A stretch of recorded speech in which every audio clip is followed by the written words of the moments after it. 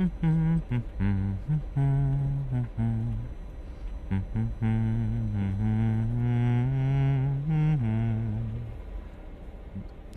oh, oh, hey. Looks like you finally woke up. Hey, hey. Hi, hi, good to see you. Hello, good morning, sunshine. Well, I guess morning might not be entirely accurate. Hey, hi. I didn't think you were gonna just pass out like that. Man, we got in the car, maybe 5 minutes later you were out like a light. I thought you were excited for tonight. Ah, man. That's okay, that's okay. Here, let me give you a voice. Hold on, just a second. Hold on, let me help you wake up a little bit. There you go, there you go. Let me put you over here, right in the passenger seat. There you are. Hello, hello, hi. How are you feeling? Did you get some good rest? We've been driving for a couple hours now. I'd say you probably got 2.5 hours. Hopefully your back isn't all fucked up from well, not your back, but your neck. Your head was kind of off to the side like this while you were sleeping. Hopefully that doesn't cause any aches. That's okay, that's okay. We'll get it all figured out later. But how are you doing? Hello, hello, hi. Hi, everybody. Hi, YouTube. Hi, Twitch. Hi, me. Hello, this jerk off in front of me on the road who's doing like 45 on the highway. That's okay. That's okay. I'm in no rush. This can be a nice, relaxing car ride for us. How about that? You like that, right? You've always loved going on car trips with me. It's kind of nice, especially at night. Nobody on the road. Again, aside from this jerk off in front of me who's going way too slow. But pretty much no one out here. The world kind of is at a standstill. It's nice and quiet and peaceful. It's kind of like we're in our own world, you know? I like it. Do you like it? I hope you do. Because I really enjoy spending this time with you. I feel like I don't tell you that nearly enough. But I think now is a really good time to, I don't know, kind of just like tell you, I don't know. I enjoy times like these. I hope you do too. Because this is, I don't know. I get butterflies in my stomach when we do this. Whenever we go on a nice long car trip like this. Whenever we go for a little hike. I don't know, I like it. I like it. It's nice and intimate, and I don't know, it's a special kind of intimacy where it's kind of like soft and quiet, which is nice. I don't know. Of course I like the spicy intimate stuff too, but like, I don't know. It's kind of nice when you do this because it sort of feels like we're the only people in the world. Now, I mean, if we were the only people in the world, I wouldn't mind. I wouldn't mind that. But that's kind of what it feels like. But who is there for me to say hi to? There are a couple people. There are a couple people who I want to say hi to. I'm sure there's somebody on YouTube who's for this stream. I'm gonna say that YouTube is located in the trunk of the car, in the back. If you hear any muffled screaming, that is YouTube. YouTube viewers, if you don't want to be screaming in the back, muffled and like tied up, and I know some of you do, so I'm not going to tell you you have to come up here, but if you want to come up here and join chat in the passenger seat next to me, all you have to do is switch over to Twitch. It's not very hard. Just, you know, twitch.tv/kkodavt. It's in the pinned comment on YouTube. I made it nice and easy for you. You just hover over it, drag over it, copy paste. Nice and simple, nice and easy. But who is there for me to say hi to? On the Twitch side of things, I think there are a couple people here. There's at least 4 people. We kind of have a bit of a clown car situation going on here. This is only meant to fit like 4 or 5 people, but we have at least twice as many as that right now. Well, hello me with the fantastic pinned message. Hello Stream Elements, hi. Hello Wisebot, hi. Hello Doki, hi. You're the first chatter today. You're my favorite chatter for today because of that. Congratulations. How does it feel? You're a celebrity for a day. You're my favorite chatter. Hello Automaton. Hello, Strakewolf. Hi. It's been a while. Hi, good to see you again. Hello, Lazarius. Hello, Gumi. Hello, Automaton. Hello, Tuneral. Hi. Hi, everybody. I hope you're doing well. How's your evening going? Well, I kind of know how your evening's going because you just woke up. Did you sleep well? Are you feeling nice? Are you excited? Are you excited for our little trip tonight? I'm really excited. I'm really excited. I know, for a very, very long time, we've kind of been spending our Saturdays, gaming together. We'd sit next to each other on the couch in my basement, just play some lingo, just kind of chill and relax for the night. But it's a special night. It's a special night. It's October now, so I thought it's as good a time as any to take you out to our favorite little campfire, our favorite camping spot. We're not gonna camp tonight. We're more so just going to read some scary stories, look at the stars, you know, just some nice, cute, intimate stuff. But I thought that now that it's October, it would be a good time to just go out there and, you know, revel in the October spirit. You know, see a little play on words. Spirit, like ghost. Spirit Halloween, coming to a building near you. But we're gonna read some scary stories tonight. I saw... Oh, hold on, wait. Hello, zombie. I forgot to say hi to you. Hello, zombie. Right out of the corner of my eye, I spotted you. Hello, zombie. I hope you're doing well also. I don't want to leave anybody out. I don't want to leave anybody out. And of course, hello, any lurkers. Hi. Hello, hello. If you rude. I'm sorry, zombie. I'm sorry. I saw two pink names next to each other, you and Doki, and I thought it was Doki messaging twice. Hello, zombie. No, I didn't forget you. I forgot you for a little bit, but I remembered pretty quickly. I could never forget you, zombie. You've been around for a very long time. All right? You in particular, I would never forget. I didn't ignore you, Gumi. I said hi to you. I said hi, Gumi. You know what? Okay.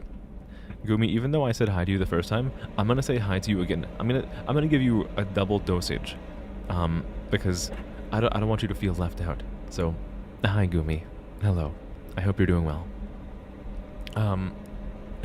YouTube stream should be a black screen with my voice muffled.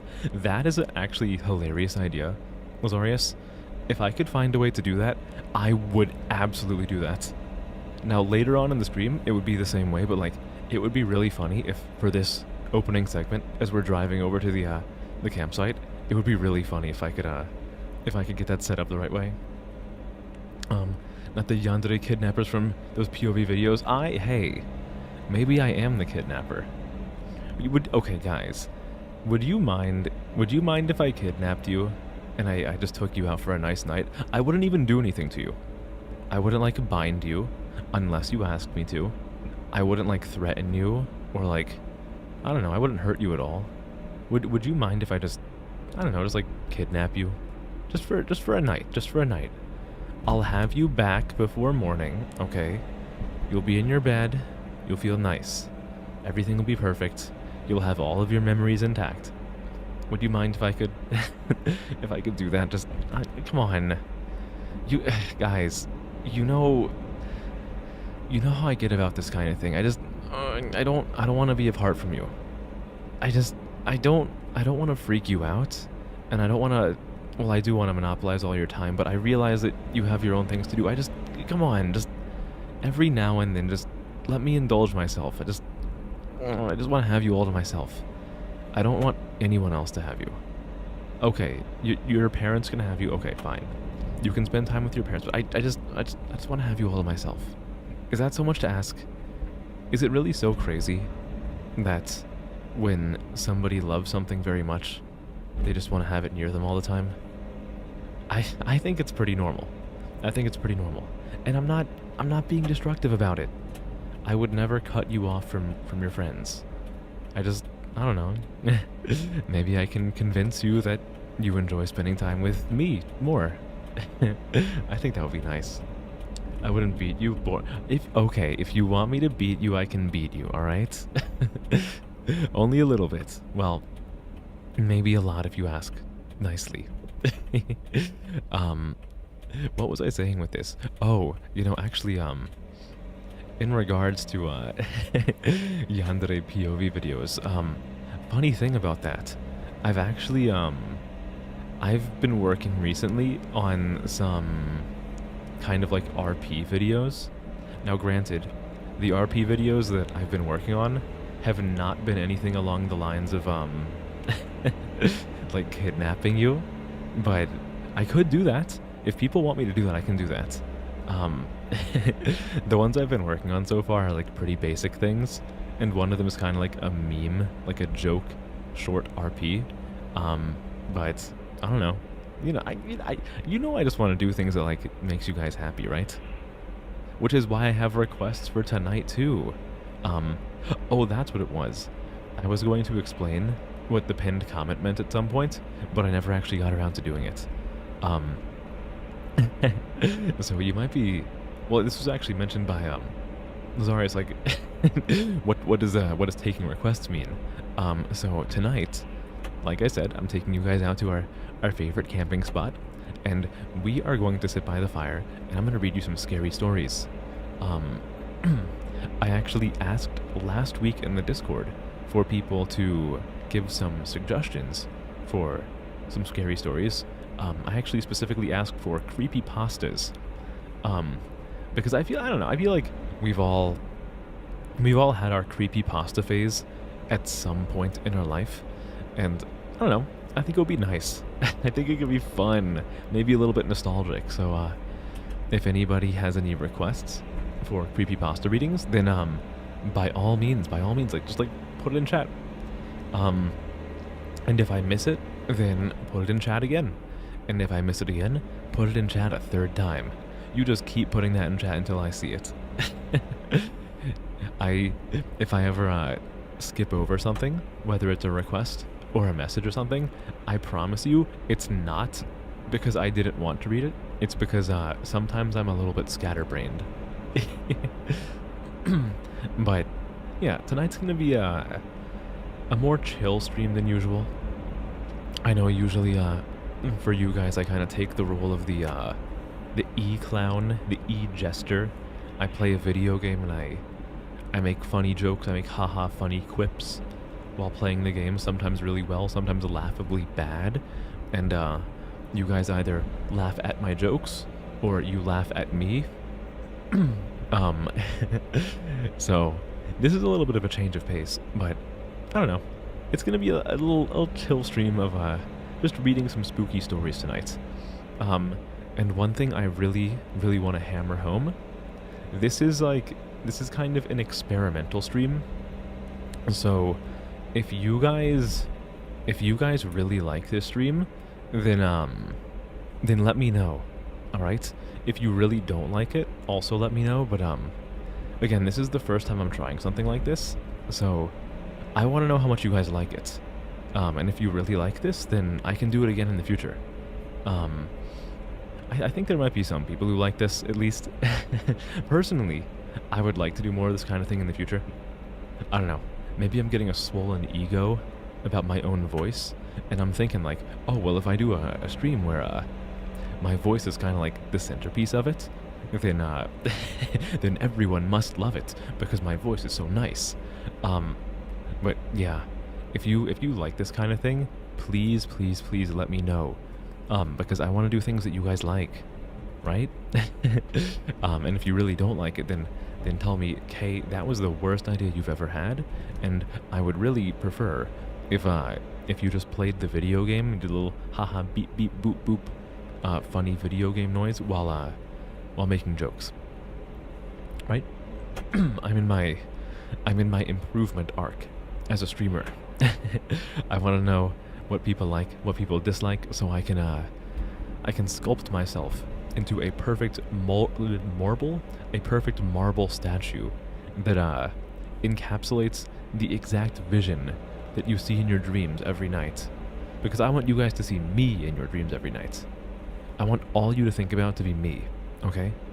That's not asking too much, right? Chris, you could suggest cupcakes. Cupcakes, okay. Brighter day. Hello, Machka, hi. Good to see you. How are you doing?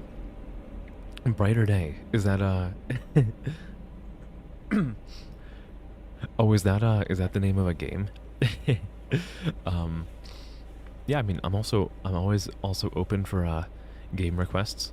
I will say, when it comes to game requests, there's actually there is a specific channel in my Discord, and that is not to say that I don't appreciate getting messages about that while streaming. However, what I am saying is that it's a lot more effective for me to see a game suggestion if it's in that channel. Because when it comes to Twitch chat, I remember the general things that we talk about,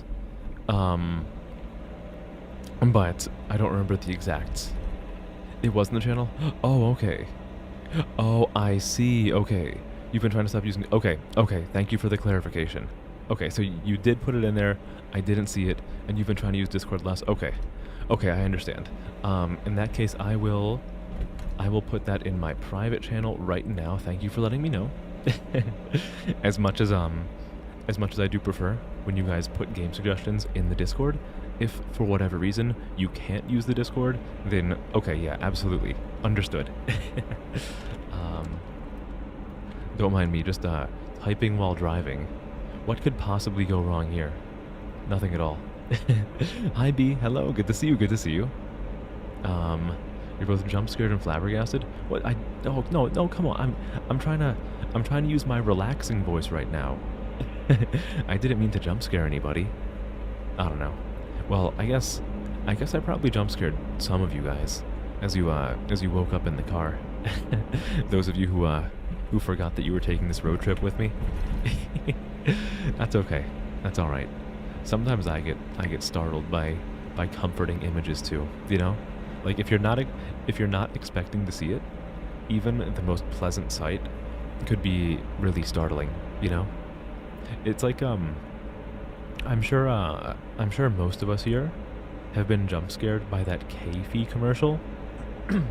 If you don't know what K-Fee is, it is a caffeinated drink. And you might not know it by name, but a lot of people have seen it because one of the commercials used to be on YouTube under the name Relaxing Car Ride, or I think like Peaceful Car Ride. It's in my opinion one of the most infamous jump scare videos on the internet or on YouTube. But imagine that commercial, but instead of the weird zombie thing screaming at you at the end of the commercial, it's just my face. Would that scare you, or would that make you happy? Cupcakes is a tiny bit longer than expected, so maybe not. I mean, I don't... If it's... How long are we talking? Are we talking like Cupcakes is like a... like a 4-hour read? I would prefer a shorter one tonight, but I don't mind a longer one. I will say, I don't... Again, this is an experimental stream. I don't know how long it's going to be because I don't really know how long it takes to read these creepypastas that have been suggested. Some of them I have read before, but it's been such a long time that I don't actually remember how long they are. So we're gonna kind of play by ear. It might be a shorter stream. It might be a full-length stream. But I think whatever it is, I don't really mind. Again, like the only important thing for me is that if you guys enjoy this kind of stream, I want you to tell me. And if you guys don't enjoy this kind of stream, I want you to tell me, right? Because I don't know. I wanna start asking you guys more. I wanna ask you guys for more feedback. I don't know. Maybe I'm asking too much. Cause like I'm the streamer. I'm supposed to just make things entertaining, and I shouldn't be making it your job to tell me what you do and don't like. But I don't know. When I'm doing something as new as this, I do like to know if I'm making my audience happy, or sad, or terrified. I don't know, because I kind of like this. But as much as people say that creative choices should be 100% made by the creator, I think it's a little bit different. I can make executive calls, but generally I want to do things that not only do I like, but like also you guys like. So it's kind of like a you're kind of like my you're kind of like my board of investors. I do have a vision, but I want to do things that you guys like. Check through the suggestions you put a while ago on Discord. It's probably there. Okay. I wrote down Brighter Day on my private server, so I'll also have it there. And if you can remember the other game, then by all means put it in chat, and I'll write that down. Just let me know when you're writing the name that it is the game, so you don't just like put a string of words in chat and I'm like, what the heck are you saying? It's a proper short story fanfic. Could be over an hour read. Maybe, possibly. I'll at least have it in the back of my head.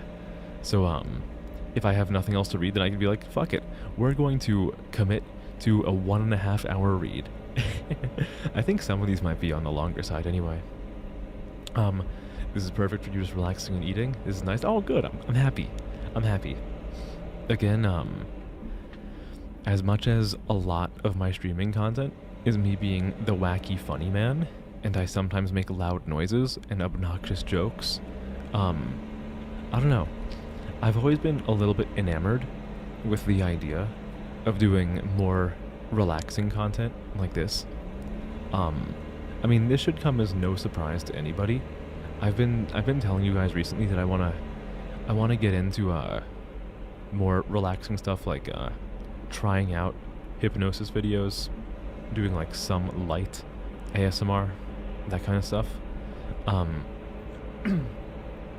So that's not to say gaming is going away at all.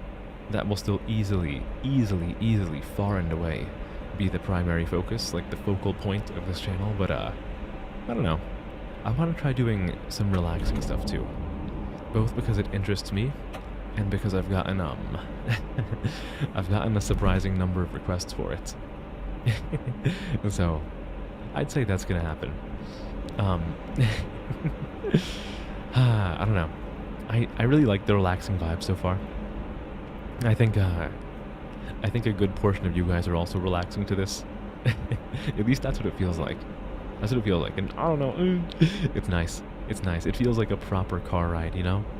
I'm just kind of like yapping while driving, and you guys are barely awake in the passenger seat. Maybe one of you is like playing fucking Pokemon Diamond on your DS. And you're going up to the first gym while I'm yapping and yapping and yapping, and we're cruising down this empty highway. I don't know if you guys have been able to tell from the video that I have playing in the background, but so you guys know that I'm in the EST time zone, but the video that I have playing in the background is actually it's driving ASMR from Korea.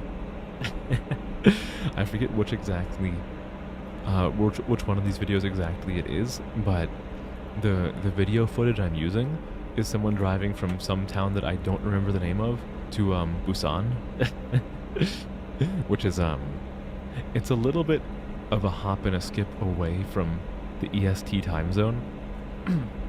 But I mean, the way I see it, all that means is that it's a testament to how long we've been driving. And somehow, with that long of a car trip, I'm not like grumpy and yelling and trying to like find a motel to pull over next to where everything looks kind of dingy and weird, and like the person who gives us the keys just keeps fucking staring at us as we go over to the room. And then we get in, and like it kind of smells like a dead body, and you look under the bed, and there is a dead body, but you pretend not to say anything because it kind of feels like, from the way that the motel keeper was staring at us, that like there's something going on here, and if we want to get out alive, we're supposed to just not say anything. So I am trusting you guys to stay fairly tight-lipped and not get us killed. Okay? Is that fair? Is that enough to ask? Yeah. That's actually a fair point, Zombie. They're probably wondering, like, how did how did like 10 people fit inside of this car? And how are 10 people going to fit into this motel room? Like, it's a queen size bed. It can fit like 2 people in it. Maybe 3 if we have like someone who's like small. And like, where else can someone sleep? Like the floor? No one's gonna sleep in the bathroom. Like, it's a tiled bathroom. You're gonna wake up with like the worst back aches in the world. Or like stomach aches. I don't know. Do you guys sleep on your back, your stomach, your side? I'm deigning that the only people who are allowed to sleep in the bed with me are those who sleep on their stomachs. All right, this is a stomach sleeper supremacy bed. I'm the one paying for the motel room. Okay, I can make these decisions. I can be a dictator. No. I'd let someone else sleep in the bed instead of me, as long as they sleep on their stomach. My chest is too big for that. Oh, okay. Oh, you know, I didn't even think about that. For me, of course, sleeping on my stomach is fine because I don't have boobs. Sometimes I say these things and I forget. You know, there's like there's a very, very big chunk of the world that has like extra on their chest. Man. Yeah, that makes a lot of things difficult, huh? I've also like when I do the same thing at the beach and I lie down on my stomach, I don't have to do the tactical boob maneuver on the beach where you dig out like a little hole under where your booba goes so they're not like squashed against the ground. They have like an earthy recess to hide in. What a weird way to say that. The big boob curse. Equal parts a blessing and a curse. Or at least that's what I'm gonna say. I will be saying that as somebody who doesn't have to deal with the downsides. I mean, I guess I don't have the upsides either.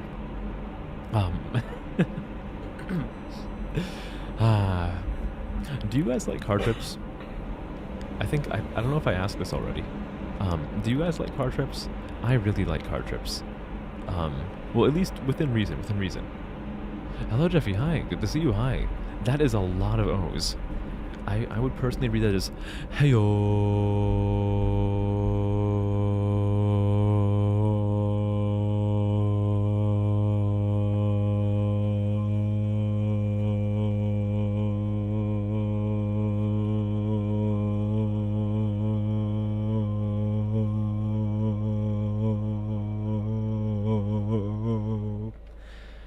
Or something along those lines.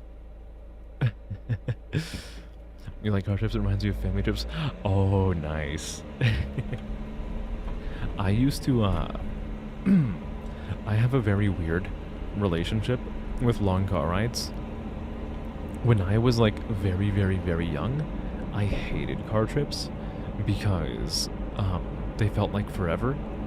Then eventually, my brother and I got access to handheld consoles, and let me fucking tell you, car trips were the place in time to either play a Pokemon game or, you know what I did like every single car trip? I would pretty much always play Mario 64 DS. That was like my go-to car trip game to play. And for a little bit, it was annoying because you had to conserve your battery for like I used to go on like 6 or 7 hour trips with my parents.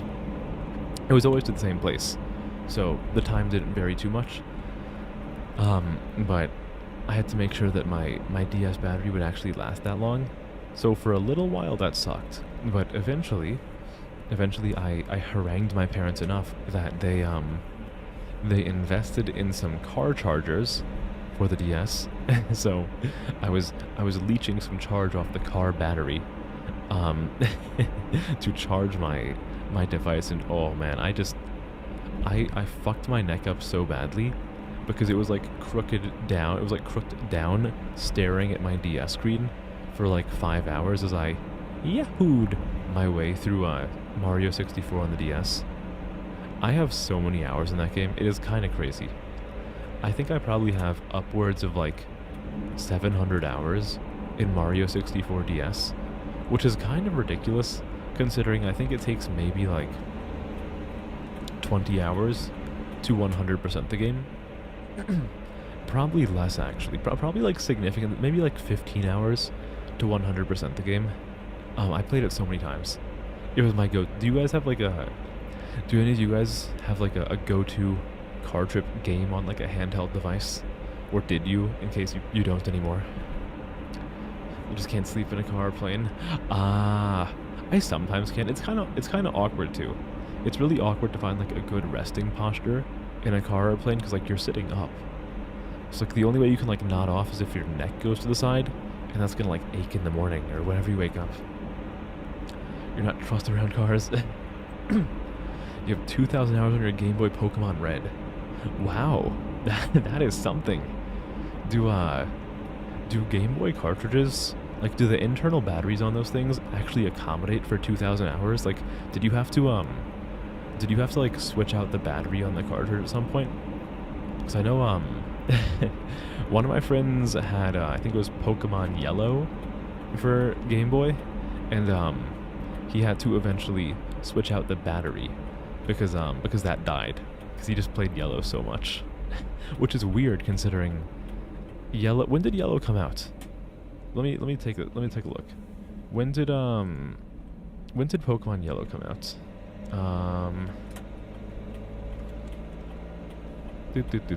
That came out in 1998. Yeah. I don't know how he spent so much time on Pokemon Yellow, but he had to switch out the battery, I think, like, a couple years ago. You had to switch 3 times. Wow. That is a lot. Oh my goodness. Well, good job on doing that. I've heard it's very easy to mess that up. Your movies on their Barbie. Oh yeah, you had the video players. Yeah, I think you were telling me the other day that you watched something on one of the little monitors on the back of the seat and started bawling because you didn't like the ending of the movie. Your movie was either okay, Barbie movie or Grease. Oh wait, like Grease, the one where they talk about someone being a pussy wagon. Is that so? As a kid, you were exposed to to the characters calling someone else a pussy wagon. Is that? Am I reading this correctly? Damn shiny Caterpie, couldn't catch it for weeks. Oh really? Oh guys, one of these days I want to show you my shiny collection. I maybe like a year and a half ago, or I think it was 2 years at this point. I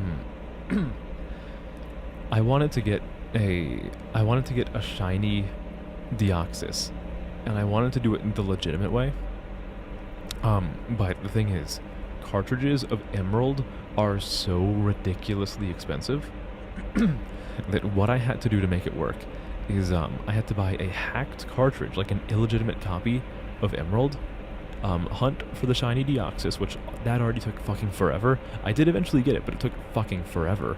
Then I had to transfer that from hacked, like from illegitimate Emerald to Ruby that I do have, because I don't know why this is the case, but apparently if you transfer a Pokemon from an illegitimate copy to a legitimate copy of the same generation, it like legitimizes the data and it makes it transferable. So I spent all the time getting it shiny in the fake Emerald version, it's not, it was, look, okay, it's the same exact game data, but it was bootleg. So I took all the time to get that, transfer it over to real Sapphire, then transfer it all the way up. But in addition to seeing that, when I eventually show you guys my shiny collection, you'll also see the concerning number of shiny Lopunnies I have, and I will not be taking questions on why I have so many shiny Lopunnies. You didn't catch those? Yeah, you didn't catch them saying she's a real pussy wagon when you were a kid. Your phone or some device, You'll be fine. I'll let you control the music. Ah, yeah. If you have the aux cord, then everything's fine. Honestly, music can make a car ride go so much faster. Like, now that I'm older, and when I go on trips, like, I go on my own trips, I'm in control of the music, I just fucking jam out. Time can pass in the blink of an eye when you can choose what's on the radio. Caught up in the romance and the dresses, yeah. The very, very, the very respectful romance of John Travolta and his incredibly kind character. What form do you use my Deoxys? I'll be real with you. I don't really use legendaries in standard play for Pokemon, and I don't play competitive. So it's kind of hard for me to answer that. I will say that I think my favorite, like, in terms of looks, my favorite is the attack form. I think that's the one where the hands kind of look like DNA double helixes. But I don't really use legendaries in-game, and I don't play competitive, so they kind of just collect dust in my box, which is silly. I think the whole the whole idea in Pokemon of having a bunch of legendaries sitting around in your box is so funny. Like, you're taking the strongest of the strong, and you're just like, you're benching them. Like, no, you're not allowed to do anything, idiots. You were 9. Oh no. Oh no! Imagine being 9 years old and seeing how John Travolta's character thinks of women. Danny, whatever his name was. Danny Mascarpone. I'll just give him a silly Italian name. What about pseudo legendaries? What is my favorite one of that? Pseudo legendaries. Does pseudo-legend... I always forget the different terms. Does pseudo-legendary mean that it has, like, the stats of a legendary, but it's not actually legendary? Let me look up pseudo-legendaries. I'll tell you what my favorite is.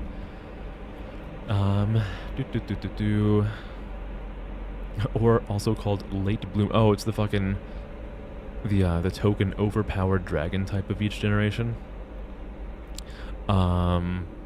Okay. Oh no, I think someone asked me this a couple streams ago. I'm pretty sure, okay. I don't know for sure. It's kind of a tough one, but my choice is either going to be Metagross or Garchomp. Those were kind of like the ones that I grew up with. I think I particularly like Metagross, or Metagross, however you choose to pronounce it, because it kind of breaks the mold of like, oh, it's a dragon type. Again. I don't hate dragon types. I do like dragon types. I just, I think it's a little boring how out of the pseudo-legendaries, they're pretty much all dragon types. So I do like Metagross for that. I don't know, I think the design is really cool also. But Garchomp, I grew up with Sinnoh. Now so the first Pokemon game I actually played was Fire Red and Leaf Green. But the generation that I more so like grew up with was Gen 4 or Sinnoh. So I think Gen 4 is always going to be my favorite, but it's either Garchomp or Metagross. Danny DeVito. Danny DeVito from Greece. 600 base stats, 3 Evo stages, and 1 of... Okay, alright. Gotcha. Grew up with Tyranitar and Garchomp. Tyranitar is a cool one also. And not a dragon type, right? What's Tyranitar? Like rock, steel? I forget. Yeah. I have many memories of starting new Pokemon files while on long car trips. I don't know, it's like a core memory for me. And I feel like whenever I boot up one of my Pokemon games, there's like a 50% chance that I load up whatever save file is there, and the last time I played it was in a car trip, and I never actually finished the run, so I erase it, and I do the same thing all over again. Unless I'm like really attached to one of my Pokemon, then I'll keep going. Oh, ground type. Oh, sorry, yeah, not rock, steel, fucking like ground something. Yeah, okay. Right. Sometimes I forget that ground exists, which is kind of silly, because there's There's some cool ground guys out there. Well, I think we're just about at our destination. So those of you who are snoozing, might be time to wake up soon, so I can treat you to some spooky stories to read by the campfire. It'll be nice. It'll be so nice and intimate. We can be next to each other on the log next to the campfire. It'll be nice. All right. Spooky, spooky, scary skeletons send shivers down your spine. But yeah, I think we're coming up on our destination, so make sure to wake yourself, to rouse yourself from your slumber, and I think it's high time we start reading some spooky stories. Okay. All right. I will see you when I park the car. All right.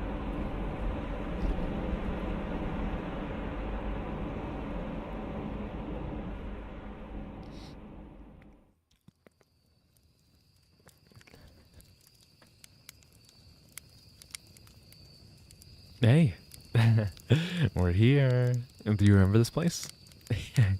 I sure hope you do. We come here every year. Come on.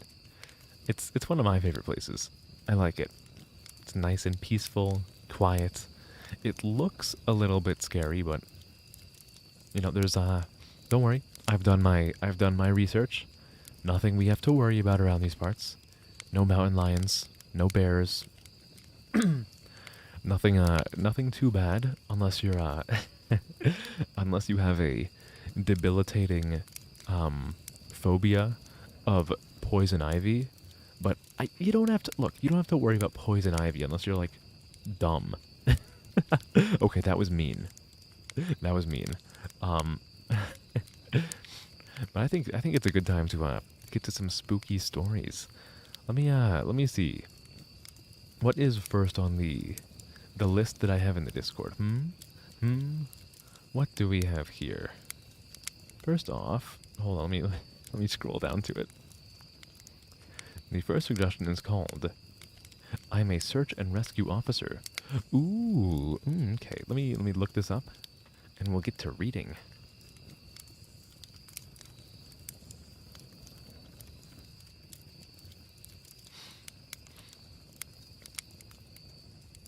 Okay. Ooh, this is a long one. This is a long one. All right. You have a phobia of fire? Oh no. I hope not too many of you guys are scared of the fire, because I was really looking forward to us just like cuddling next to the fire.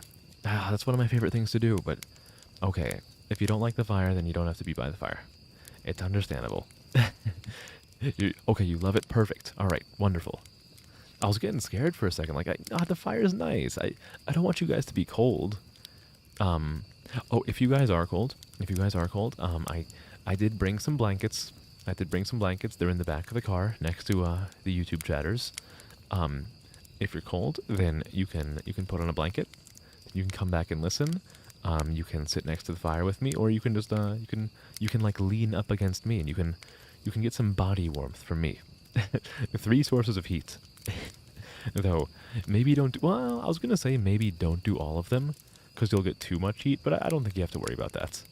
It's starting to get a little bit chilly out. I think you'll be at a perfect temperature if you do that. All right.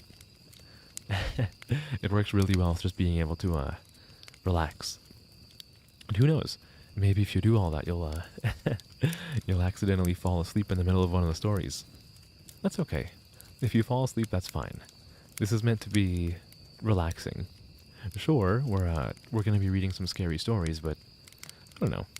I think if you read scary stories in the right place, at the right time, and with the right people, it can be relaxing.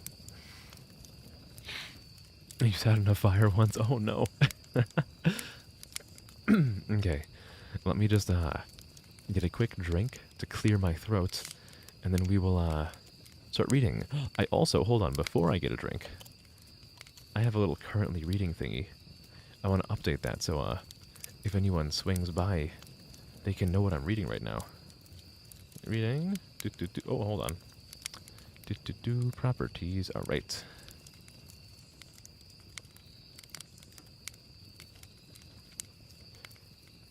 There we go. All right, I'm gonna just get a drink.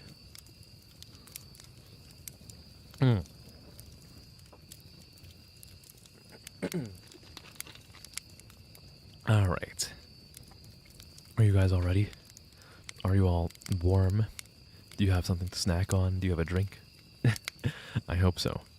If you need to get one, then by all means, do so. I want you guys to have everything that you could possibly need with you right now so that you don't have to go anywhere and you can just stay here with me the whole night. All right. I wasn't sure where else to post these stories, so I figured I'd share them here. I've been a search and rescue officer for a few years now, and along the way, I've seen some things that I think you guys will be interested in. I have a pretty good track record for finding missing people. Most of the time, they just wander off the path or slip down a small cliff, and they can't find their way back. The majority of them have heard the old stay where you are thing and don't wander far, but I've had 2 cases where that didn't happen. Both bother me a lot, and I use them as motivation to search even harder on the missing persons cases I get called on. The first was a little boy who was out berry picking with his parents. He and his sister were together, and both of them went missing around the same time. The parents lost sight of them for a few seconds, and in that time, both the kids apparently wandered off. When their parents couldn't find them, they called us and we came out to search the area. We found the daughter pretty quickly, and when we asked where her brother was, she told us that he'd been taken away by the bear man. Well, she said he gave her berries and told her to stay quiet, that he wanted to play with her brother for a while. The last she saw of her brother, he was riding on the shoulders of the bear man and seemed calm. Of course, our first thought was abduction, but we never found a trace of another human being in that area. The little girl was also insistent that he wasn't a normal man, but that he was tall and covered in hair, like a bear, and that he had a weird face. We searched the area for weeks. It was one of the longest calls I've ever been on, but we never found a single trace of that kid. The other was a young woman who was out hiking with her mom and grandpa.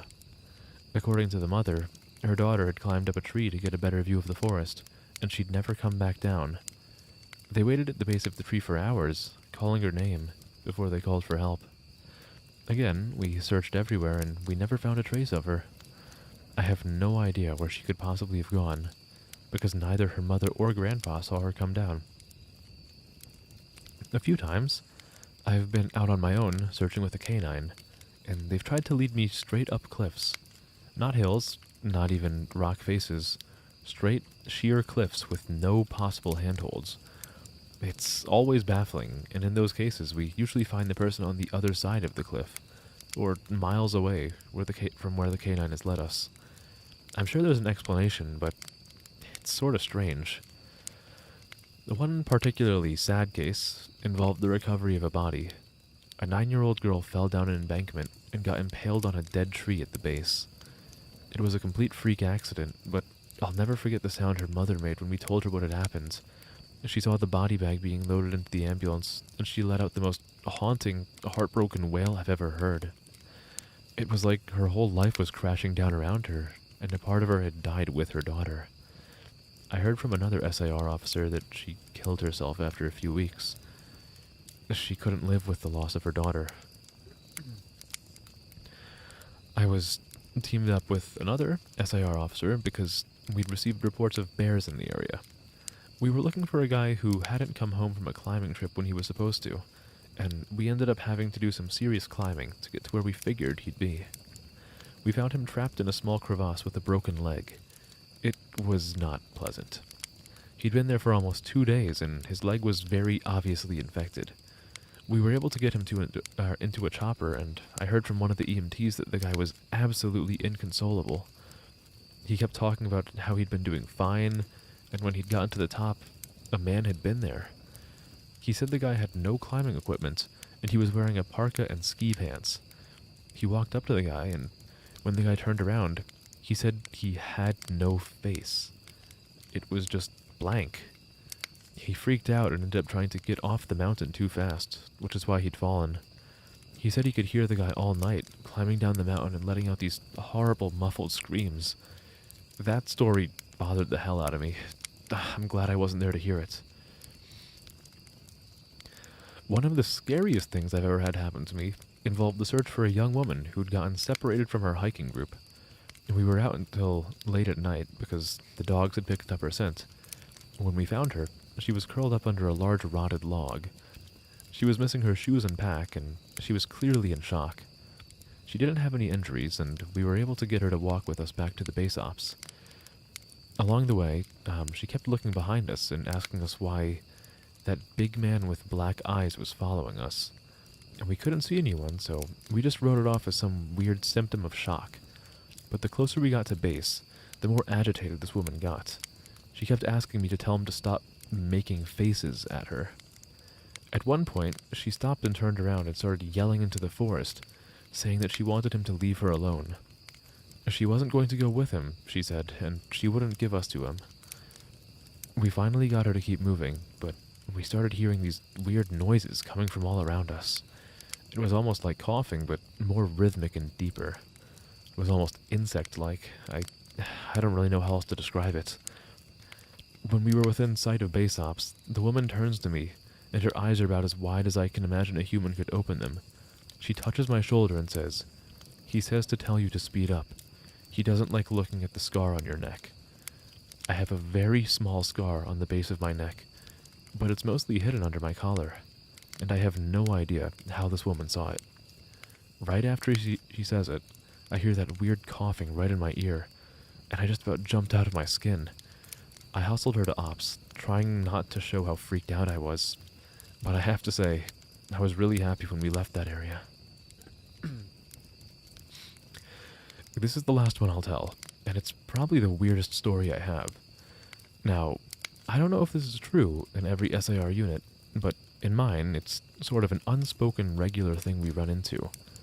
You can try asking about it with other SIR officers, but even if they know what you're talking about, they probably won't say anything. We've been told not to talk about it by our superiors, and at this point, we've all gotten so used to it that it doesn't even seem weird anymore.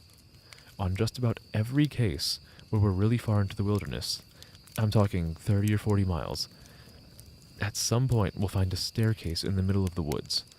It's almost like if you took the stairs in your house, cut them out, and put them in a forest. I asked about it the first time I saw some, and the other officer just told me not to worry about it, that it was normal.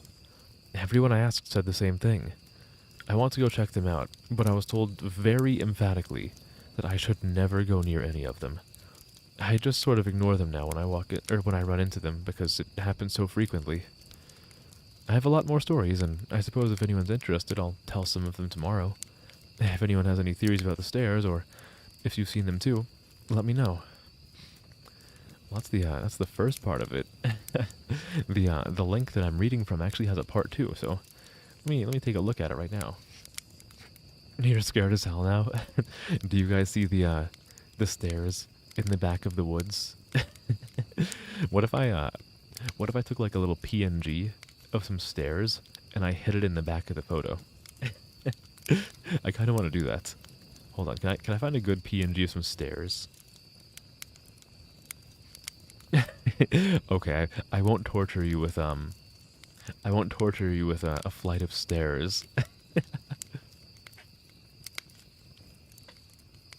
There are 8 parts. Oh, nice. This is a big meaty one. Oh, I like that. I like that a lot. What I like even more about them is that if they're like cordoned off into like part 1, 2, 3, 4, 5, 6, 7, 8, then I can kind of like stop in between and talk with you guys. Or at least I can kind of do that.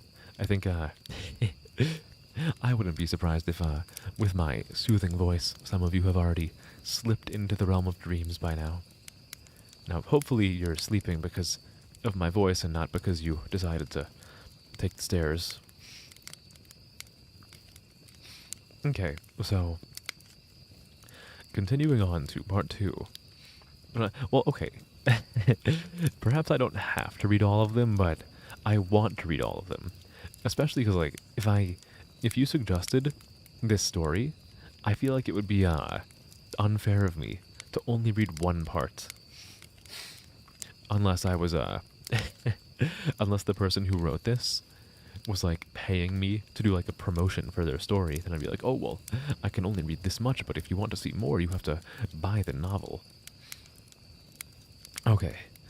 So I logged back on tonight and was blown away by the staggering amount of interest this seems to have generated. First off, I'll address a few things that you guys have brought up. Hold on, you like this one series? You even did your own read? Oh, you did your own reading? Nice. Hell yeah. I think it seems like a good length. It seems like a good length. Like, the first part was not, like, super long, and I was always interested. There's been an overwhelming amount of people mentioning the similarity between some of my stories and those of David Paulides. So, by the way, I have my notifications off, but hello, Oliver. Thank you for the raid. Hi. How are you doing? Good evening, good evening. I hope you're doing well. Thank you for the raid. What were you doing tonight? I think you were playing Stardew Valley, right? How was your night? How is the game? How are you doing in it? You having fun? I hope so. You having a relaxing time? Because I know Stardew Valley is a very relaxing game. And for those of you who like relaxing things, you're going from one relaxing game to what I would like to think is another relaxing thing. This isn't a game, and maybe maybe it's spooky rather than relaxing, but we are reading some creepypasta stories tonight, or just scary stories in general. I am taking requests in case people have them. Well, to a degree I'm taking requests. I have some that have already been requested that I'm going to read, but I don't know. I'll still at least write the requests down, you know? But I hope you're doing well, and again, thank you for the raid. Okay, alright, so let me start this again. And there's been an overwhelming amount of people mentioning the similarity between some of my stories and those of David Paulides. I assure you, I'm not trying to rip him off in any way. I've got nothing but respect for the guy. He's actually what inspired me to write this, because I can verify a lot of the things he talks about. We do have a lot of these strange missing persons cases, and most of the time they aren't solved. Either that, or we find them in places they have no business being. I personally haven't been on many calls like that, but I'll share a few that I've seen, and a story my friend told me that relates to this. There was a lot of feedback about the stairs, so I'll touch on that briefly here, and I'll also include a story. They come in a variety of shapes, sizes, styles, and conditions. Some are pretty dilapidated, just ruins, but others are brand new. I saw ones that looked like they just came from a lighthouse. They were metal and spiral, almost old-fashioned. The stairs don't go up infinitely, or farther than I can see, but some sets are taller than others. Like I said before, just imagine the stairs in your house as if someone cut and pasted them in the middle of nowhere. I don't have any pictures. It's never really occurred to me to try again after the first time, and I don't really feel like risking my job over it. I'll try again in the future, but I can't really promise anything. A few people expressed confusion about the guy who ran into the man with no face. Just to clarify, when the climber ascended and reached the top of the peak, he saw another man in a parka and ski pants. This was the man with no face. Sorry about the confusing wording of that story. I'll try to avoid that in the future. Alright, on to the new stories. As far as missing persons go, I'd say about half the calls I get are related to that. The others are rescue calls, people who fall down cliffs and hurt themselves, get injured by fire. You wouldn't believe how often this happens. Mostly drunk kids. You guys better not be getting too close to the fire over there. Getting bitten or stung by animals or insects. We're a tight team, and we have veterans who are excellent at finding signs of lost people. That's what makes these cases where we never find any trace of them so frustrating. One in particular was upsetting for all of us because we did find a trace of them, but it just led to more questions than answers. An older man had been hiking alone on a well-established trail, but his wife called to say that he hadn't come home when he should have. Apparently, he had a history of seizures, and she was worried that he hadn't taken his medication and had suffered one out on the trail. Before you ask, I have no idea why he thought it was okay to go out alone, or why she didn't go with him. I don't ask about that kind of thing because past a certain point, it really doesn't matter. Someone is missing, and it's my job to find them. We went out in a standard search formation, and it wasn't long before one of our vets found signs that the guy had gone off the trail. We grouped up and followed him, spreading out in a fan to make sure we were covering as much ground as possible. Suddenly, a call comes over the radio, telling us to all head back to the vet's location, and we come right away, because this usually means the missing person is injured, and we need a full team to help them get out safely. We meet back up, and the vet is just standing at the base of a tree, with his hands on the side of his head. I ask my buddy what's going on, and he points up into the branches of the tree. I almost couldn't believe what I was seeing, but there's a walking stick dangling from a branch at least 30 feet off the ground. The little strap thing on the handle that has been looped around the branch, and it's just... Hold on. The little strap thing on the handle has been looped around the branch, and it's just hanging there. There's no way the guy could have tossed it up that far, and we don't see any other signs that he's still in the area. We call up into the tree, but it's obvious no one's in it. We're all just sort of left scratching our heads. We keep searching for the guy, but we never find him. We even bring our canines out, but they lose his scent long before the tree. Eventually, the search is called off, because there are other calls we have to attend to, and past a certain point, there's not much we can do. The guy's wife called us every day for months, asking if we'd found her husband, and it was heartbreaking to hear her get more and more hopeless each time. I'm not sure why this call in particular was so upsetting, but I think it was just the sheer improbability of it. That and the questions that were raised. How the hell this guy's cane ended up there? Did someone kill him and toss that thing up there as some weird trophy? And we did our best to find him, but it was almost like a taunt. We still talk about that one from time to time. Missing kids are the most heartbreaking. Doesn't matter what circumstances they go missing under, it's never easy, and we always dread the ones we find deceased. It's not common, but it does happen. David Paulides talks a lot about kids' SAR teams and kids' SAR teams find in places they shouldn't be or couldn't be. I can honestly say I've heard about this kind of thing happening more than I've seen it, but I'll share one of the ones that I think about a lot that I witnessed personally. A mother and her 3 kids were out for a picnic in an area of the park that had a small lake. One is 6, one is 5, and the other is about 3. She's watching them all really closely, and according to her, she never lets them out of her sight at any time. She never saw anyone else in the area either, which is important. She packs her stuff up, and they start to head back to the parking area. Now, this lake is only about 2 miles into the woods, and it's on a very clearly established trail. It's almost impossible to get lost getting from the parking area to it, unless you're deliberately going off the path like an imbecile. Her kids are walking in front of her when she hears what sounds like someone coming up the path behind her. She turns around, and in the 4 or so seconds she's not looking, her 5-year-old vanishes. She figures he stepped off the trail to pee or something, and she asks her other 2 where he went. They both tell her that a big man with a scary face came out of the woods next to them, took the kid's hand, and led him into the trees. The 2 remaining kids don't seem upset. In fact, she says later that it seems like they've been drugged. They're sort of spacey and fuzzy. And so, of course, she freaks out, starts looking frantically in the area for the kid. She's screaming his name, and she says at one point she thinks she heard him answer her. Now, obviously, she can't go blindly running into the woods. She's got the other 2 kids, so she calls the police, and they send us out immediately. We respond, and we start the search for him. Over the course of this search, which spans miles, we never find a single trace of the kid. Canines can't pick up any scent. We don't find any clothing or broken bushes or literally anything that would signify a child being there. Of course, there's suspicion about the mother for a while, but it's pretty clear that she's completely destroyed by the whole thing. We looked for the kid for weeks, with a lot of volunteer help. But eventually, the search peters out, and we have to move on.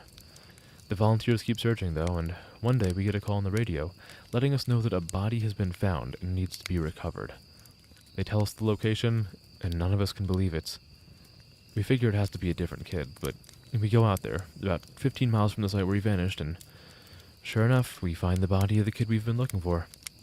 I've been trying to figure out how this kid got where he did ever since we found him, and I've never come up with an answer. A volunteer just happened to be in the area because he figured he might as well look in places no one else would think of, on the off chance the body had been dumped. He comes to the base of a tall, rocky slope, and halfway up, he sees something. He looks through his binoculars, and sure enough, it's the body of a little boy, stuffed in a little opening in the rock. He recognizes the color of the kid's shirt, so he knows right away that it's the missing boy. That's when he calls it in, and we're dispatched. It took us almost an hour to get his body down, and none of us could have believed what we were seeing. Not only was this kid 15 miles from where he'd started, there's no possible way he could have gotten up there on his own. This slope is treacherous, and it's hard even for us with climbing gear. A 5-year-old boy had no way of getting up there. Of that, I'm certain. Not only that, but the kid doesn't even have a scratch on him. His shoes are gone, but his feet aren't damaged or dirty. So it wasn't as if an animal dragged him up there. And from what we can tell, he hasn't been dead that long. He'd been out there for over a month by that point, and it looked like he'd only been dead for, at most, a day or two. The whole thing was unbelievably strange, and was one of the most disconcerting calls I've ever been on. We found out later that the coroner determined the kid had died from exposure. He'd frozen to death, probably late at night 2 days before we found him. There were no suspects and no answers. To date, it's one of the weirdest things I've seen. Hello, Oliver. Hi. No, you did not disrupt the creepiness at all.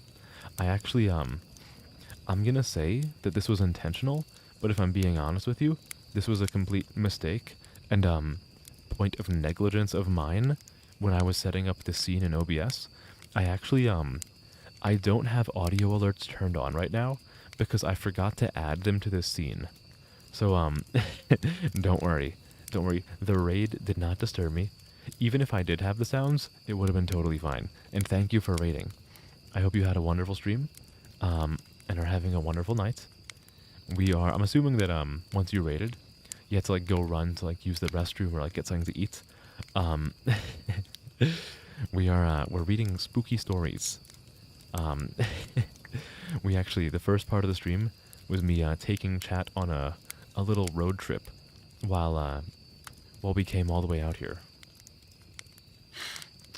Make the raid alert sound and a blood-curdling scream. I forget what I don't even remember what I made my raid sound. Oh, it's the everyone get in here. It's a sound effect from a game that I don't even play, and I never have played. I know my follower sound. Well, if I could hear my follower sound tonight, that would be lovely. Actually, let me in case that does happen, let me add alerts to Okay. I've added alerts to my scene. Well, in case someone such as me were to get a new follower tonight. Yes. Let me get a drink. Oh, that's tasty.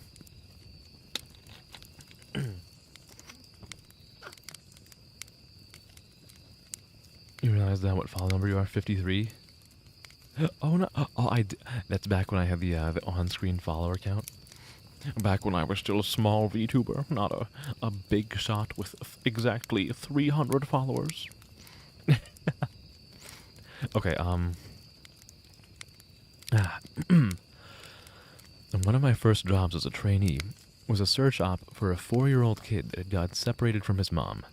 This was one of those cases where we knew we were going to find him because the dogs were on a strong scent trail, and we saw clear signs that he was in the area. We ended up finding him in a berry patch about half a mile from where he'd been last seen. The kid wasn't even aware that he'd wandered that far.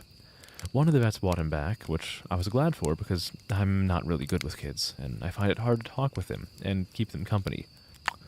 Me? So you're Persian? Oh, is Persian number 53?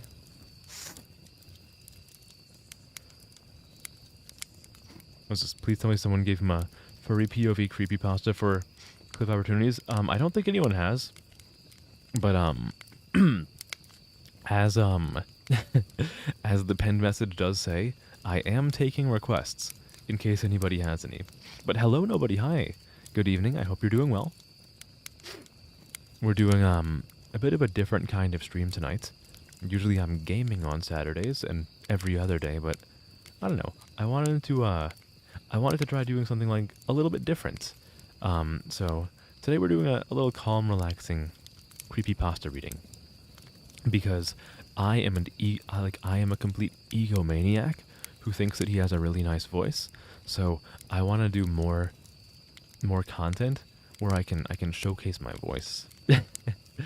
Your follower 120. Ooh, a nice round number. Perfect. That's an easy one to remember. Hope I'm doing well. I am doing well. I hope you're doing well too. I hope your weekend has been treating you well so far. Unfortunately, you are not the first tonight. Today's first was actually Doki. Doki is my favorite chatter for today. Okay. As my trainer and I are headed back, she decides to take me on a detour to show me one of the hot spots where we tend to find missing people. It's a natural dip in the land near a popular trail, and people will usually move downhill because it's easier. We hike out there, it's a few miles away, and we get there in about half an hour or so. As we're walking around the area and she's pointing out places she's found people in the past, I see something in the distance. Now, this area we're in is about 8 miles from the main parking area, though there's back roads you can take to get closer if you don't want to hike that far. But we're on state-protected land, which means that there can't be any kind of commercial or residential development out here. The most you'll ever see is a fire tower or makeshift shelter that homeless people think they can get away with building. Yeah, fucking stick it to the homeless people trying to survive out in the wilderness. Send some police out there to, like, break down their shelter with their nightsticks, their billy clubs. You got first ones because someone forgot to claim it, so you had to try.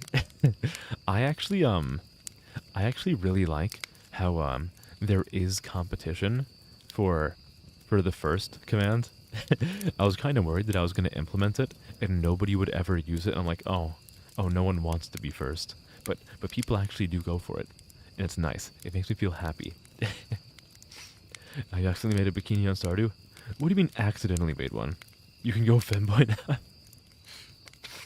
Is that the defining trait of a femboy wearing a bikini?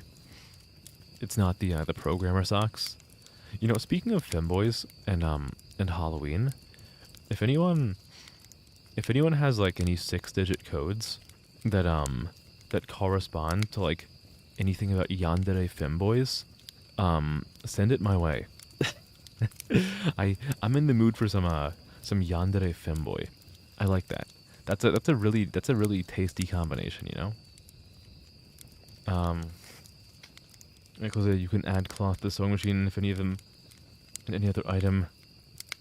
Oh, it's a mystery. I see. All right.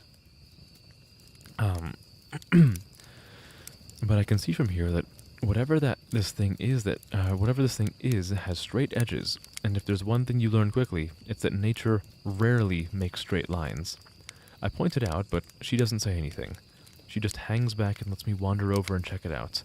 I get within about 20 feet of it, and all the hair on the back of my neck stands up. It's a staircase. In the middle of the fucking woods. In the proper context, it would literally be the most benign thing ever. It's just a normal staircase with beige carpet and about 10 steps tall. But instead of being in a house, where it obviously should be, it's out here in the middle of the woods. The sides aren't carpeted, obviously, and I can see the wood it's made out of. It's almost like a video game glitch, where the house has failed to load completely and the stairs are the only thing visible. I stand there, and it's like my brain is working overtime to try to make sense of what I'm seeing. My trainer comes and stands next to me, and she just stands there casually, looking at it as if it's the least interesting thing in the world.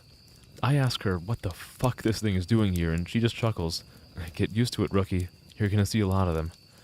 I start to move closer, but she grabs my arm. Hard.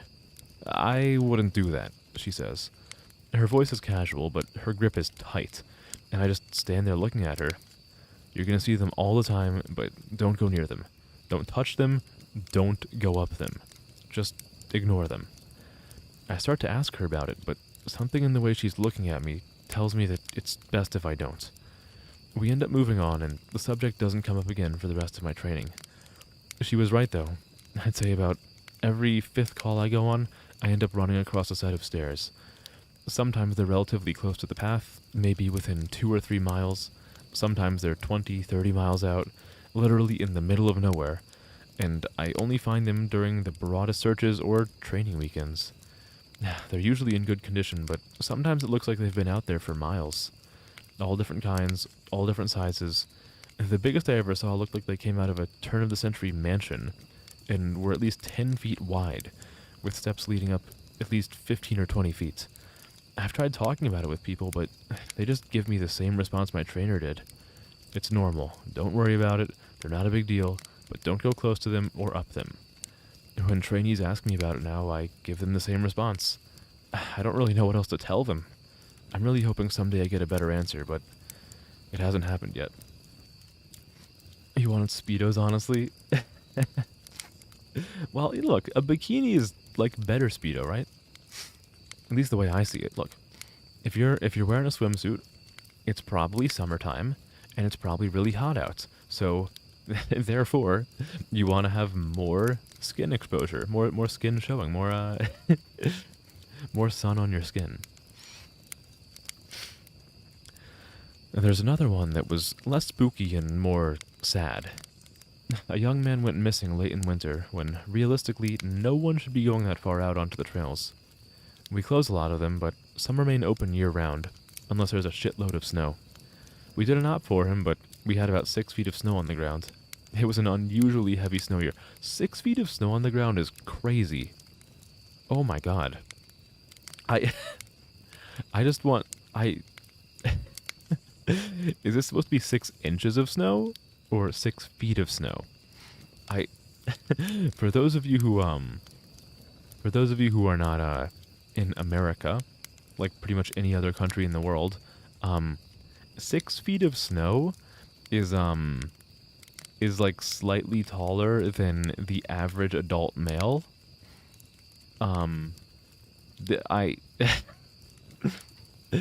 The story seems to be implying that there is so much snow that if a relatively tall man were to stand outside, they would almost entirely be covered by snow from head to toe. Speedos has more skin exposure than bikini? Really? I thought Speedo was kind of like,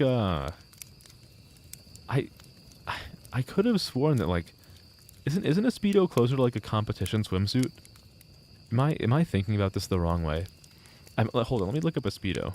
I could have sworn that, like, a Speedo's kind of like a competition swimsuit. Oh, no, I was thinking of the wrong thing. No, you're right, You are absolutely right. Okay, yeah, my bad.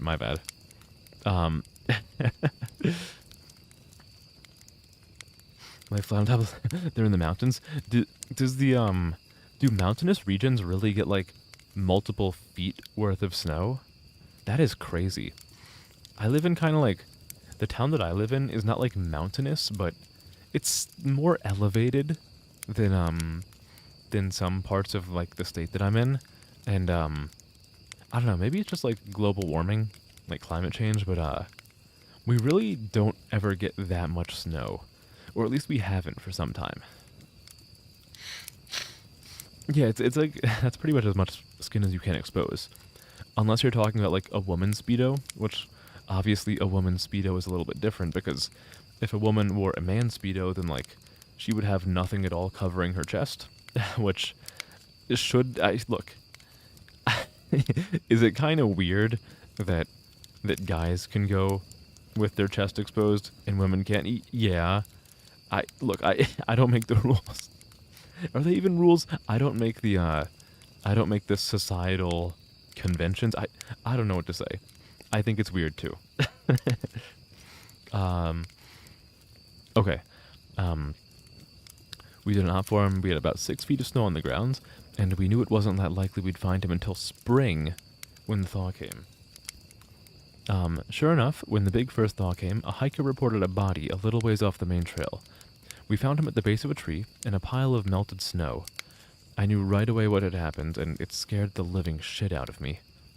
Most of you who ski or snowboard or spend any amount of time on a mountain will probably have guessed too. When snow falls, it doesn't collect as thick in the areas beneath the branches. It happens most with fir trees because they have a sort of closed umbrella shape. So what you end up with is a space around the base of the tree that's filled with a mixture of loose, powdery snow, air, and branches. They're called tree wells, and they're not immediately obvious if you don't know what you're looking for. We put up signs in the Welcome Center, big ones, letting people know how dangerous they are, but every year that we get an unusual amount of snow, at least one person doesn't read them, or doesn't take the warning seriously, and we find out about it in the spring. My best guess is that this young man was hiking and got tired, or maybe a cramp from walking in the deep snow. He went to go sit at the base of the tree, not knowing that there was a tree well, and fell in. He got stuck with his feet up, and the surrounding snow caved in around him. Unable to free himself, he suffocated. It's called snow immersion suffocation, and it doesn't usually happen, except in really deep snow. But if you get stuck in a weird position, like this guy did, even 6 feet of snow can be lethal. What scared me the most was imagining how he must have struggled. Upside down in the freezing cold, he didn't die quickly. The snow would have formed a dense, heavy pile on top of him, and it would have been literally impossible to get out. As it got harder to breathe, he would have known what was happening. I can't even imagine what he was thinking in his last moments. What is that? What is that, like, tiny emote, Doki? Oh, it's one of you. Very, very small Doki. I have to, like, hover over it to actually see what that emote is. Never seen more than 3 feet of snow in one. That's what I'm saying. Like, 6 feet of snow is crazy to me. Is it possible? Maybe. I'm guessing that it's a little bit, exaggerated because of storytelling purposes. But, man, 6 feet of snow is fucking wild. I would maybe expect that in, like, the Northern Territories, or, like, some part of Alaska, perhaps. Well, I can't really say that. I want to say, like, oh, I would expect it in Northern Territory, or, like, Alaska. I wouldn't expect fucking anything. I've never lived anywhere close to the Northern Territory, or, like, Alaska. What the fuck would I know? I'd wear jammers, but not quite brave enough for Speedos. What are jammers? The UK shits down if there's, like, more than a few... the UK shits down. I really hope they shit down. If you're shitting up, then, man, that is... You got some weird gravity going on there. Yeah, that kind of is what the southern parts of the United States are like, to my understanding. They're so ill-equipped for snow, because they so rarely get it, that, like, if they get even a couple inches of snow, they have to, like, shut everything down, because they don't typically have, like, snow plows available. Now, granted, if I were to, if I were to split the country in half, I would be in the northern half of the country, so as not to pinpoint my location too much. No, actually, I already am. You guys know exactly where I am, because you know I'm in the EST time zone, and that I'm in the northern half of the country. But that's not a problem here, because we do get snow, so... It only shuts down here when, there's, like, a shit ton of snow.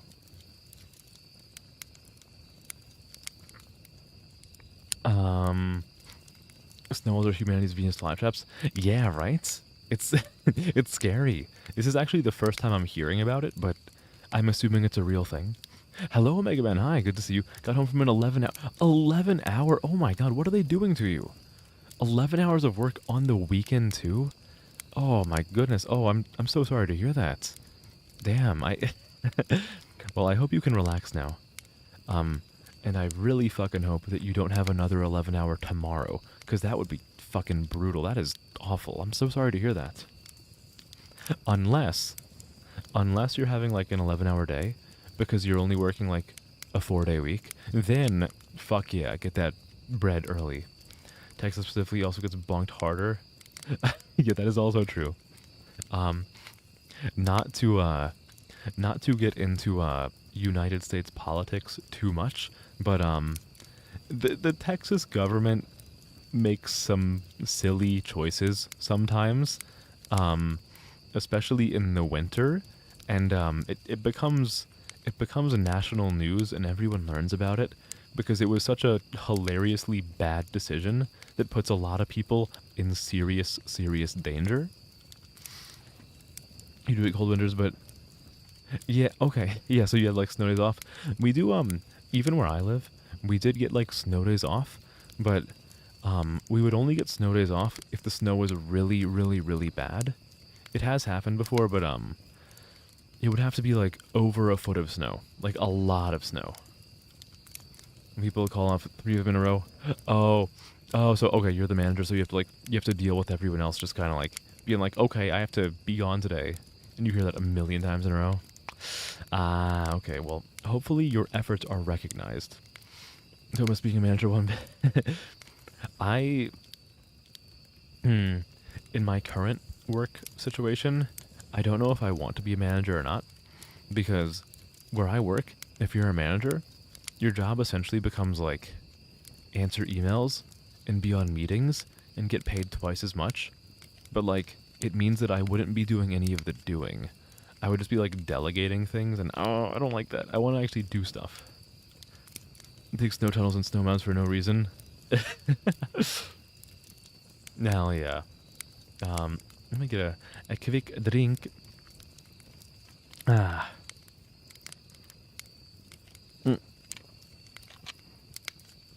Ah.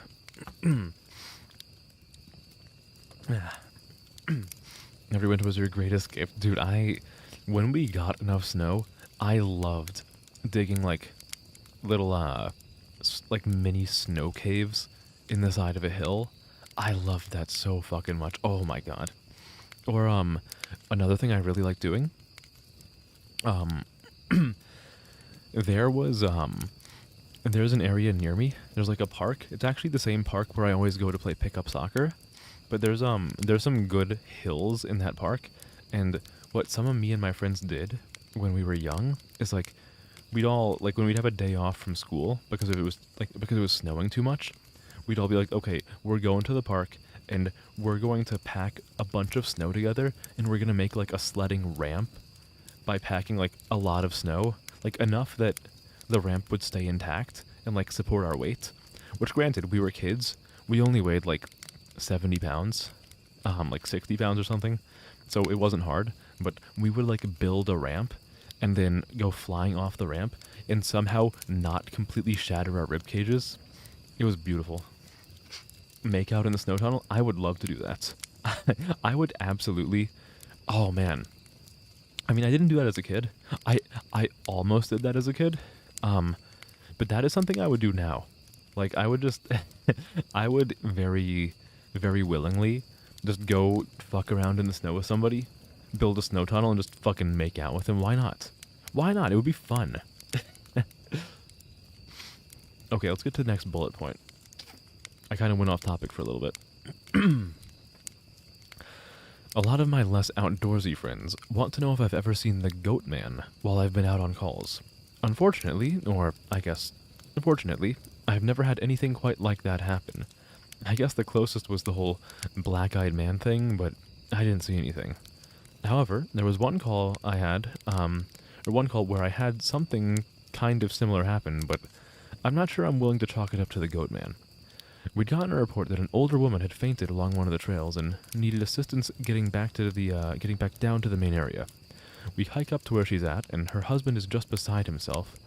He runs, well, I guess more jogs to us, and tells us that he was a little ways off the trail looking at something when his wife starts screaming behind him. He runs back to her and she's passed out on the trail. We get her on a backboard, and as we're getting down to the welcome center, she comes to and starts screaming again. I calm her down and ask her what happened. I can't remember verbatim what she said, but essentially what happened was this. She'd been waiting for her husband when she started hearing this really strange sound. She said it sounded sort of like a cat, but it was off somehow, and she couldn't quite figure out why. She went a little ahead to try and hear it better, and it sounded like it was coming closer. She said the closer it got, the more uneasy she was, until she finally figured out what was wrong. I do remember this next part because it was so weird that I don't think I could forget it if I tried. It wasn't a cat, it was a man saying the word meow over and over. Just meow, meow, meow. But it wasn't a man. It couldn't have been because I've never heard a man make his voice buzz like that. I thought my hearing aid was going out, but it wasn't. I adjusted it and it still sounded all buzzy. It was awful. He was coming closer, but I couldn't see him.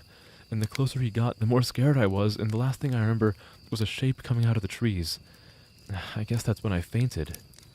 Now, obviously, I'm a little perplexed as to why a guy would be out in the fucking woods chanting meow meow at people, so once we get down the mountain, I tell my superior that I'm gonna go search the area to see if I can find anything. He gives me the go-ahead, and I grab a radio and hike back to where she fainted. I don't see anyone, so I keep going out about a mile more, and when I head back, I go off the trail to see if I can figure out where she saw him coming from. It's almost sunset by this point, and I don't have any desire to be out at night alone, so I just sort of write it off and make a mental note to check it out again tomorrow. But as I'm headed back, I start to hear something in the distance. I stop and I call out for anyone in the immediate area to identify themselves. The sound didn't come closer or get louder, but it sounded exactly like a man saying meow, meow, in this really odd monotone. As comical as it makes it sound, it was almost like that guy on South Park with the electrolarynx. Ned. I go off the trail in the direction I think it's coming from, but I never seem to get closer. It's almost like it's coming from all directions. Eventually, it just sort of fades out, and I ended up going back to the Welcome Center. I didn't get any further reports like that, and even though I went back to the area, I never heard that exact sound again. I suppose it could have been some stupid kid out there fucking with people, but even I have to admit it was weird. It does sound like you like the snow. How many people here really like the snow? I really, really love the snow. I can't, as much as I think summer is nice, and there's a lot of cool stuff you can do in summer, I am so pumped up and hyped that we're out of summer, we're in the fall, we're going through the motions of fall, we're getting closer to the winter. Hopefully we can get some snow soon. I really want there to be some snow soon. If there is a lot of snow, one thing that I might do, and I might ask if you guys want to do, and you don't have to do it, if we do get a lot of snow, I might go make a snowman and post a picture of it in the Discord and see if anyone can make a better snowman than me. Your gloves out wet, so you took them off. Boy had a crush on, opened his coat and let me put your hands against his body to warm them up. Oh my. So, even back then you were, you had those thoughts. Why am I saying like that? Why am I being such I'm being a little creep about it. You said something totally normal and I'm being the weirdo here. Fall and winter are your favorite? They're nice, right? It's such a good season, or they're such good seasons. Hades and Persephone are holding hands. Oh, right, yeah, because, Persephone kind of, switches where she's at, depending on, the time of year, right? Do I have that correct? I forget, it's been a while since I read, any kind of Greek mythology, but I think that's how that works. You'll outdo No one can outdo my snowman. Well, probably everybody can, because I have zero artistic prowess. It's fine. It's fine. So, this kind of turned into a massive wall of text, and for that I apologize. I wanted to get to the stories my friend told me, and he does have some good ones, so I'll post those tomorrow evening. I also have a few more of my own I think you guys will like. I'm sorry to keep you all in suspense again. Hopefully the stories here will make up for it and help you get through the next 24 hours until I can post again. You guys ready for part 3? Ready for part 3 of these stories? Did you ever... A Lifetime movie about a snowman becoming a hunk and dating a lonely MILF. I've never heard about that. That sounds really strange. How does that work out? I feel like there's going to be a lot of problems in that kind of arrangement. How do you how can you be intimate with somebody made out of snow? Amazing made for TV. I sometimes love looking at movies that are just so fucking absurd and stupid, but they're kind of funny in their own way. Like a movie called Wadzilla about an evil spermicide. In case no one has seen that. He becomes a human, of course. As expected. She liked the look of his snowballs. His jingle balls were very nice. Okay, let's go to part 3. Let me fucking clear my. I have a congested nose. Let me clear my nostrils for you. Give me a second.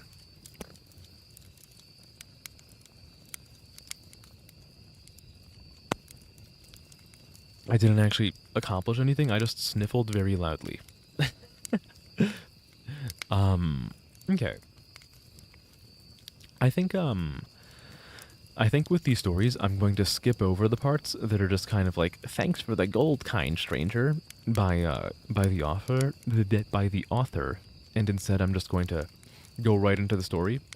Trevor is the snowman, but the doctor proves in court he's a snowman, so they're able to put. What the?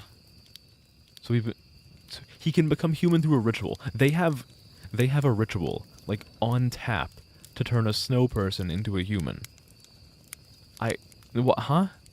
Does he get like a birth certificate? How does he get like a social security number? What the heck? Where was he educated? Can he prove his education? Like there's so many questions. Does he pay tax? Oh, it's a kiss. Oh. No. Well, you guys want to know something? Every kiss begins with K. That's a tagline for like a jewelry brand, but I like to use it as me saying that I'm romantic. Okay.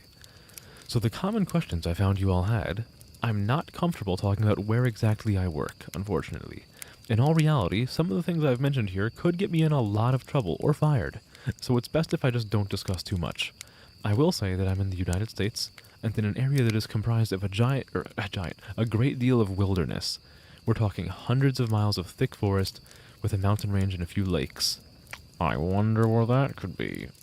There was still a great amount of interest in the stairs, and luckily for you guys, my friend has a story that I think you'll all be very interested in. I'll go into that more at the end of this update. As for whether or not I have ever thought of asking my superiors about them, I have, but again, I don't want to risk my job. However, one of my former superiors no longer works as an SAR officer, and it's possible that he may be willing to talk to me about it. I'll be speaking to him later in the week, and I'll let you know what comes of that. As far as advice on becoming an SAR officer goes, I think the best advice I can give is to contact your local Forest Service office and see if they offer any training courses, or what the qualifications are. I've been doing this for years, and I started out as a volunteer helping on SAR operations. It's a great job, despite the occasional tragic situations, and I wouldn't want to do anything else. It's a great job. It's a great job, featuring the Goat Man, featuring a young girl who fell off a cliff and was impaled on dead wood, featuring the Bear Man who steals children and leaves them dead on the side of a fucking cliff face, featuring the stairs that you're not allowed to talk about, featuring tree wells where someone falls into the fucking, like, Mother Earth's fucking Gaiusi. That was like a play on, not a play on, like, Guy, but, like, Gaia. Forget it. Is it Alaska? I don't think it's Alaska. It could be Alaska. I was thinking more in, like, the Great Lakes region. I was thinking somewhere around there. But Alaska is actually plausible. Alaska is also, like, equally plausible, maybe more plausible. Someone was made from, like, a week ago and made 3 human days ago in the movie and doesn't know anything. So the snowman was made about a week ago and is dating a 40-year-old.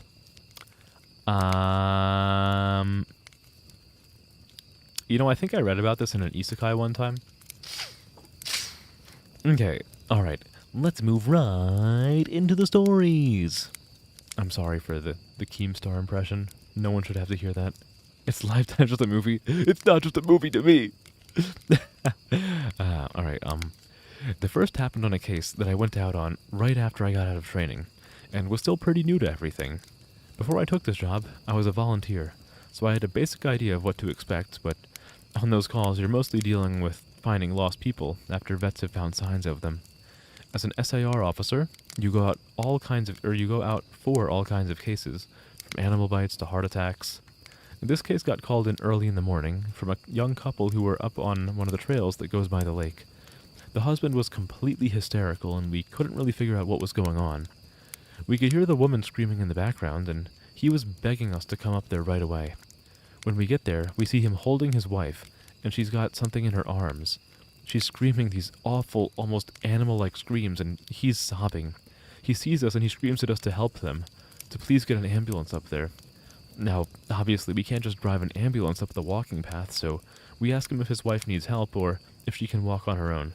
He's still hysterical, but he manages to tell us that it's not his wife that needs help. I go over there while one of the vets tries to calm him down, and I ask the wife what's going on. She's rocking, holding something, and just shrieking over and over. I crouch down and see that whatever she's holding, it's covering her with blood. That's when I notice the sling on her front and my heart sinks. I ask her to tell me what's going on, and I sort of pry her arms gently open so I can see what she's holding. It's her baby. Obviously dead. His head is caved in on one side and he's covered in scratches. Now, I've seen dead bodies before, but something about this whole situation hits me hard.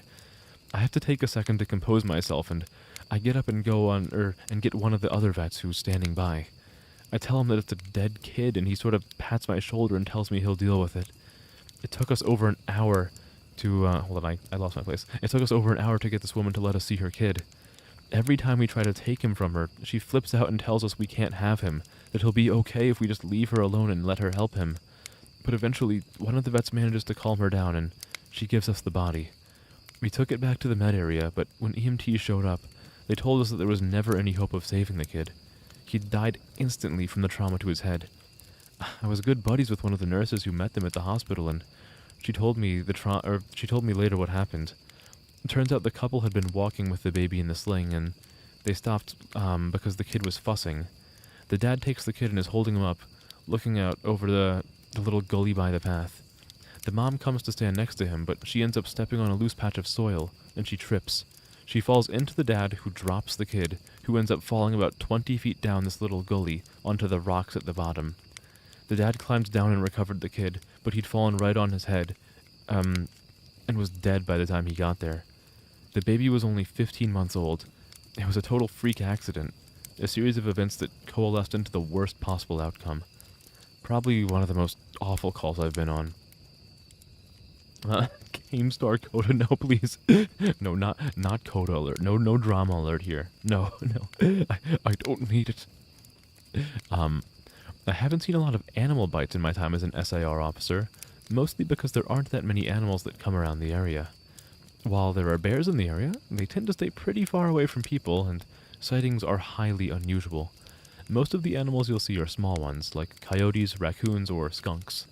What we do see, frequently though, are moose. And let me tell you, moose are nasty fuckers. They'll chase after anything for any reason, and God help you if you get in between a female and its baby.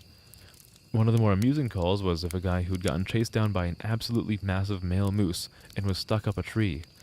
Took us almost an hour to get him down, and when he was finally on solid ground again, he looks at me and says, "God damn, them fuckers is big up close." I guess that's not really a scary story, but we still laugh about that one. You know, speaking of moose being scary, guys, has anyone here ever heard the call of either a moose or a deer? If you haven't, I would, not a deer, an elk, sorry. I would suggest that at some point, maybe not in the middle of the night when it's dark and scary outside. Like, how about when you're having breakfast tomorrow or lunch? Pull up a YouTube video of like a moose or an elk, calling. They sound like fucking aliens. That shit is scary. Um, Believe it or not, the first time I heard a moose call was when I was playing a game called DayZ, and I thought it was like a weird in-game mechanic. And a friend told me, "Oh no, that's just a moose." And I was talking with them like, "Are you sure that's a moose? It sounds like a fucking alien. Like, what is this? What is this awful noise that I'm hearing?" And they kind of just explained to me like, "Yeah, that is actually what a moose sounds like." So I did some research, and moose and elk have fucking terrifying calls. I mean, if you know it's a moose or an elk, it's not nearly as bad. But if you aren't aware, like, holy shit, it sounds like you're being chased down by like some fucking awful alien thing. Look up a fisher cat yell. Ooh. I'm gonna have to look that up later. Is that kind of like a mountain lion or a cougar, where when they're like making their mating calls when they're in heat, it sounds like a woman being killed in the forest? I've heard those before. Not like personally, but like I've watched videos. Luckily, I'm not in an area where we have to deal with like mountain lions or any of those other things that sound like people being killed in the middle of the night. But they are fucking scary. Okay, next little mini story. Oh, this is not a mini story, this is a huge fucking story. Okay, just, as a... I want to give like a little, I guess, reminder or note for people who have joined partway through the story. What we're meeting right now is, a series of short tales under the title, "I am a search and rescue officer for the U.S. Forest." U.S. fucking, hold on, not U.S. Forest. For the U.S. Forest Service. Yeah, just for the forest itself. But it's a whole collection of, like, spooky stories from, a forested area. And, I'm just going, like, through bullet point after bullet point after bullet point. A horror game that inspired Fierce to Fathom is a 15-minute game called Do You Copy? Oh! Actually, I watched a video about Do You Copy while I was at work last week, and I've been thinking about playing that on stream. Yeah, I think Do Not Copy, or Do You Copy, was made for a game jam, and my understanding is that the first game that was made for the game jam is really, really good, but they made like 2 sequels, and they're both kind of like booty. Hello, Doki, hi. Are you... You're not, you're not talking here while you're live yourself, are you? How naughty. But hello, good to see you. I'm glad to hear that, you're still listening. I do plan on actually playing Do You Copy. I've been thinking about doing Fierce to Fathom. Also, do correct me if I'm wrong. I believe that Fierce to Fathom... Oh, you just ended... Oh, okay, I see. Well, welcome back. I hope you had a fun time. I'm glad to have you back. I'm glad to have you back to myself again. No, none of your viewers can have you. I'm sorry. I want to do a little haha funny possessive. Needed to come here immediately. Well, I appreciate you coming back. It was getting slightly colder by the campfire without you here. So what was I saying? Okay, yeah. Do correct me if I'm wrong. I believe that Fierce to Fathom was, rather than being inspired by Do You Copy, I believe it was inspired by short, like, personal accounts of scary stories that people sent the developers. I might be wrong, but I could have sworn that Fierce to Fathom was like a little game series where the developer asked people for their scary personal accounts and stories, and they turned them into games. You made soup today and it's getting colder. What kind of soup was it, Oliver? Is it nice soup? Is it supposed to be cold? Is it gazpacho? Is it cold soup? You thought it was a one-time thing? It might as well have been a one-time thing. That's correct. Okay, alright, lovely. Okay, well, I'm giving you guys time to respond to all of my bullshittery. Let's move to the next bullet point. This is a big one. This is a really big one, so, get ready for a lot of talking. I honestly don't know how I'd forgotten the story, but it is by far the scariest thing that's happened to me. I guess maybe I tried so long to forget about it that it just didn't come to mind right away. As someone who spends literally all of their time in the woods, you don't ever want to let yourself get scared of being alone, or out in the middle of nowhere. Um, that's why when you have experiences like this, you tend to just forget about them and move on. This is, to date, the only thing that's ever really made me seriously consider if this job is the right one for me. I don't really like talking about it, but I'll do the best I can to remember it all. As I recall, this took place right at the end of spring. It was a typical lost child call. A 4-year-old girl had wandered away from her family's campsite and had been missing for about 2 hours. Her parents were completely despondent and told us what most parents do. My kid would never wander away. She's so good about staying close. She's never done anything like this before. We assure the parents that we'll do everything we can to find her, and we spread out in a standard search formation. I was partnered with one of my good buddies, and we were sort of casually holding conversation while we hiked. I know it sounds callous, but you do sort of become desensitized when you've done this long enough. It becomes the norm, and I think to a certain extent, you have to learn to desensitize yourself in order to work this job. We search for a good 2 hours, going well beyond where we think she'd be, and we come out of a small valley when something makes us both stop in unison. We freeze and look at each other, and there's almost a sensation like a plane depressurizing. My ears pop, and I have this odd sensation of having dropped about 10 feet. I start to ask my buddy if he felt that, but before I can, we hear the loudest sound I've ever heard in my life. It's almost like a freight train passing directly by us, but it's coming from every direction at once, including above and below us. He screams something to me, but I can't hear him over this deafening roar. Understandably freaked out, we look all around us, trying to find the source of the sound, but neither of us sees anything. Of course, my first thought is a landslide, but we're not near any cliffs, and even if we were, it would have hit us by now. The sound goes on, and we're trying to yell at each other, but even standing close together, we can't hear anything but this sound. Then, as suddenly as it starts, it stops, like someone threw a switch and cut it off. We stand there for a second, perfectly still, and slowly the normal sounds of the woods come back. He asks me what the fuck just happened, but I kinda just shrug, and we stand there looking at each other for a minute. I get on the radio and ask if anyone else just heard the end of the fucking world, but no one else hears it, even though we're all within shouting distance of each other. My buddy and I just sort of shrug it off and keep going. They just shrug it off. They somehow shrug that off. About an hour later, we all check up on the radios, and no one's found the little girl. Most of the time, we won't search when it gets dark, but because we don't have any kind of lead on her, a few of us decide to keep going, including me and my buddy. We keep close together, and we're calling out for her every couple of minutes. At this point, I'm hoping beyond hope that we find her, because while I may not like kids, the idea of them being out all alone in the dark is awful. The woods can be intimidating to kids in the daylight. At night, well, it's a whole different beast. But we're not seeing any signs of her, or getting any responses, and around midnight, we decide to turn around and head back to the rendezvous point. We're about halfway back when my buddy stops and shines his light to the right of us into a really thick deadfall, or group of dead trees.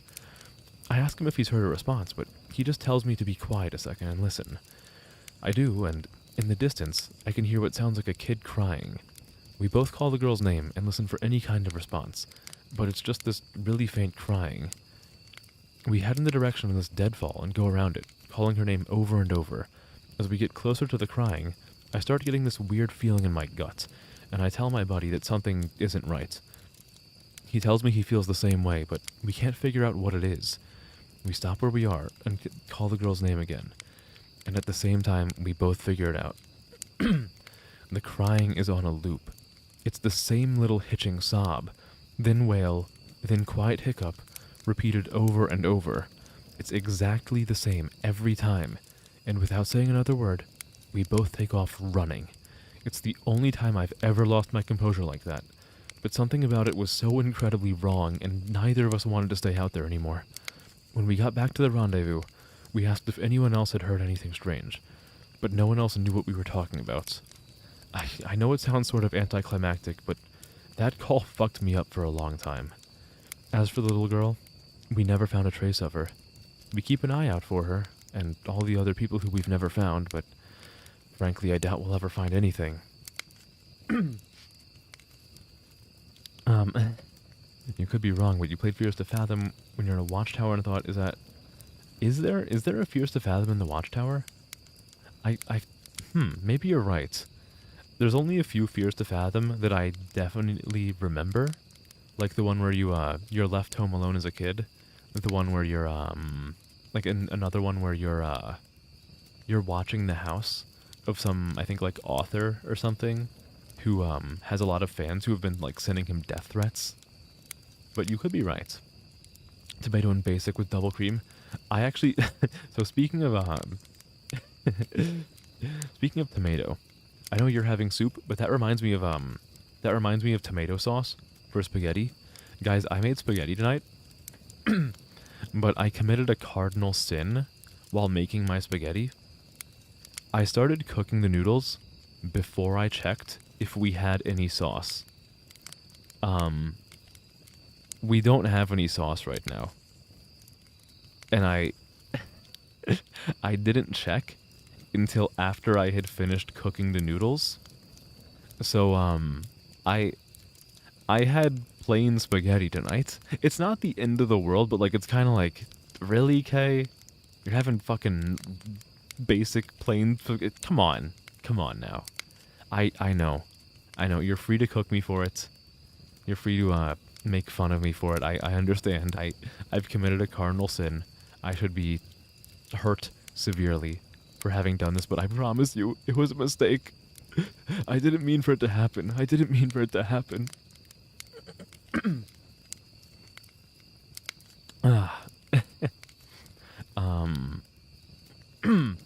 If chat gets scared, will you hold us in your life? Of course, yeah. Absolutely. No, I said that, while we were still on the drive over here to the campsite, I did say that, if anybody in chat gets scared, they are more than welcome to leap into my arms. I would be more than happy to have you, to house you within my embrace. Also, if you're just cold, that's also fine. Hello, Ping. Hi, good to see you. Hi, good to see you. Good to see you. Good to see you. I hope you're doing well. I hope you're having a wonderful night and a wonderful weekend. We're reading creepypastas and spooky stories tonight. It's a chill night. Usually, I'm very much a gaming streamer. I play the video games. I make the funny jokes. I make the funny voices, and I say the ha-has. The ha-has. If I just say ha-ha, it sounds weird. I say the ha-has. But tonight, I'm trying out a little change of pace. Because I know a lot of people like relaxing content, and a good number of people have requested that I do things like ASMR and RP, so I'm doing a more gentle stream tonight. And again, I want to keep saying this because this is important to me. Guys, if anyone out there who usually watches me, if you like this kind of stream, please do let me know. Because if you enjoy it, and you tell me that you enjoy it, then, that tells me this is something that people want to see, and it means that I will do it again in the future.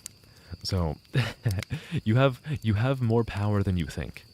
If you tell me what kind of stuff you want to see, I will try to do more of that. So if you like this, then I'll do more of this. Okay? Just a reminder, don't feel like you have to do anything. I don't want any part of my stream to feel like a responsibility for you, but I will tell you. The more you tell me what you like and what you dislike, the more I can change my content to match what you're looking for. Some people have it with butter or plain. Toddlers love plain pasta. Don't call me a toddler. On the drive over here. What do you mean on the drive over here? What do you mean? What do you mean I'm making you laugh? That was a nice drive we had over to this place. Okay, I'm assuming that means you like it, Doki. Perfect. Lovely. You have responsibilities. It's hard work holding on this VIP badge. Hey, don't tell people that you have to put in a lot of work to maintain your VIP status, or else I might take away your VIP status. You have to tell people that I'm a benevolent god, and it's easy to be VIP here, so that more people stick around to try to be VIP. Okay. As long as you're willing to acknowledge that the hardest job in the world is being a streamer, okay, all right. I'll overlook the minor transgression from before. uh, it gets you the hardest. I get hard sometimes. I just, when I said that, I had like this. You ever read that story about that guy who like got knocked out in like the parking lot of a football game and experienced like a whole lifetime while in a coma? When you said gets you the hardest, I just had like this whole bit play out in my head where I somehow like managed to find some sort of device that I could connect to like my crotch region, and it would communicate with my computer, and during my streams it would tell the computer and like thereby OBS if I was hard or not. Do you guys think this is like some kind of thing that I can invent or make, like some kind of detector that oh, you know what I could do? Oh, I have a really easy way to do this. So what I have to do, as long as I sit in the same position every single time I stream, all I have to do is position like an infrared signal near my crotch area.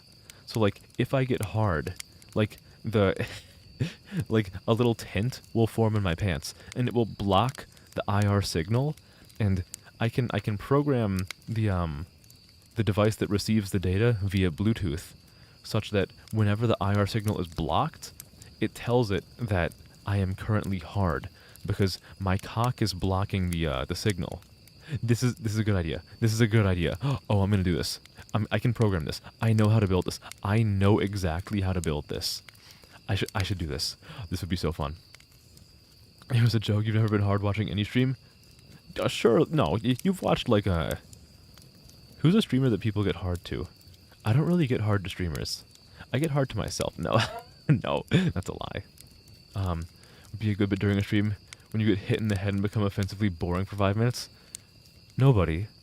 Are you not aware that like I am offensively boring for like hours, multiple times a week? Amazing idea. Thank you, Doki, for believing in my cock monitor idea. I think it would be nice. I think it would be fun. I'm not boring. Thank you. I was fishing for compliments. You watched me for the plot and the action. Thank you. I have a lot of plot to give. Have you guys, guys, can I ask you for some glazing? I want to ask you guys for a little bit of glazing. You might have noticed over the past week or so that I've been doing more elaborate bits on my channel. Last Saturday, I had the press conference.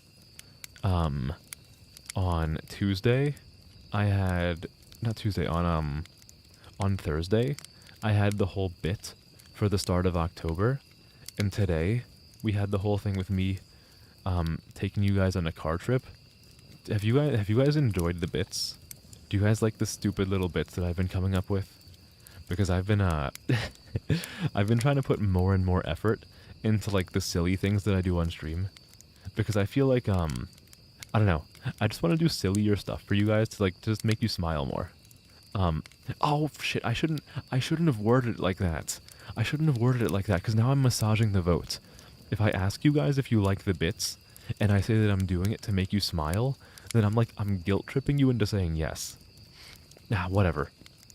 Well, what I'm gonna say is I hope you guys have been enjoying the bits, because I've had a lot of fun making them. I'm never gonna force one. I don't have like a quota, but like if I think of something funny, then I want to do it. So as long as you guys don't hate the bits, I'm gonna keep doing them. I think this is part of my natural evolution as a streamer. So right now, the things I'm focusing on are 1, doing more voice stuff, 2, promoting myself better, and 3, pushing myself creatively. Oh god, I want to like exercise my creativity muscle until I can like flex it the way that Jerma does, where he flexes his brain on stream, and then he flexes it too hard, and he cramps his brain, and then he turns into a goblin for the next like 7 days, and he just starts talking about hot dogs for the entirety of stream, and someone tries to like stop him, but he sends a death squad to silence the chat members. You like them? Thank you. Poll corrupted. The poll is fine because one person in Doki said that she enjoys the bits, so that's good enough for me. You have to work as in a general practice for a bit. One guy thought he had erectile dysfunction. To make sure he did and it wasn't stress, the doctor gave him elastic band type things you put on your dick when you sleep. If it snaps by morning, you know you got hard while you were asleep. Oh my. That is interesting. Ooh. I want to try doing that. Do you think those elastic bands, do you think they're available commercially? I want to put some elastic bands on my cock while I go to sleep, and I want to see how many of them I can snap. It'll be like a competition. Do you guys want to, do all like the males who watch me, do you guys want to have a competition to see who can snap the most elastic bands with your cock while you sleep? Actually, maybe that's a bad idea. Okay, let me, sorry. I keep straying away from from reading the story every now and then. I promise you, I want to keep reading it. You'll check if they have what do you mean any small ones? Hey, how dare you? How dare you? Look, if you give me small ones, then it's your own funeral. I'm a grower. I'm very much a grower. Okay. Of the missing persons call I've gone out on, only a handful have ever resulted in complete disappearance, meaning no trace of the person and no body ever found. But sometimes, finding a body just leads to more questions than answers. Here are some of the bodies we found that have become infamous in our teams. A teenage boy whose remains were recovered almost a year after he vanished. We found the top of his skull, 2 finger bones, and his camera almost 40 miles from where he was last seen. The camera, sadly, was destroyed. The pelvis of an older man who had vanished a month earlier. That was all we found. I mean, usually when you're getting freaky in the woods, like, your pelvis is the part of your body that gets fucked up. But, like, I guess this guy was so unattractive that the monster smashed everything except for his pelvis. You know those Velcro straps around cables? Use one of those. I could do that, actually. That's a good idea. I shouldn't do that. Make sure the band is adjusted for the fact that he only has one big you motherfuckers. You know what? You can't make fun of the meatball size, because tonight, with my cursed spaghetti that I didn't have sauce for, I didn't have any meatballs, okay? So there was no fucking meatball. The ratio from pasta to meatball is infinite, because I had 0 meatballs tonight. The lower jaw and right foot of a 2-year-old boy on the highest peak of a ridge in the southern part of the park. The body of a 10-year-old girl with Down syndrome, almost 20 miles from where she'd vanished. She had died of exposure 3 weeks after going missing, and all of her clothes were intact, except for her shoes and jacket. There were berries and cooked meat in her stomach when they did the autopsy. The coroner said it appeared as if someone had been taking care of her. There were no suspects ever identified. The frozen body of a 1-year-old baby, found a week after vanishing in the hollow trunk of a tree, miles from the area he was last seen. There was fresh milk found in his stomach, but his tongue was cut. Or not cut, his tongue was gone. Why did I say cut? Why is my terrible, evil, sadistic brain just deciding that the tongue was cut off? A single vertebra and right kneecap of a 3-year-old girl, found in the snow almost 20 miles from the campground her family had been at the previous summer. Oh my. Now on to a couple of the stories my friend told me. I mentioned that you were all interested in the stairs, and you're in luck. He's had a closer encounter with them, though he doesn't have any explanation for them. He does have a bit more experience with them than I do. Okay, this is a big one. My buddy has been an SAR officer for about 7 years.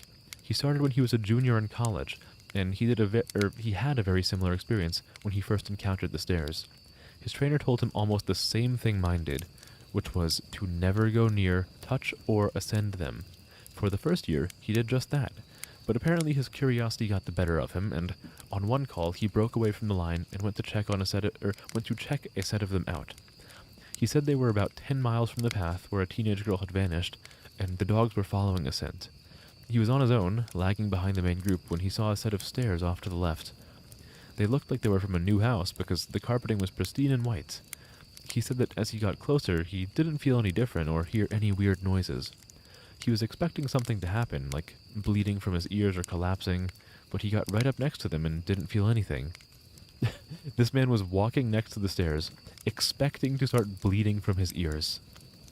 It appears that, in all of the years that humanity has been around, we have never evolved to have, like, a good danger sense. Well, perhaps they would have danger sense if they were playing as a barbarian. I'm sorry. Stupid D&D humor.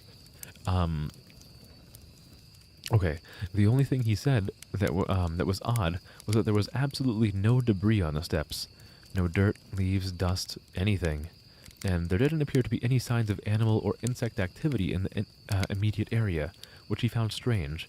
It was less like things were avoiding them and more like they just happened to be in a relatively barren part of the forest. He touched the stairs and didn't feel anything, except that sort of sticky feeling you get from new carpet. Making sure his radio was on, he slowly climbed the stairs. He said it was terrifying because the way they'd been stigmatized, he wasn't really sure what was going to happen to him. He joked that half of him expected to be teleported to some other dimension, and the other half was watching for a UFO to come swooping down. I can't read. But he got to the top with little event, and he stood there looking around. But he said the longer he stood on the top step, the more he felt like he was doing something very, very wrong. He described it as the feeling you'd get if you were in a part of the government building, or a part of a government building, you had no business being in. As if someone was going to come and arrest you, or shoot you in the back of the head at any second. He tried to brush it off, but the feeling got stronger and stronger, and that's when he realized that he couldn't hear anything anymore. The sounds of the forest were gone, and he couldn't hear his own breathing. It was like some kind of weird, awful tinnitus, but more oppressive. He climbed back down and rejoined the search, and didn't mention what he'd done, but he said the weirdest part came after. His trainer was waiting back at the welcome center after the search ended for a day, and he cornered my buddy before he could leave. He said his trainer had this look of intense anger, and he asked what was wrong. "You went up them, didn't you?" My buddy said it wasn't phrased as a question. He asked how his trainer knew. The trainer just shook his head. "Because we didn't find her. The dogs lost her scent." My buddy asked what that had to do with anything. The trainer asked how long he'd been on the stairs, and my buddy said no more than a minute. The trainer gave him this really awful, almost dead-eyed look, and told him that if he ever went up another set of stairs again, he'd be fired. Immediately. The trainer walked away, and I guess he'd never answered any of the questions my buddy had asked him about it since. Huh. That is... I'm trying to make sense of that. So, the trainer knew that he went upstairs because they never found the body. But why would going up a set of stairs make the body harder to find? And then, subsequently, why was he asked how long he was on the stairs? That is... Maybe, I don't know, maybe perhaps, like, when something weird happens to a person and their body is left in the forest, if somebody stands on the stairs, it, like, speeds up the rate at which those bodies experience time. Is what I'm saying making any sense? Like, say you die in the woods to some weird shit, and, like, some motherfucker decides to, stand on the top of the stairs. Maybe, like, your dead body, your corpse, experiences time a lot faster, or, like, decays much faster, because you are standing on the stairs for some reason. I have no idea. He rolls 1 on everything, but always rolls 20 on perception. It feels like, that That kind of is what I don't know. I'm trying to relate that to our protagonist in this story, who seems to be like the most unflinching motherfucker possible. Like all this crazy shit is happening, and the only time he ever felt freaked out was when there was the one story about the crying noise being put on repeat. Silliest thing you could do is a foot reveal. So silly, would help with promotion exposure. I really okay, so the thing is, Oliver, you're probably right that if I showed pictures of my feet, I would get more viewers. The thing is, the people who would be watching me because I showed pictures of my feet would not be watching me because they like me or my content. They would be watching me because they want more pictures of feet. And I am not a foot streamer. Like, it's good to, this is one of the, this is one of those things that you gotta think about when you are a streamer or a content creator. It's good to see number go up, but you have to make sure that the right number is going up. Like, I know a lot of people who, have, like, absolutely bonkers, like, follower counts, but they get significantly less concurrent viewers than I have. Like, look at me, for example. I have 300 followers, and currently, right now, 11 concurrent viewers. That is a really, really good ratio. Like, I know people who get maybe, like, 2 or 3 more viewers than me, but they have, like, 3,000 followers. Like, the ratio is very important, and I like my ratio very much. If the stairs were more humid than the rest of the house, maybe. Yeah, like the sticky stairs. Very inflated opinion of myself and feet. No, I know for a fact, because I'm saying it so matter-of-factly because I have seen it happen in real time to friends of mine. Like, I have seen streamer friends of mine who do IRL stuff. I've seen them post pictures of their feet online, and like, it will bring people in. I know for a fact it will bring people in.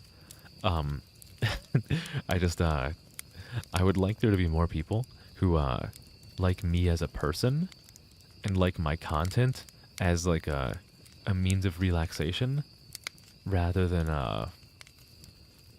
people who like my foot or my feet as a sexual release mechanism. I think that makes sense. I think that makes sense. My ability to grow the chat community and keep them coming back as well. I thank you. That means a lot. I really do enjoy interacting with you guys. It's kind of crazy to think that so many streamers, their main downfall is that they don't interact with chat a whole lot, because I love interacting with chat. I fucking love it so much. Like, I genuinely enjoy, like, looking over to the side and seeing, like, what kind of stuff you guys are talking about.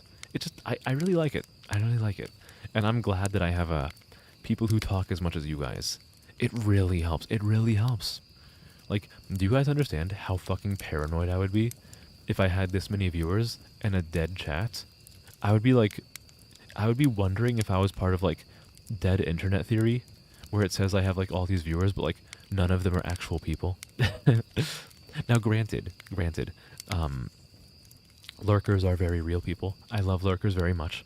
But it's one of those things that you just, like, I think anybody would have that worry at some point. Weird people who would want to yeah, some weird people, huh? Some people are more equal. We love lurkers, but we love active chatters even more. No, that's fine. I think one thing that I do want to, well, one thing that I think I should think about, or that I already do think about, is that if I want to do more content that's like cozy content to relax to, like when you guys listen to me read stuff like this, or like ASMR or roleplay, it's important to realize that people want to relax to those kinds of streams. So if people aren't talking a whole lot, if people aren't typing a whole lot when I'm doing like a relaxed stream like this, that is totally fine. That is totally understandable. Like, look, if you wanna relax to my voice while I'm doing a stream like this, then fucking go for it. I think it would be wonderful if you're lying in bed under the covers, and like your pillow is up against the headboard of your bed, and you're kind of like lying down listening to the stream. You're not actually talking because you're listening to my voice soothing your ears, wrapping it in a warm blanket, while you look upwards. Maybe you look out your window at the beautiful starry night sky, or perhaps you're just looking straight up at your ceiling fan, following one individual blade with your eyes in your head. I don't know. I like romanticizing things. that's how I choose to imagine some of you guys, like some of you lurkers, are consuming the stream right now. You're just lying in bed, relaxing, looking up at the ceiling while listening to my voice. It's like I'm right there with you, right? Well, if you're one of the viewers who craves more intimacy, it's kind of like I'm just lying down in bed next to you. Now, if you're not one of those viewers, then maybe it's a bit of a different picture. But don't worry, you can figure it out yourself. You love your headboard. My stream guided you back to your bed. Lovely, as it should be. Okay. My buddy has been involved in a lot of missing persons cases where there's never been a trace of them found. I mentioned David Paulides, and my buddy said he can confirm that those stories are, for the most part, accurate. He said that most of the time, if a person isn't found right away, they're either never found, or they're found weeks, months, or years later, in places they can't possibly have gotten to. One story he told me really stood out that involved a 5-year-old boy with a severe mental disability. I'm sorry, I had to sneeze. The little boy vanished from a picnic area in the late fall. In addition to the mental disability, he was also physically handicapped, and his parents explained over and over that he simply could not have vanished. It was impossible. Someone had to have taken him. My buddy said they searched for this kid for weeks, going miles out of the accepted range, but it was like he had never been there. The dogs couldn't pick up his scent anywhere, not even in the picnic area where he'd apparently vanished from. Suspicion fell on the parents, but it was pretty clear that they were devastated and hadn't done anything sinister to their kid. The search was concluded about a month later, and my buddy said everyone had pretty much forgotten about it by later in the winter. He was out on a training up in the snow on one of the higher peaks when he came across something in the snow.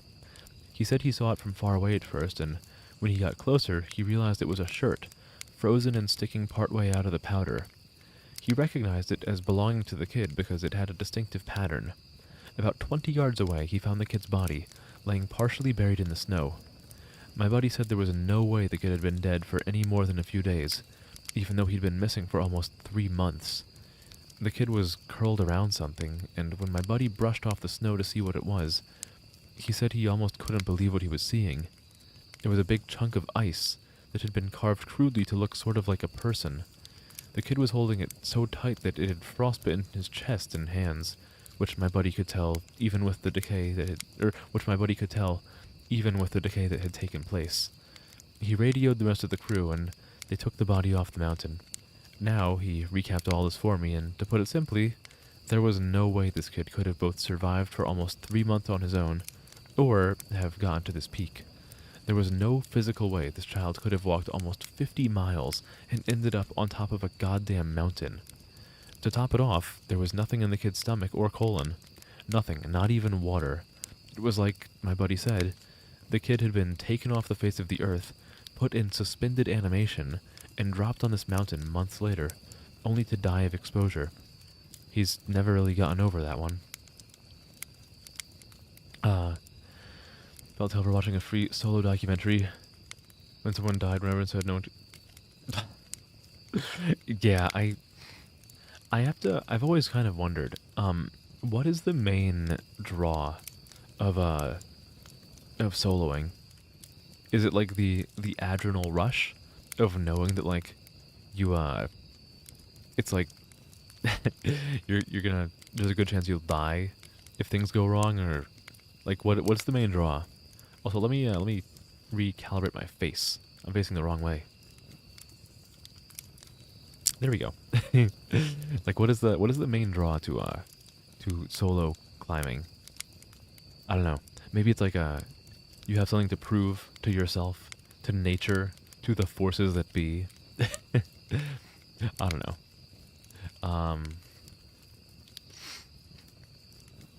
Okay.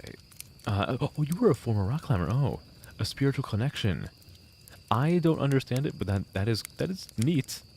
Even if I don't quite get what is meant by that, it's an interesting idea.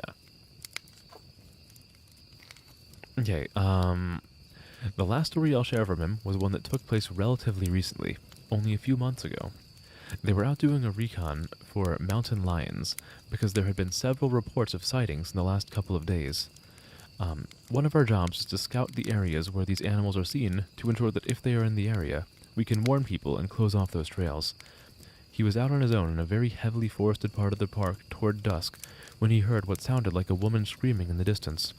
Now, as most of you know, when a mountain lion screams, it sounds almost exactly like a woman being brutally murdered. It's unsettling, but far from abnormal. My buddy radioed back and let Ops know that he'd heard one, and that he was going to keep going to see if he could figure out why, or figure out where its territory started.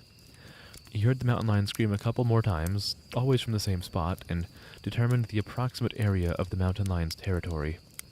He was about to head back when he heard another scream, this time within only a few yards of him. Of course, he freaks out and starts heading back at a much faster pace because the last thing he wants is to run into a goddamn mountain lion and get mauled to death. As he got back on the path and started heading back, the screaming followed him, and he broke into a jog. When he was about a mile from Ops, the screaming stopped, and he turned around to see if it was following him. It was almost night by this point, but he said in the distance, just before the path rounded a corner, he could see what looked like a male figure.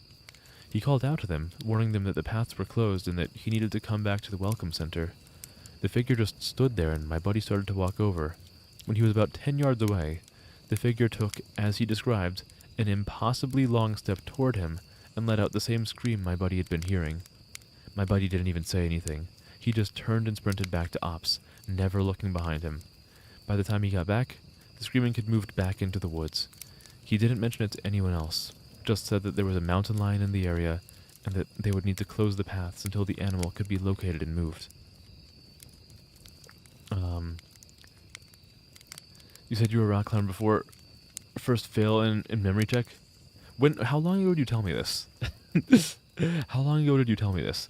I remember some things about people, but I also, I embarrassingly forget things about people also. I remember that you used to have, like spiders, right?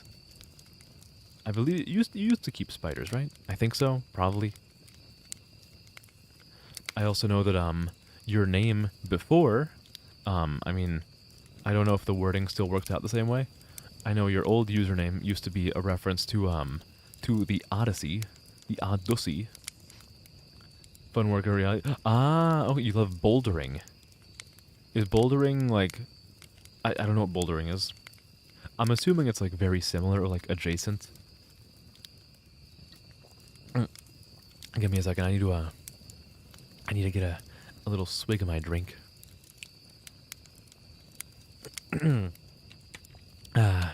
Well. Oh, that's the end of this entry, actually. Well, while I'm loading up the next one, how are you guys doing? How is the night going for you guys? How are you? How are you? How are you lurkers? How are you people who are new here? I hope you're doing well. I hope your night, rather. I hope your night is nice and peaceful and relaxing and quiet and fun. I hope I'm making your night even a little bit better. I have an impressive memory, you're just teasing. Well, it sounded like you were making fun of me. I'm kidding. When I read it, if you tried to write a spooky short story, it's hard to say for sure, because we're about halfway through the story at the 2.5 hour mark, but I'll read it at some point, definitely. I don't know, I mean, it depends how long the rest of this one takes. It's hard for me to answer that, because I want to give you a completely honest answer, but I don't know what an honest answer means here. Like, okay, how about this? I'll answer this question. Would I be willing to read it? Yes. 100 million %. Interesting. The summer was the start of the lurker invasion. It is. It is nice. I'm okay with lurkers. I like lurkers. I simply need my number to go up. I think it's fun. It's the way I see it. The amount of lurkers I have recently is going to it's going to lead to me being very pleasantly surprised in the future. Because I know there's like several handfuls of like pretty regular viewers who have not been able to be around for a while because of like busy stuff in their lives. So let me tell you, when everyone gets freed up, oh, we're going to be averaging like 200 billion every single stream. It's going to be a lovely, lovely time. Like one day, oh yeah, one day, yeah, absolutely one day. You know, honestly, Oliver, as crazy as this sounds, I legitimately thought that you were suggesting that you were going to write one while I was streaming and finish it before I was done streaming. I was like, I would be very impressed. I did another story. Again, like yeah. So again, as for whether or not I'll do another scary story reading stream, if people like this and they tell me that they like this, then I'll do it again. So far, I have received positive feedback, so I'm thinking like I could do that again. Honestly, I think this is a very easy stream. I think this is a very good combination of being a very easy stream to do and being like just relaxing and nice and fun. So, in terms of do I want to do one? Yeah, I think I'd like to do this again. It's kind of low effort, but like, I don't know. Even if it's low effort, I think it's nice. Things don't always have to be super high efforts, you know? I don't have to always be thinking of quips 24/7. I think it could be nice to just chill out, you know? Is this what it's like being a being a chatting streamer? It's like nice and relaxing. Well, I say that when I say it that way, it sounds like I'm saying that playing games is like torture, when in reality I fucking love streaming games. I'm weird. The way I word things is so melodramatic. One of them is going to be Jaden Smith. Oh dear God, no, please. We'll probably suck, but you can't. No, I think. Look, if you guys want to write something as a horror story for me to read, I will fucking read that. 100 billion, million, trillion, quadrillion %. I would be so fucking interested in seeing that. Okay, okay, let me cut out the fluff from the story because there's a whole lot of there's like a whole paragraph full of like Reddit stuff of like, I heard you guys wanted more stories, so I got some more stories. Thanks for the gold, kind stranger. Okay. So the main, for me to like give you a summary of the big paragraph of nothing, essentially the author has gotten stories from several different people, and they're all going to be denoted as like different people. So the first one is KD. KD is a vet who's been an SIR officer for about 15 years. She specializes in high-elevation mountain rescues and is widely considered one of the best in her field. She was one of the more enthusiastic storytellers, and since we were together a fair amount during exercises, she ended up telling me about 4 that really stuck with me. Let me get a drink. If you're eating toasted marshmallows, get into the mood. I would do that if I could. The only thing I have, and you guys are free to share some of these with me. I have some sour Skittles with me. I haven't had a single one this stream, but I do have a bag of sour Skittles next to me, resting atop my piano keyboard. Can I include a personal story of mine at the end, like a scary experience? I haven't had too many scary personal experiences, but I could tell you guys, I don't know. I was gonna say I could tell you guys about the scariest dream that I've ever had, but I feel like I've told you guys about that before, and it might not be interesting if you've already heard it. When did the sour Skittle addiction start? Very, very young. When I was very, very, very young. There is this like public pool that I live near, And the public pool had like a little snack shop, and one time my brother, because like my parents would like give us a little bit of money to like buy like a thing from the little snack shop, and my brother got sour Skittles one time, and I had one, and I was like, this is the greatest fucking thing ever.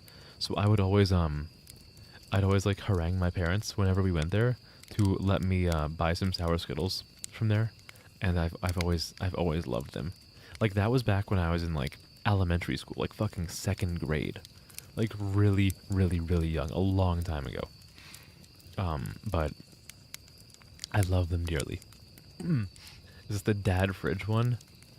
No, that's not. That's actually no, the dad fridge thingy. That was not a dream. That was that was all stuff that happened in reality, but like my eyes had not adjusted to the dark, so like I would I couldn't really see things very well. That was all stuff that happened like in reality, not in a dream. And like my eyes just were not focused and adjusted, so I saw things that weren't there. Or rather, my eyes could not focus. Is it a green packet? Yes. You remember seeing sour Skittles? It's green, it's green. Okay, so back to the stories by KD.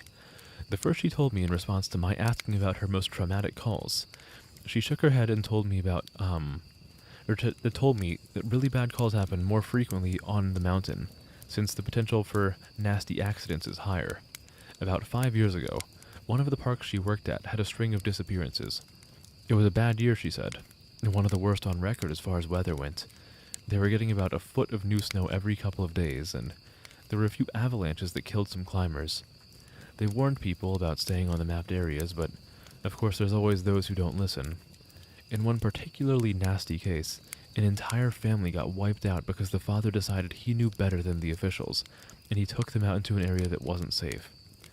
They weren't snowshoeing, and as best Katie could figure, they'd walked onto a shelf of snow that looked solid, but actually wasn't. It gave way, and this family went ass over tea kettle almost 300 feet down a slope. They landed on the rocks at the bottom, and the parents died instantly. One of the kids did as well, but the other two survived. One had a broken leg and fractured ribs, the other was almost unharmed save for some bruising and a sprained ankle. The uninjured child left his sibling behind and set out to find help. Katie said the kid didn't make it more than half a mile before a storm overtook him. Kid stopped to try and get warm, or maybe just to rest, and ended up freezing to death. They ended up finding the family with the help of some witnesses who saw them heading out into the wilderness. And she was the one to find the kid who'd frozen to death, looking for help. She said it had started to snow, just enough to obscure long-distance vision, but not enough to make searching impossible. She saw a figure sitting in the snow up ahead, and she got to it as quickly as possible. She described in detail how, as she got closer, she realized first that it was a child, second that they were deceased, and third that they had frozen in one of the most pitiful positions she'd ever found a corpse in. The kid was sitting upright, with his knees tucked up against his chest. His arms were curled around them, and his head was tucked up in his coat. When she moved the coat to look at his face, she saw that he'd died crying. His face was twisted, and the tears were frozen on his cheeks. She said it was painfully obvious that the kid was terrified when he succumbed to hypothermia, and, as a mother, it broke her heart. She told me repeatedly that she hopes the father is burning in hell as we speak. Well, at least he won't be cold anymore. Gonna buy some, they're called, why do they call them crazy sour Skittles? They can't just call them sour Skittles. If they're not nice, you're gonna keep the receipt and demand what do you, why? No, hold on, wait, no. Why compensation from me? I've done nothing wrong. I feel like I'm being unfairly maligned here. What do you mean? What have I done to deserve this kind of treatment? Okay, guys, remember when I told everybody that you should try Grape Propel? And you guys tried Grape Propel, and you loved it? Okay, let's keep this in mind. I would never give you a bad suggestion about, like, things to try. Come on. It might be weird to eat what I eat. Let me fucking... Well, let me tell you. If eating what I eat is weird, then, you'd better not ever have anything with eggs in it. or any bread ever, or any fruits, or any vegetables. You better not breathe the same air that I breathe. Are they all the same flavor? No, no, no. There's let me look at the bag. There are 5 different flavors. There are strawberry, lemon, lime, orange, and grape. So there are several flavors. No need to worry. You're not gonna. It's not like it's not like Swedish fish. Okay, Swedish fish are great, but they are all like the same flavor. Go out of your way to get some. It's like a parasocial threshold. No, no, you're not. No, you're not going out of your way to get them because you'd be eating the same thing as me. You're going out of your way to get them because you've heard that they're very good, right? Frame it that way. Frame it that way. It sounds a lot less creepy. The other traumatic story she told me that stood out in my mind was one that happened when she was a rookie. Her team got a report of an experienced climber who hadn't come home the previous day. His wife was convinced that something bad had happened because he'd never failed to come home on time. They went out looking for him and had to climb what sounded like some very technically challenging parts of the mountain. They got to a relatively flat area, and Katie started seeing blood in the snow. She followed the trail, and as she went, she started seeing little bits of tissue. She wasn't sure exactly what body part it had come from, but the farther she followed it, the more there was. She followed this blood and tissue trail to a sheltered area under a cliff face, and she finds the climber. She said there was so much blood, more than she'd ever seen before. He was lying face down, one arm stretched in front of him, as if he'd died crawling. She looks closer and sees that he's been partially disemboweled, which is where the tissue she'd seen had come from. The guy has an ice pick tucked into a hip holster, and it's covered in blood. Of course, they'll never be sure exactly what happened, but she said as best as she can figure, this is what went down. The guy had been attempting to climb up to the next area, and had been using his ice axe to ascend. He'd probably hit a loose patch and had fallen. On the way down, or possibly when he landed, he'd gotten impaled by the axe, and it had disemboweled him. He dragged himself along, tearing pieces of himself out as he went, and had died under the cliff face. And she isn't terribly bothered by gore, but I guess a few of the guys who came to help her remove the body threw up when they turned him over, and a good portion of his intestines spilled out. Oh, lovely. I will say, one thing that, I think works in favor of the writing here, and I am not like a professional writer by any means. I think I'm a decent writer, but, okay, when it comes to like creative writing, I'm not like that good. One thing that I think works really in favor of the writing is that in addition to all like the weird supernatural shit, they do intersperse and like sprinkle in little stories of things that can be explained by like totally realistic, albeit very unfortunate means. Like this story. Like someone is climbing with like an ice pick, they fall down, and they fucking cut themselves open with the ice pick while they're falling. Like, there's nothing supernatural about that. I mean, could there be? Yes, but like, as far as the story presents it, it's something that could have just fucking happened. And it sucks, but it could have happened. What's scary is someone impulsively saying creep in social situations. I'm a creep. I'm a weirdo. What the hell am I doing here? I don't belong here.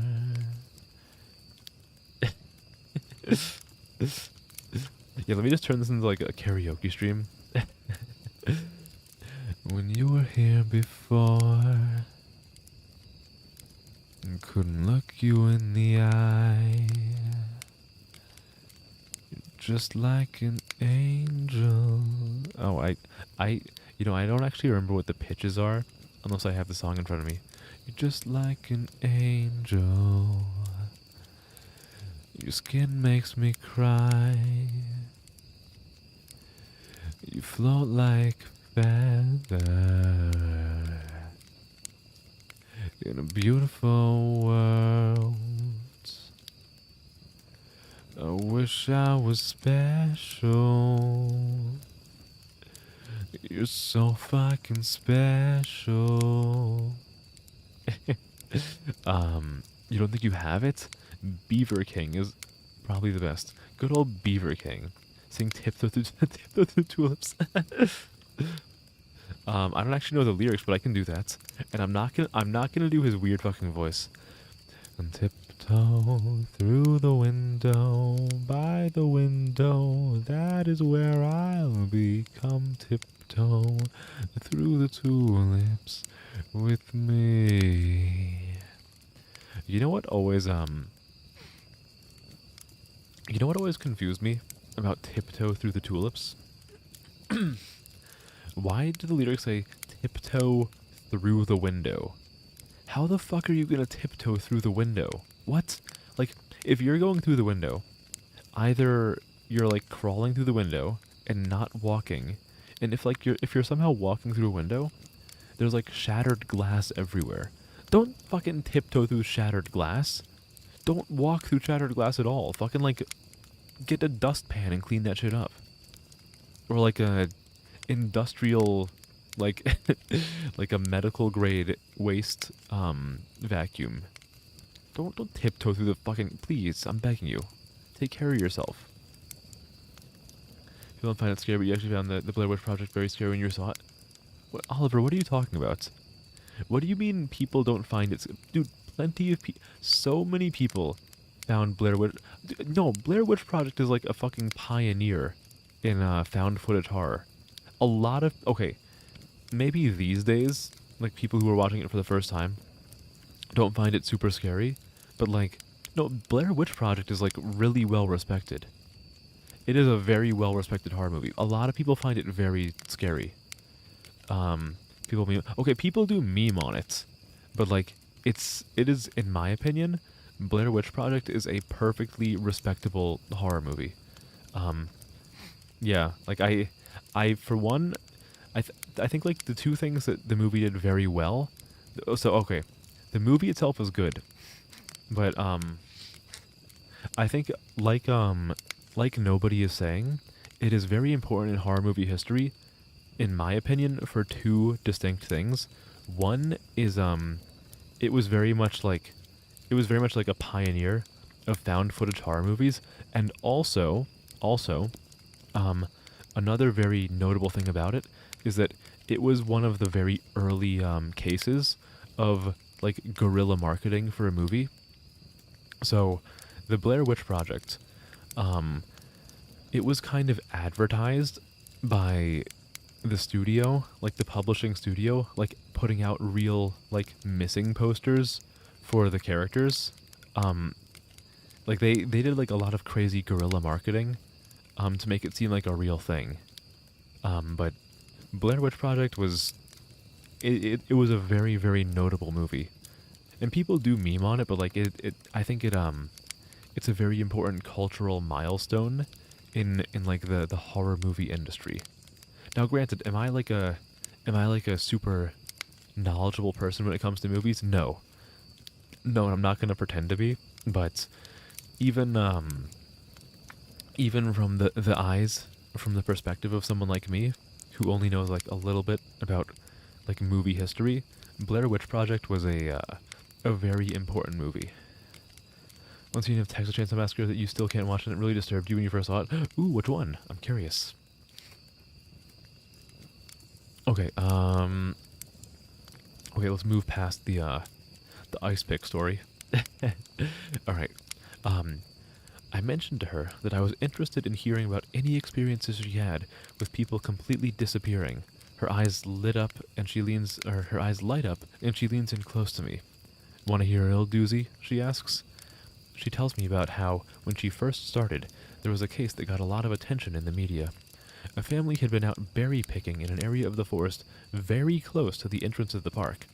They had 2 little boys, both under the age of 5, and at some point during the day, one of them vanishes. There's an absolutely massive search, and they find absolutely nothing. It's another one of those cases where it's like the kid was never there in the first place. The dogs just sit down and don't pick up on anything.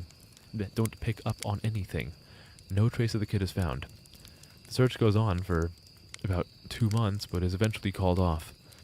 Fast forward to 6 months later, the family comes back to place flowers at a memorial that's been set up for the kid. They bring their other son. While they're placing the flowers, they lose sight of the kid for about 3 seconds, and in that span of time, he vanishes into thin air. Now, obviously, the parents are beyond devastated. It's awful enough to lose one child, but to lose two is beyond imagining. The search is huge, one of the largest in state history. There are about 300 volunteers combing every inch of the park, looking for the kid. But again, there's no trace of him.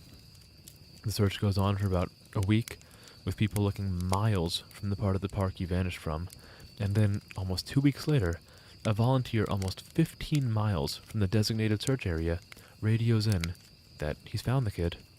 They assumed that the kid was dead, but the volunteer said he's not only alive, he's in good shape. Katie and her team goes out to recover the kid, and when they get there, she can't believe that this is the kid that's been missing. His clothes are clean, there's no dirt on him anywhere, and he doesn't appear traumatized. The volunteer said he found the kid sitting on a log, playing with a little twig bundle that's bound together with some old rope. Katie asks him where he's been, who he was with for those 2 weeks, and the kid tells her that he's been with the Fuzzy Man. Now, Katie firmly believes in Bigfoot, so she gets all excited and asks what he means by fuzzy. Was he hairy? But the kid says no, he wasn't hairy. He was a fuzzy man, and he describes a man that's blurry, like when you close your eyes but not all the way closed. He says the man came out of the trees and took the kid with him deep into the woods. The kid says he slept in a hollow tree and the fuzzy man gave him berries to eat. Katie asks if the man was mean, if he scared the kid, and the kid says, no, he wasn't scary, but I didn't like how he didn't have eyes. Katie says, they get the kid back to headquarters, and a cop takes him into town to talk to him more about what happened. She's friends with the cop that talked to him, and she said the kid described being kept in this tree by the fuzzy man, and given berries whenever he was hungry. He was allowed to wander around a very specific clearing, but when he tried to go further, the fuzzy man would get mad and yell real loud, even though he didn't have a mouth. When the kid got scared at night, the fuzzy man made it go brighter and gave him the twig bundle. He said the fuzzy man was going to keep him, but he had to let him go because the kid wasn't the right kind. He either can't or won't elaborate on that. The cops are just sort of left scratching their heads, and the search for his brother is renewed with no results. The kid has no idea where his brother might be, and they never found him. Nostalgia Critic hasn't reviewed the Blair Witch Project yet, so... Oh no. Is Nostalgia Critic like the movie equivalent of Anthony Fantano? I don't have an opinion on this, because Anthony Fantano hasn't told me what to think about it yet. Like the dinner table scene? Oh, okay, yeah. I see what you, yeah, I mean, it's kind of like a bit of a sensory overload for the character. When I have a chance, can I check the general channel? Hold on, there's a review for Sour Skittles in the general channel. Fantano tells me what to think. Fantano tells me what to breathe, what to feel. Fantano tells me what true love is. In the general... In the general channel? Are you sure, Oliver? I don't see anything in the general channel. Am I looking at the wrong server? No, I'm not. Are you sure you put it in the general channel? I don't see it there. Am I crazy? Did you put it in your general channel? I'm not seeing it. Am I blind? Oh, there it is. Hold on. It was there all along. I'm actually just blind. Okay, one review. What does it say? Too sour. A review just saying too sour. What was the actual rating? 5 out of 5 stars. Too sour. Beautiful. A dating coach telling people what they're attracted to, right? You're attracted to big tits, but I'm an ass guy. No, you're not. Okay. The last story that Katie told me was of something that happened to her when she got separated from her training group when she was a rookie. They were learning the basics of high elevation, belaying on a well-mapped side of the mountain, and she had to use the bathroom. She went off about 50 yards from the group during a meal break and did her business. I'll tell the rest exactly as she told it to me. So I go to take a piss, and once I'm done, I start going back to the group. But I've only gotten about 5 feet when I realize that I have no idea where I am. Sorry. And this wasn't a, oh, I got turned around lost. I mean, I had literally no fucking clue where I was. If you'd asked me, I don't even think I'd been able to tell you what state we were in. It was sort of how I imagine people with amnesia feel, you know? You're completely lost and you have no idea what to do. So I stood there for a while, just trying to figure out where the fuck I was and what I was supposed to do. But the longer I stand there, the more confused and turned around I get. So I start walking. As I recall, I just picked a random direction and went for it. And as I'm walking, it's just getting worse and worse to the point where I have no concept of why I'm on the mountain in the first place. I'm just trudging through the snow, and then I start hearing this voice. It's kind of inside my head almost, like if a frog could talk all low and croaky, and it's telling me over and over, "It's okay, it's okay. You just need to find something to eat. Find something to eat, and you'll be okay. Just keep walking and find something to eat. Eat. Eat." So I start looking around for anything that I can eat, and I swear to God, I've never felt that hungry in my whole life. It was bottomless, and I think I'd have eaten just about anything you put in front of me right then. I had no concept of time, so I had no idea how long I'd been out, when I hear an actual voice coming towards me. I go toward it and see one of the other SIRs, and he looks fucking terrified. He's running towards me, asking if I'm okay and what the hell I'm doing out here. And the scary thing was, as he's running towards me, I kind of see myself reaching into my belt for my hunting knife. I'm not even really thinking about what I'm doing, but what I am thinking is that I have to eat. If I don't eat, I'll never be okay again, so I just have to eat. He sees me doing that, and he backs off right away. He yells at me to put my knife away, and that he's not going to hurt me. And that kind of snaps me back. All of a sudden, I know exactly where I am, and I put the knife away. I run to him and ask how long I've been gone, thinking he'll tell me I've been gone for half an hour or so, but he tells me I've been gone for 2 fucking days. I've gone over 2 peaks and ended up almost on the other side of the mountain, and if I'd kept going, I would have ended up wandering into about 300 miles of wilderness. They'd never have found me. He can't believe I'm not dead, and of course, I don't know what the fuck to think. To me, no time has passed at all. I don't say anything, I just go back with him to a rendezvous point, and I'm taken back to HQ to be airlifted to the hospital. When I get there, they do all kinds of tests and try to figure out what happened. As best they can guess, I had some kind of weird fugue state, which is kind of like amnesia, or a weird seizure that knocked my brain out of whack. But the truth is that we really don't know. It's never happened again, but I'll tell you, ever since then I never go out there alone. People rag on me for making them come with me when I have to leave the group, but I just tell them that listening to me piss in the snow is better than losing me for 2 fucking days on a freezing mountain. Fun. The joys of pissing in the wilderness. Don't know if the casualties are written adds to this experience or takes away from it. I think it helps the immersion factor that they are written decently realistically. The one thing I will say that is unrealistic about the story. So again, a lot of this I think is written really well. The one thing though is like a lot of this shit that these people are saying from their stories, like like if any of these things happened to me, I would like immediately quit. Like I don't know.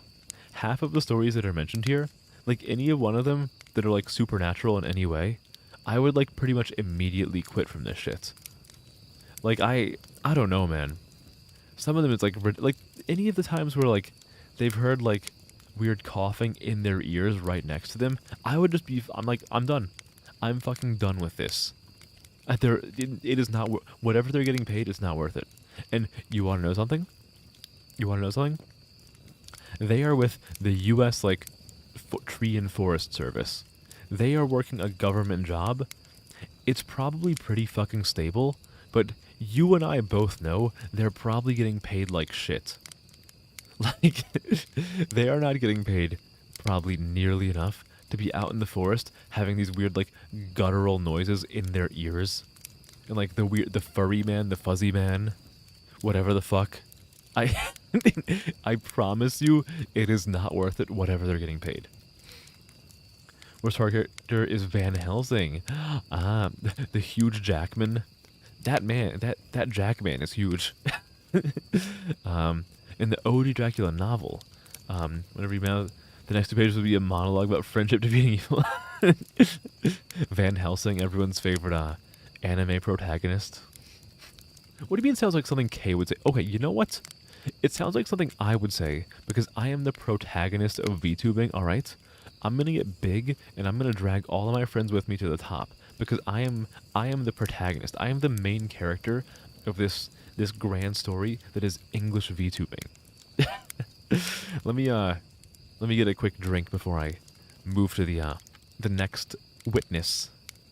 Witness Dick. I'm sorry, I had to. Ooh. Ooh. Oh, I almost let some of my drink go down the wrong or not go down. I almost let it accidentally go into like my air hole. Ugh. Give me a second. Give me just a second. I accidentally clicked on something in Discord and now it's loading a server that I never visit. Okay, the next person I talked to was EW, a former trainer who now works as an EMT. He still comes to ops like this to help out, but he doesn't work full-time for us anymore. He specialized in finding lost kids. He just seemed to have a sixth sense when it came to knowing where they'd gone. He's a legend among the more senior vets, but he gets embarrassed if you compliment him on his work. He sat down with me at dinner one evening, and we ended up swapping stories. Most of them were just casual, but when we got on the subject of the weirder calls, I mentioned that I'd had a buddy who'd gone up a set of stairs. He got kinda quiet and asked me if I'd heard of a little boy who'd disappeared from his park a few years back. I hadn't, so he told me the story. Oh, what a wall of text. Holy crap. That's fine. I like reading. They were out looking for this 11-year-old boy, Joey, who had gone missing near a river. Of course, the first thought was that he'd fallen in and drowned, but when they brought dogs out, they led SAR officers away from the river and up into a very densely forested area. When we do searches for people, we search in a grid pattern, and we search every box of the grid incredibly thoroughly. What EW's team noticed right away was that a very strange pattern was emerging. Dogs in alternating boxes were picking up Joey's scent, but losing it when they overlapped with another box. If you think of a checkerboard, Joey's scent was being picked up in random black squares, but never in red. This, of course, didn't make any sense, because how could the kid bounce from one area to area without leaving a scent in each place he passed? EW and his partner pass into a new box of the grid, and EW notices a set of stairs about 50 yards away. He tells his partner that they need to go and check near it, but his partner flat out refuses. He tells EW that he's made it a point never to go near any stairs he sees, and that while it may be routine, he's not to pretend that it's normal. He tells EW that he'll wait in sight while EW checks. EW says he was irritated, but he felt for the guy and didn't push him on the subject. I walked over to the stairs. They were small, kind of like stairs into a basement. I don't really feel strongly one way or another about them. The stairs, I mean, so I wasn't scared or anything. I guess I'm like everyone else, and I just prefer not to think about them too much. Yeah, anyway, I went over and I could see that there was something lying on the bottom step, sort of curled up. My heart sinks because, of course, you always hope for the best. And when we were... Did I read that right? Yeah. My heart sinks because, of course, you always hope for the best. And we were confident that we'd still find this kid alive because he'd only been missing for a few hours, but I knew right away that it was him and that he was dead.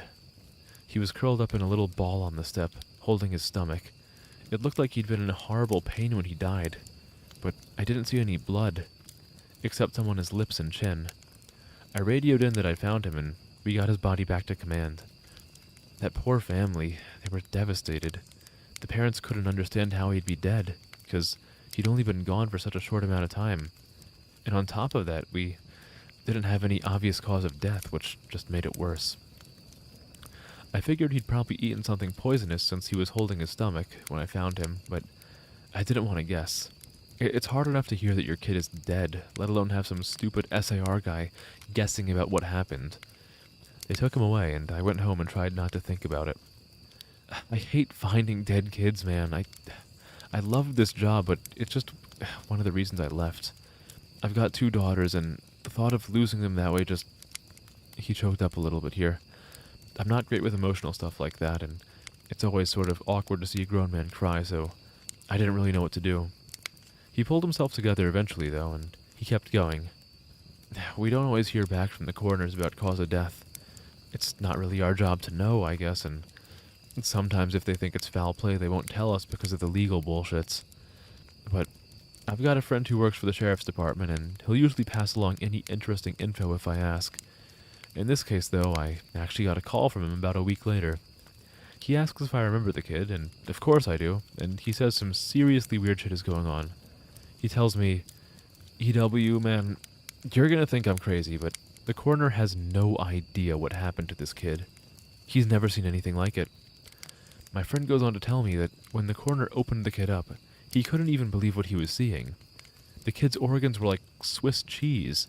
Quarter-sized holes were punched clean through just about every single organ this kid had, aside from his heart and lungs. But his colon, his stomach, his kidneys, and even one of his testicles were full of these clean holes.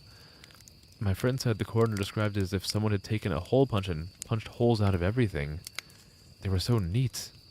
But the kid didn't have a scratch on him. No entry or exit wounds. The closest anyone there had ever seen was a guy who had filled himself full of buckshot a year or so back while cleaning his rifle. No one had a clue what could have possibly caused it. My friend asked me if he'd ever heard of anything like it, or if we'd had similar cases in the past, but I never even heard of something like that, and I told him I wasn't going to be of any help to him. As far as I know, the coroner determined the cause of death was something like massive internal bleeding, but no one knows what really happened. I've never been able to forget that kid. I still have nightmares about it sometimes. I don't let my kids go into the woods alone, and when we go together, I never let them out of my sight. I used to love it out here, but that case and a couple others just sort of ruined it for me. Dinner was over, so we started to clean up and go back to our cabins. Before we went our separate ways, he put his hand on my shoulder and looked at me really close. He tells me that there's bad things out there. Things that don't care if we have families or lives, or that we can think and feel. He tells me to be careful, and he walks away. I didn't have a chance to talk with him again, but that story stuck with me. Oh. And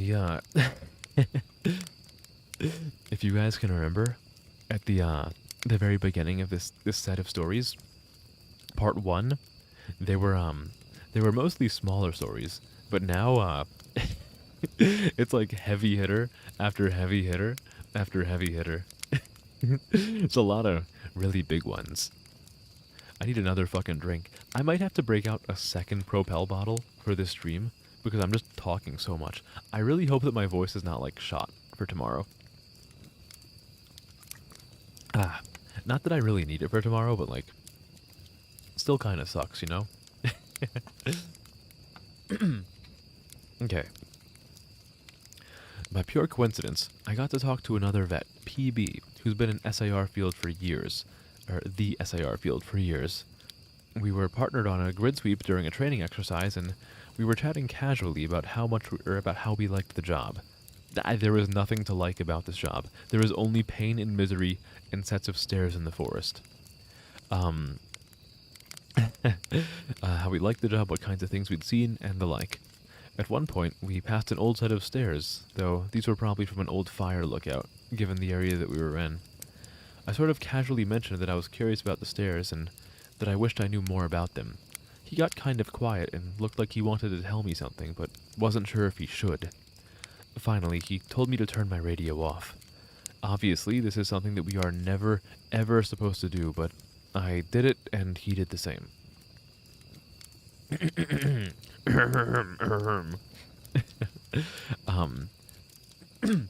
About 7 years ago, he tells me, he was out on call with a rookie.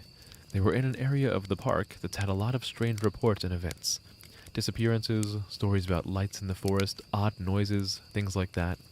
The rookie was totally spooked, kept going on and on about things out in the woods. According to PB, the guy wouldn't stop talking about the goat man. Just on and on, goat man this and goat man that.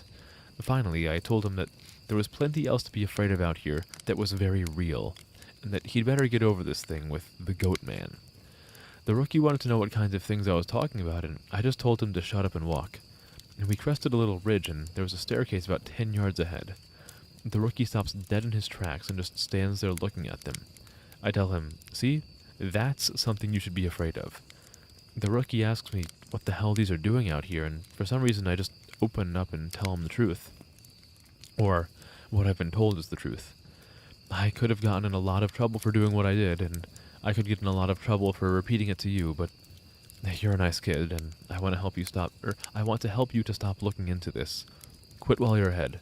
So I'll tell you what I know, under the condition that you never breathe a word of this to the soups. I told him I wouldn't say a word, and he double-checks that our radios are off. When I first started out, we were a little less tight-lipped about them and other things that happen out there. We warned people, before they were even hired, that there was weird shit going on. I guess the Forest Service was tired of having such a massive turnover rate, and they wanted people to know what they were getting into. So, they started having people sign these agreements that they wouldn't go out to the media about what they were going to see. The FS didn't want to scare people away, so the last thing they needed were spooked rookies running off to the media with stories of ghosts and haunted stairs. Not the stairs, no! But eventually, they found out that the agreements weren't necessary. People not only didn't want to talk about what they saw, they wouldn't. A few times, the media tried to talk to people when kids or hikers would disappear, and no one would say a word. I can't really explain it. I guess we just don't really want to admit anything is wrong. This is our job, to be out in the woods every single day. We don't need to be spooked, and the best way to avoid that is to pretend like everything's okay. So I'll tell you everything I can think of, and after that, I'm done talking about it for good. And I expect you not to bring it up around me, ever. The stairs have been out here as long as the parks have existed. We have records going back decades describing them. Some people go up them, and nothing happens. Other times, look, I really don't like talking about this, but sometimes really bad shit happens.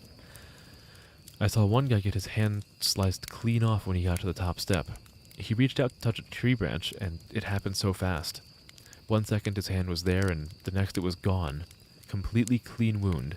We didn't find his hand, and the guy almost died. Another time, a woman touched one of the stairs, and a blood vessel in her brain exploded. Literally exploded, like a water balloon. She sort of stumbled down and came over to me, and all she got out was, "I think something is wrong with me." She dropped like a sack of flour, dead before she hit the ground. I'll never forget the way the blood leaked into the inside of her eye. Before she died, I watched it turn red. I watched it happen, and there wasn't a single thing I could do to help. We warn people not to go anywhere near them, but there's always at least one idiot who does. And even if nothing happens to them, something bad always happens. Or even if nothing bad happens to them, something bad always happens. Kids go missing as we're on the trail. Someone dies the next day, cut in half in a completely safe part of the park. I don't know why, but something bad always happens. I don't know exactly why they're out there, but it doesn't matter. They're here, and if we were smart, we'd tell our new officers exactly what they're capable of. We were both quiet for a little while. I was afraid to talk because I wasn't sure if he was done. He looked like he wanted to say something else. Finally, he spoke up again. "Have you ever noticed how you can't find the same ones twice?" I nodded, expecting him to continue, but he just stayed quiet, walking alongside me, and eventually he started a story about the biggest deer he'd ever seen in the park. I didn't bring up the subject again, and I didn't press him for any more stories. He dropped out at the op the next day. Apparently he left before the sun came up. He said he was sick. None of us have heard from him since he left. Ooh, and that was what part was that? That was part 4. Part 4 out of 8. We're officially halfway done at the almost 3.5 hour mark. This is a long one. It probably wouldn't be nearly as long if I didn't just like randomly stop reading and start talking to you guys about like the silliest bullshit imaginable. But personally, I see that as one of the many draws. But I hope you guys are doing well. I hope everything is good with you right now. I wonder I'm not going to be able to get an answer for this, but I wonder if anyone who has been listening to this has fallen asleep while listening. That would be like the biggest ego stroke of all time. Let me, I think before I go to part 5, or at least while part 5 is loading, I think now is a perfectly good time for a little stretching break. You guys want to stretch? I'm going to stretch. Ooh, that feels good. I will say, the content might be ramping up a little bit because when I went to this URL, the page asked me if I was okay with mature content. So, like the first 4 parts, these are all on Reddit, by the way. The first 4 parts were all normal. I click on the page for part 5, and it asks me like, "Oh, there's mature content on this page. Are you sure you want to see it?" So this might be a little spicier. You're falling asleep. Well, if you need to go to sleep, I totally understand. It's late. It's late, and it's a very chill stream, so I completely understand if anyone is falling asleep or already has fallen asleep. Okay. Okay, removing the standard Reddit isms from this. It looks like we're leaping right into the story on this one. A firefighter who was helping us at the training op told me about a call he'd gone on, supposedly to help rescue a kid from an absolutely massive tree. He said they didn't give him details, just that they needed him to come out and help because they lacked the proper equipment.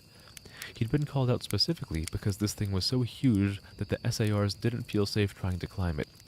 He'd been a tree trimmer before joining the VFD, so it was easy enough for him to grab his old equipment and come help out. I mean, you were in the same time zone? Ah, yeah, so it's just as late for you as it is for me. Personally, I usually sleep around 2 a.m., so I still have a couple hours left in me, but I totally understand that those of you out in EST who have normal sleep schedules, it's pretty late for you. Would I keep watching it while you're asleep? Of course, yeah, absolutely, 100 million%. And if everybody falls asleep, then I'll carry everyone back into the car and I'll drive us back home. Used to be a Midwest lad, now you're an EST sap. What do you mean sap? Hey, I was talking about this in the Discord server earlier today. You can't spell best without EST, okay? Keep that in mind. And you can't spell... I was going to make fun of PST, but I don't... There's no words that I can think of where P, S, and T come, like, right next to each other. Or detest? Yeah, like I detest PST. Haha. Got him.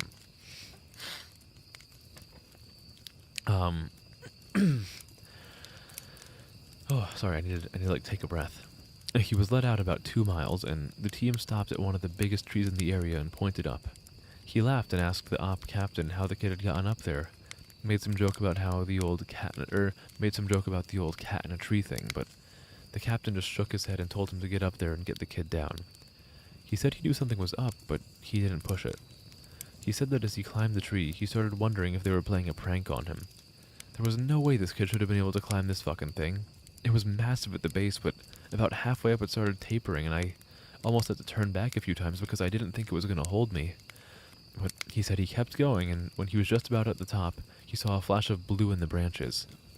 I saw the kid's shirt sort of caught in a branch, and I called out to him and told him to come near me if he could, but he didn't say anything.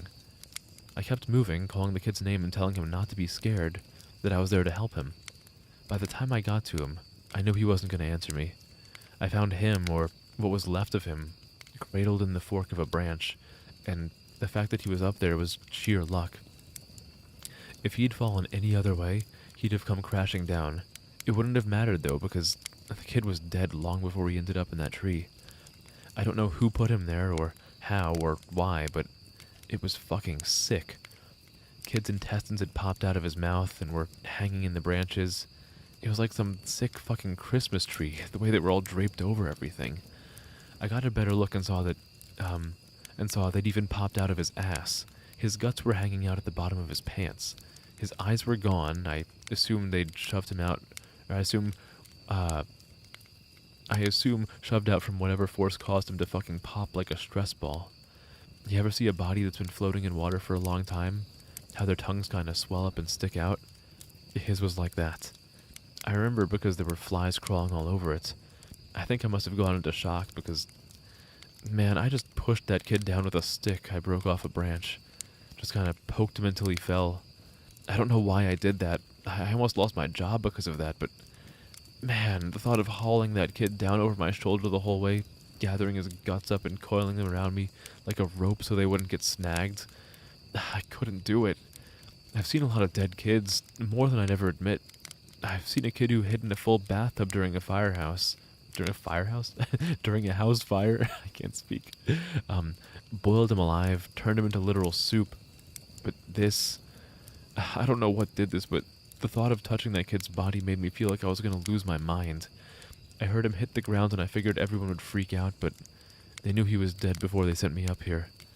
They didn't say anything, but they didn't shout or freak out or anything. I got to the bottom and I started to get up in the captain's face, asking him who he thought he was sending me up, or who he thought he was sending me up there when they knew damn well that the kid was dead. But he just told me it was none of my concern and thanked me for getting the evidence down. I remember he said that. I remember it specifically because it was so weird to hear it phrased that way. The evidence. Like, he wasn't even a person. Like, he'd never been a little kid who got lost and had some fucking unspeakable things happen to him. The captain had a crew lead me back out of the woods, but he and 2 others stayed behind, and I thought that was weird. But why wouldn't they help me get the kid out? I tried asking, but the guys leading me out just told me they couldn't discuss an open case. I asked him what he thought had happened to the kid, and he got really pensive and thought about it for a bit. I would have said a crush injury based on how his guts came out like that, but with those injuries, you see massive contusions under the skin, obvious trauma. This wasn't like that. It was almost like the kid got caught in a big vacuum and his guts sucked out. But even then, there was no trauma. None at all. It bothers me, man. It bothers the hell out of me. Oh, I have to like keep stretching. Why are my muscles getting all like weird from reading? I haven't flexed my reading muscle in a long time.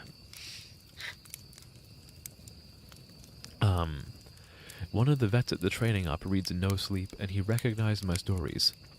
For context, this is coming from a subreddit called No Sleep, where the whole thing is it's essentially like a hub of scary stories.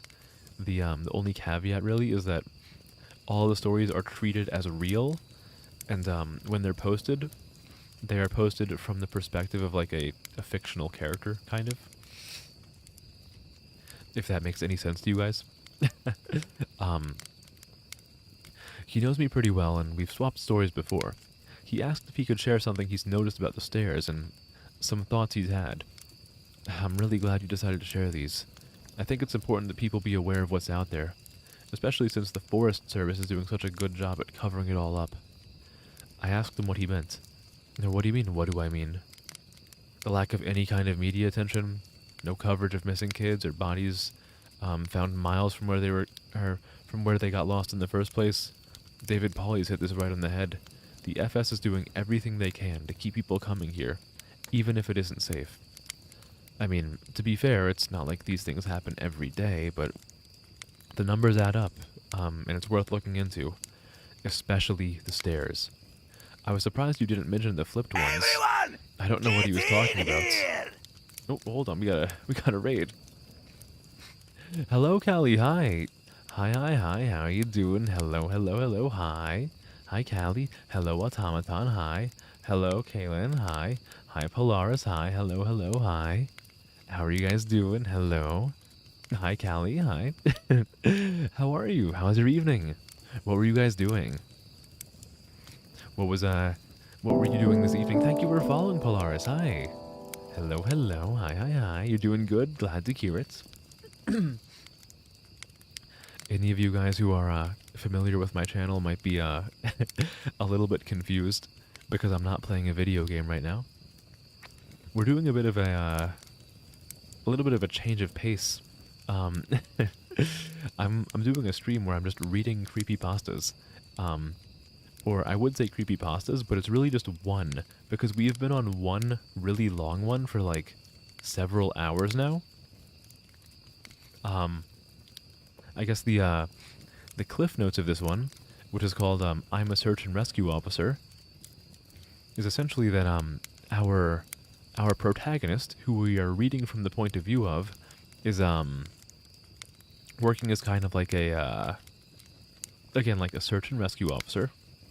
So maybe you've heard before that sometimes in like national parks, people go missing because they get lost, and they send in people to find those people who got lost. But in this park, that our protagonist is a search and rescue officer for, a bunch of really weird stuff is happening, including sets of stairs that people just find in the middle of the woods that seem to do terrible things if people interact with them or like walk on them. Been enjoying Hellsing, watching Cal. Oh, Cal, you were drawing your model. Ooh, I might have to take a little look at that VOD later. Ooh, I want to see your model. Ooh, yes, yeah, campfire stories, exactly.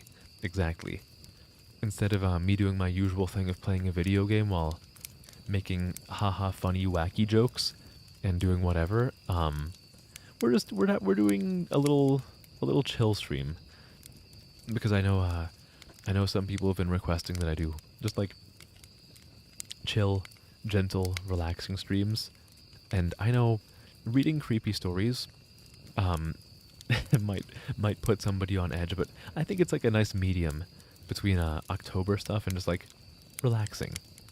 I don't know. I like relaxing with you guys, so hopefully you guys can enjoy relaxing with me too. It finally has clothes. Ooh, nice. I want to see this later. I want to see your model later. Oh, I'm so excited. She finally put on some damn clothes. After how long? It took you how long to wear clothes? It looks great. Oh, I'm so excited to see this. Oh, I can't wait till so one, I can't wait to see it on the VOD, and two, I can't wait until it's finally like done so I can see it in motion. A long while. It's due time for hell yeah. Nice. I'm happy for you. Ah. Ah man, and once again I wonder how I've met another talented artist. Why do I know so many like good artists? I don't understand. Like I could not draw a decent stick person to save my life. Can we learn the rigging? Ooh, okay, nice. Do you know what program you're using for rigging? I've done a little bit of rigging before. I think I used a program called Cubism. But I don't do it anymore.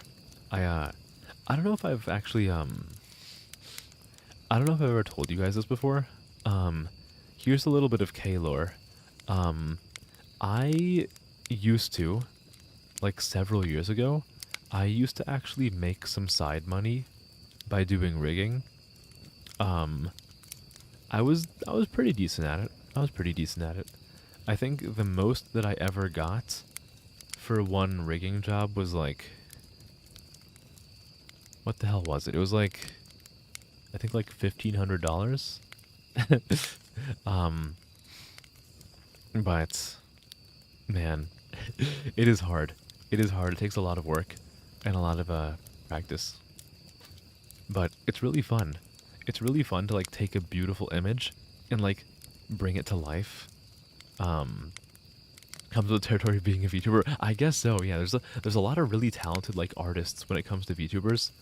I guess I can sort of call myself an artist, but the thing is like my art is music rather than rather than like illustration. Cubism, love 2D. Hell yeah, nice, nice, nice. Live, yeah, yeah. Like in the 8 months of doing this, your circle of artists knew. Right? I love how many artists I've gotten to meet while doing VTubing stuff. It's so nice. It's great. It's like it works well in so many ways. Because the way I see it, if you know a lot of VTubers and you yourself are also a VTuber, one, you can learn about art. Two, you can appreciate some good art. And three, you can you can kind of like get two birds stoned, because like if you need a cool asset or something, you can talk to one of the artists you know, and like you can get the asset that you need, and you can also like support artists. It's nice. It's really fun. Where was I in the fucking story? My brain stopped working. Okay, okay. I didn't know what he was talking about. I couldn't remember him ever talking about something like that. He seemed somewhat incredulous. Dude, I can't believe you've been on this long, or you've been on this long without seeing them. No one told you about them? I shrugged and asked him to elaborate. Well, there's the normal stairs, the ones that pop up when we're when we're out of ways. I know you know about them, but sometimes I've run across ones that are flipped upside down. I guess it would be like if you had a dollhouse and the stairs were a separate piece. Now take that, flip it upside down so the top step is stuck in the dirt, and put it out in the woods. They're like that. I don't see them as often, but they're odd, to say the least. Makes me think of footage taken after a tornado, when houses are blown apart and random things are left standing, like chimneys and garden walls. Those ones freak me out more than the normal ones, because I can't really write those off as easily. I don't scare very easily, like most of us who work here, but that idea stuck with me, and it bothers me. I'm going to try to find out more about them. He also mentioned how many people were bothered by the guy with no face. He got really excited and told me he'd seen something similar. I was out on a training exercise a few years ago. I was camped out in my tent and I heard someone walking around outside of camp. We're told not to wander far, which, you know, so I wondered if maybe it was a rookie who had gone up to pee and they couldn't find their way back. Remember that guy in our group a few years back who almost fell out of the damn mountain? Or fell off the damn mountain? Some of the writing is a bit typo-ridden. Well, I'm paranoid about that happening again, so I got up to see what was going on. I went to the edge of the camp and I called to whoever it was and told them that camp was this way. But they kept going back out into the woods, so I went after them. I know it was stupid, but I was half asleep and I just really didn't want to deal with some idiot getting hurt. I followed this thing on a dead straight course for about a mile, then it stopped on the edge of a little river. I could see the outline of it because the water was reflecting the moon and it looked just like an ordinary guy. He had a pack on and it looked like he was facing me. I asked if he was okay, if he needed help, and he cocked his head like he didn't understand me. I always have my pocket knife on me and it's got a little thumb light attached to it, so I turned that on and lit up his chest so I wouldn't blind him. He was breathing slow and deep, so I wondered if he was sleepwalking. I went closer and asked him if he was okay. I moved the light up and something didn't seem right, so I stopped. He kept breathing in this real slow, deep breath, and I sort of figured out gradually that that's what was bothering me. It was like he was pretending to breathe, but not actually doing it. His breaths were too even and deep, and all his movements were exaggerated, like his shoulders going up and his chest moving. I told him to identify himself, and he made this muffled noise. I need a drink. It'll be a trip. Yeah.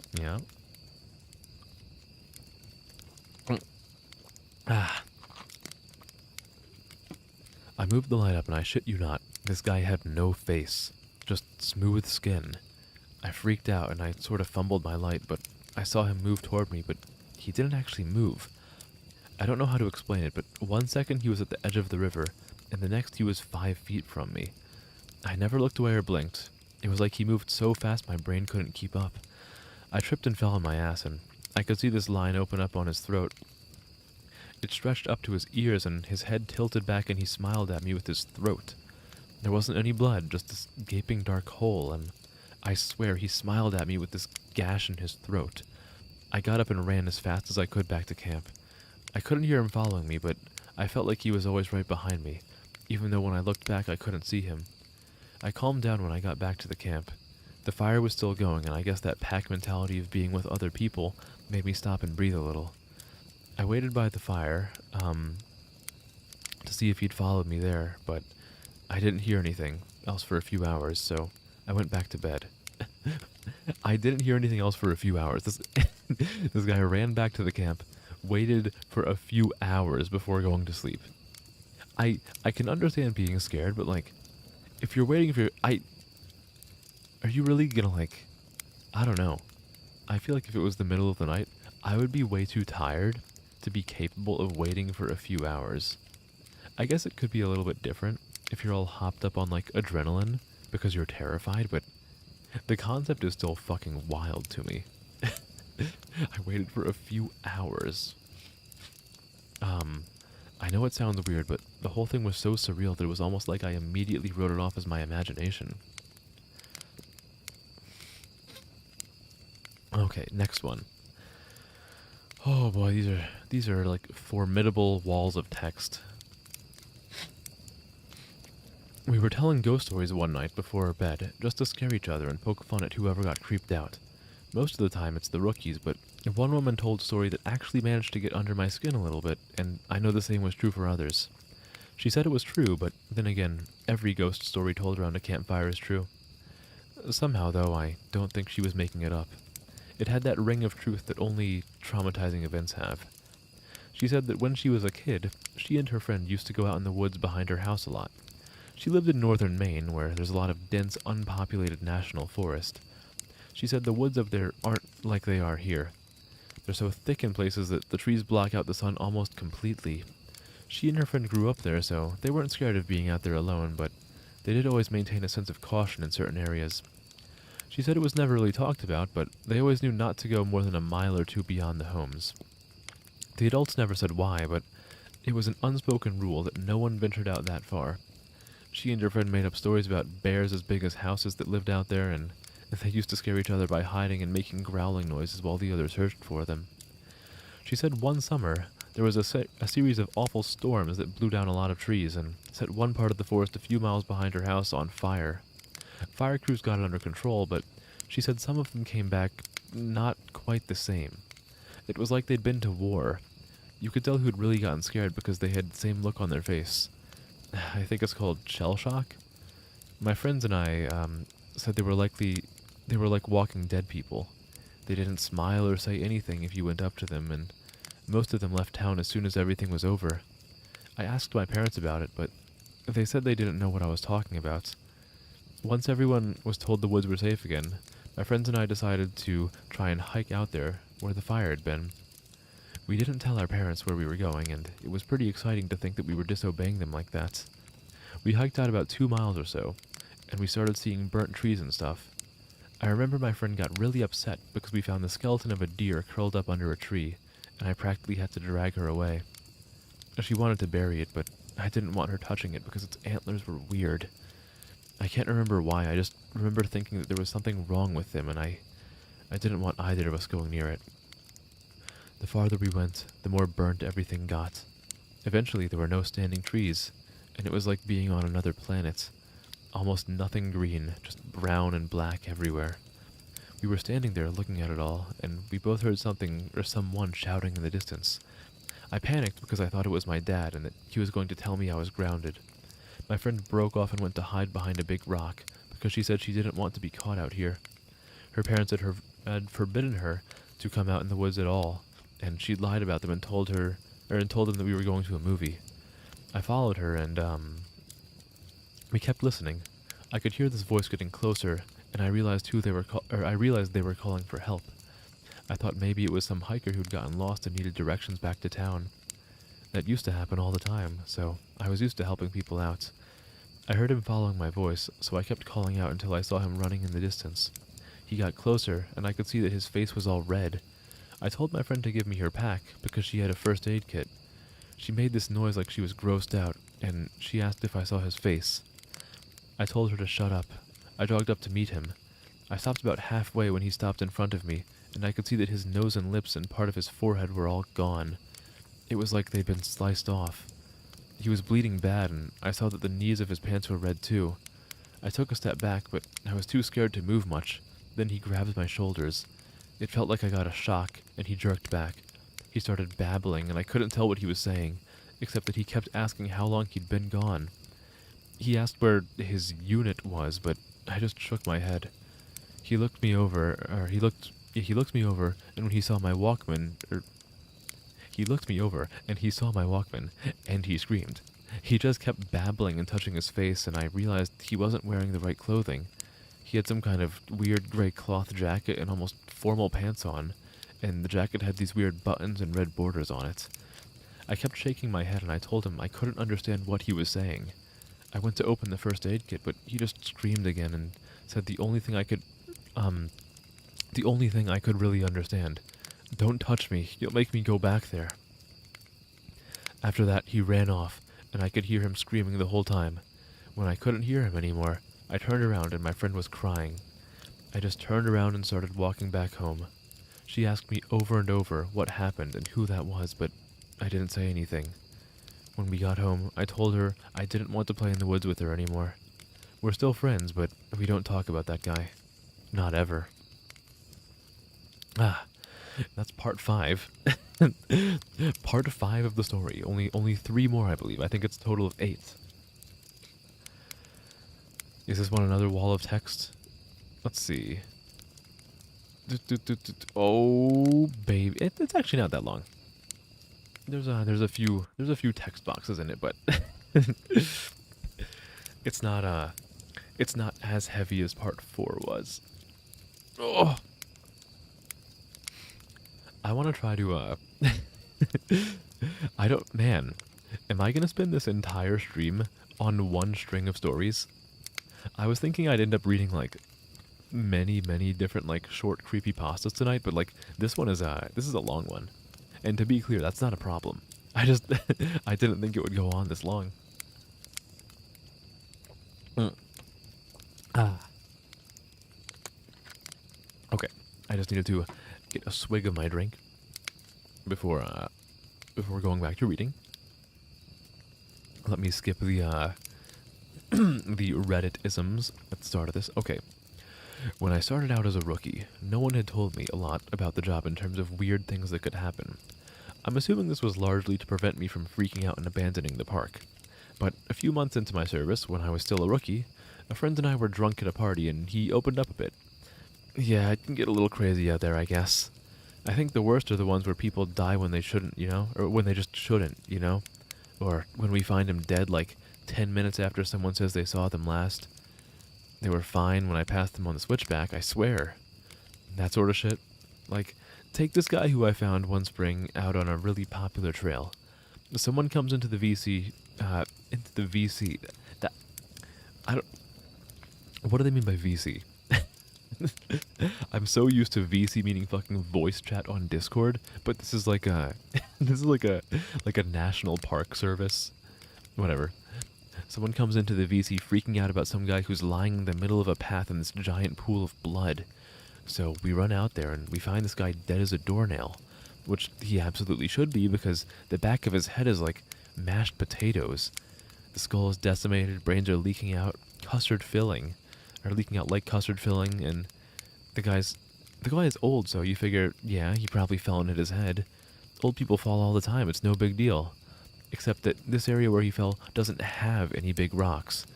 There's not even any stumps or big branches. And on top of that, there's no blood trail, so he clearly died where he dropped. Now, that's when you'd turn to murder, but there were people just out of line of sight of the guy. If someone came up behind him and murdered him, there's no way someone wouldn't have heard. And again, even if someone had, there'd be a blood trail, spatter all over the place. But everyone on the scene said it looked exactly like he'd fallen and smashed his head on a rock. So what the fuck did he hit his head on? And then there was this lady I found in a different park about 5 years ago, back when I was upstate. We found her in the middle of a stand of big junipers, curled around the trunk like she was hugging it.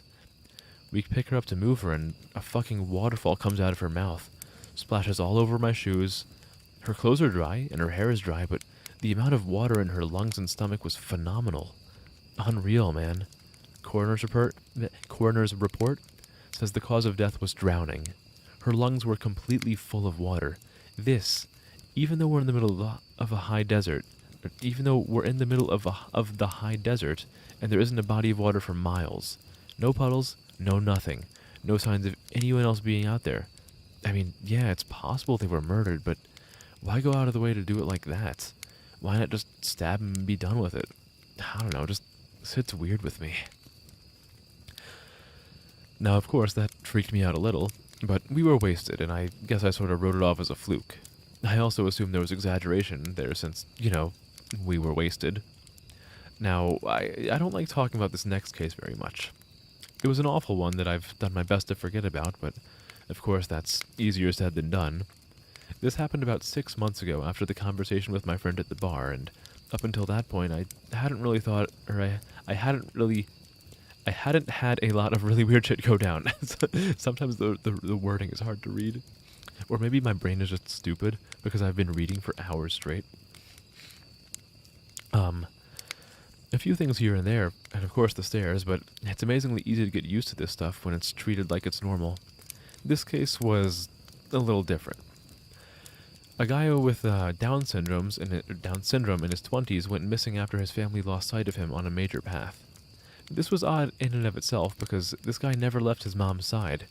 She was absolutely convinced he'd been kidnapped, and unfortunately a ranger who isn't with the park anymore insinuated that no one was going to kidnap someone. Well, with that kind of disability. Not very tactful, to say the least. We wasted a lot of time trying to calm her down enough to get information about him, and then we put out an official missing persons call. Because of the urgency of the situation, him being mostly unable to function alone, we had local police come in and help us. We didn't find him in the first night, which was heartbreaking. None of us wanted to think of him being alone out there. We assumed he just kept wandering and was staying ahead of us. We brought out the helis the next day, and they spotted him in a little canyon. I helped bring him back up, but he was in bad shape, and I think we all knew he wasn't going to make it. He'd fallen and broken his spine and couldn't feel his lower half. He'd also broken both his legs, one at the femur, and he'd lost a lot of blood. He was confused and scared while he was alone, so he'd probably exacerbated the injuries by dragging himself a little ways. I know it sounds awful, but while I was riding in the helicopter with him, I asked him why he'd wandered off. I just wanted something to tell his mother to let her know it wasn't her fault, because he was fading fast and I didn't think she'd get to ask him herself. He was crying, and he said something about how the little sad boy had wanted him to come play. He said the little boy wanted to trade so he could go home. Then he closed his eyes, and when he woke up again, he was in the canyon. I'm not sure that's exactly what he said, but it was what I thought the gist of it was. He kept crying, asking where his mommy was, and I held his hand and tried best to keep him calm. It was cold out there. He kept saying that. It was cold out there. My legs were frozen. It was cold out there. It's cold in me.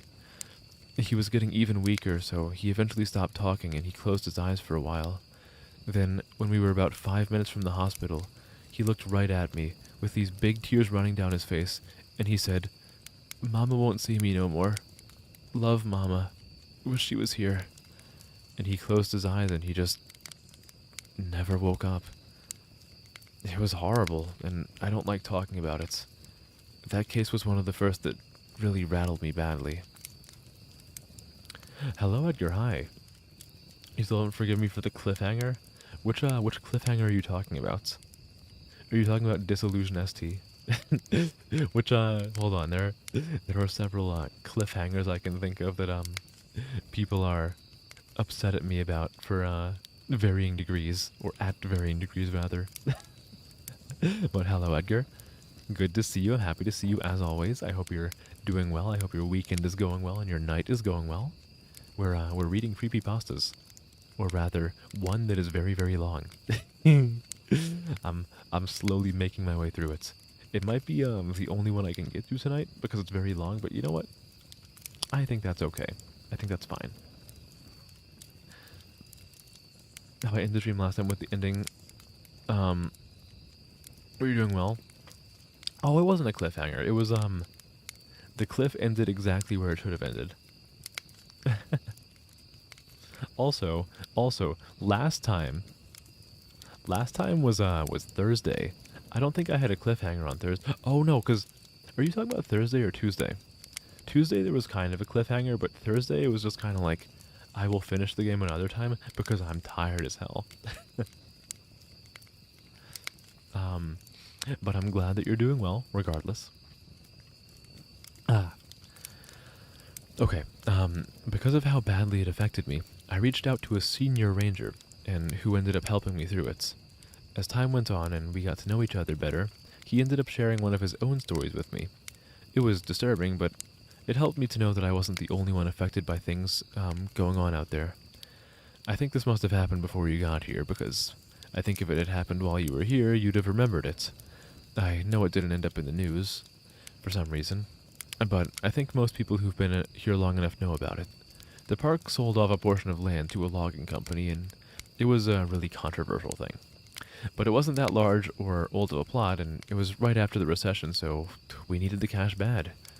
Anyway, they were felling this plot of land, and we got a call that we need to get our supervisors out right away.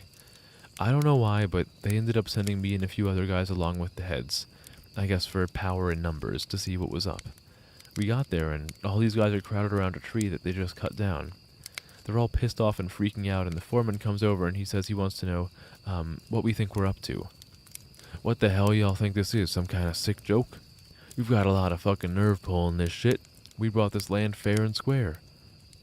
I don't know how to do like a like a mean guy voice when I'm reading in like a gentle tone. Well, we don't know what the hell he's talking about, so he brings us over to this felled tree and points at it and tells us when they cut it down, it was just like this, and they'll be damned if they put it there. The inside of the tree was all rotted out and hollow in one spot, and when they'd cut it down, it had exposed that chamber, and inside it is a hand, like a perfectly severed hand, and looks like it's actually fused with the inside of the tree. Well, now we think they're pulling a joke, so we tell them that we don't like being fucked with, and we start to leave, but they tell us they've already called the cops, and that they'll go right to the media if we don't stick around. Well, that gets the heads' attentions, so they stick around and talk to the police about it. Everyone is denying that they put the hand in there, and besides, how would anyone have even done it? It's clearly a real hand, but it's not mummified or skeletal. It's brand new, probably not even a day old, and it is definitely fused with the wood. You can see that it's coming right out of it. The loggers, they insist that they didn't put it there. Somehow, this fresh human hand ended up fused to the inside of the living tree. The cops have them cut up that section of the tree into a movable chunk. Then they take the hand away, and the area is closed off. There was a pretty big investigation, but I know they didn't get any answers. Now it's become this legend, and as far as I know, we haven't sold any more property for logging. I think that might be, I don't know, I mean, I could be connecting wires that are not meant to be connected, but I'm assuming that's related to the earlier mention of the guy going up the stairs and reaching his hand out, and the hand just like being cut off and disappearing. I think Thursday, all you remember is you said I was going to get a reward if we stuck around. And you got the spooky ending. The spooky ending was the reward. I gave you the spooky ending. Do you remember you'll be chilling? Good, nice. This is the perfect stream to chill to. I think there's a good handful of people who have fallen asleep while I've been reading, which is nice. It's kind of like a little trap because if I get someone to fall asleep while they're watching me, then they're probably falling asleep with the tab still open, which means I get those sweet, sweet viewer numbers while you all sleep and slumber. That said, it actually it has the same effect on me, believe it or not. Like, the more I read, I listen to my own beautiful calming voice. It makes me sleepy too, which is kind of weird, but that's okay. That's okay. Oh wow, this one's actually not that long. We're getting near the end of this one entry. As you all know, I went to a training seminar recently and heard some amazing and horrible things there. One of the guys I talked to while I was there told me a story when we were all around the campfire one night. We were both pretty drunk, you'll see a pattern here, and we were swapping stories. He told me this one. Me and another guy were out in a field search because some campers reported screaming noises at night. So we head out there to look for whatever fucking mountain lion has wandered into the area, and I am pissed. We've had 3 of them show up in the camping areas that year alone, and I'm getting tired as hell of constantly having to deal with them. Plus, I just don't like them anyway. They're a pain in the ass, and they're loud, and they scare the shit out of me. Fucking cats. Pieces of shit. I'm groaning about it to the guy I'm with, and he thinks it's a real fucking riot. So we're seeing all these broken branches and what look like dens, and we're pretty sure we know where this thing is. I call in, and then they tell me to confirm if possible, which, just means they want you to step in a big pile of shit and use that as proof. I'm not seeing any, though, so I basically just tell them to shove it. I'm done. We know that damn thing's out there somewhere, even if I'm not stepping in shit or inside its mouth or whatever. Guy I'm with wanders off to take a piss or whatever, and I stay behind watching this little burrow under a tree to see if maybe a fox or something is living underneath it. 'Cause I love foxes, man. They're cute as hell. But anyway, I'm watching this tree, and I start hearing branches crackling, and it's coming from the direction my partner went opposite of. Now, I've got my pistol, but both you and I know that's not going to do shit against a cat. I cock it and holler for my partner to get his dumb ass back, but he's just too far and he can't hear me. I stand up and get my sights on where this thing is approaching, and I shit you not, man, I just about peed myself. This guy is coming towards me, and he's backflipping through the fucking woods. Like, instead of walking, he's doing these crazy fucking backflips, and I swear to God he cleared every fucking log and bush in his path. It was like he knew right where I was going. I yell at the guy to stop right where he is, then I'm pointing a gun right at him, but he keeps coming, and I just kinda lost it. I shot at the ground in front of him, and it was a dumb fucking thing to do, but man, I did not want this guy anywhere near me. When I fired, he was about 50 yards from me, and as soon as the gun goes off, he whirls around and goes off, backflipping back into the woods. My partner hears my gun go off and runs back and asks what's up, and I tell him there's some fucking weirdo out here, hopped up on God knows what, and we need to get the hell out of Dodge. I let the cops know what happened, and I didn't get in any trouble for firing, but man, I don't know what that motherfucker was on, but I've never seen anything like that before. Shit was absolutely buttfuck crazy. What? What? So, so there was like a humanoid-shaped creature that is like at crazy speeds backflipping towards the guy. Then our guy just fires the gun at the ground, and then the dude's like, no, fuck this, and just like backflips away. It's kind of funny, actually. It's kind of like really funny. I think we can agree that there's some stuff going out here in the woods, and while I'm not going to spout off about what it could be or offer any theories, what I want people to take away from all this is that it is so damn important to be safe when you're out there. I know a lot of you think you're invincible, but the fact is that you can die out there, or be hurt, or go missing. It's easier than you'd ever imagine. Alright. We have, I think, 2 more parts. I'm on 7, and I believe there are a total of 8 parts. Oh, 7's a fucking big chunky one. 7 is a big chunky one. I think we're gonna get through all of it tonight, though. And depending on how tired I am by the end of it, this might be like our only story for the night. And you know what I'm thinking, guys? It seems like, it seems like you guys like this. People told me earlier that they enjoyed this kind of stream. There are a good number of people here. I am getting the impression that people like this. So that, in addition to the fact that this is a very easy stream for me to do, I'm thinking I might do more of these, where because I still have a lot of other stories to get to. And even if I'm ignoring the ones, well, I'm not gonna, okay, I want to make sure I'm talking the right way, because I don't want to give the wrong impression with my hypotheticals. Even if I were to ignore all the ones in the Discord server, there are so many online that I can find. So I can just like do these as like guerrilla streams every now and then. If you guys want some some scary stories at night. You keep expecting the main character to fall in love with a deer. That would be kind of funny. Yeah, so basically, I lied about all of these. I just told you this to, like, distract you while I was, like, giving this deer the craziest back shots in the world. He's, like, fucking parkouring. Lingo's begging for its life. Okay, hey, look.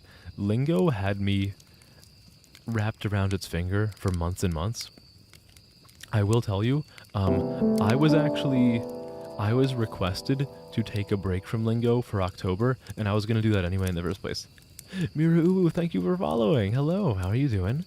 Good afternoon, good evening. I hope your night is going well. I hope your weekend is going wonderfully. Good to see you, good to see you. Thank you for following. But yeah, I was requested to take a break from Lingo, which is good. Like, Machka requested that I not do Lingo this month, and when he said that, I was actually responding by saying, that's really convenient, because I planned on taking a break from Lingo this month anyway, so I could do, like, spooky month things on the Saturdays, which is like this, like reading scary stories to you guys. Oh, I'm so happy that you guys seem to like this. I don't know. I like doing these, like, chill streams where I'm kind of just like, you know, we're like reading for you, and we're talking a little bit in between stories, and like maybe a good chunk of you were just lying in bed listening to this, and you're like, you're falling asleep. I don't know. I really like it. I really like it. I just the thought that this many of you guys are here, just like relaxing and chilling, it really warms my heart. It makes me really happy. So thank you for being here. Okay, on to on to part 7. All right. One of the topics that I get asked about a lot, here and in real life, involve things like the rake, the Wendigo, and other related legends. I can't honestly say that I know a lot about any of them, but based on some light reading I did, I can say that I've heard stories that seem to be loosely related to them. You've heard the old adage that legends like that come from somewhere, and I'm sure that's true, but as you all know, I do try to take things with a grain of salt. You have to, out here. It's sort of like working in a hospital, I'd imagine.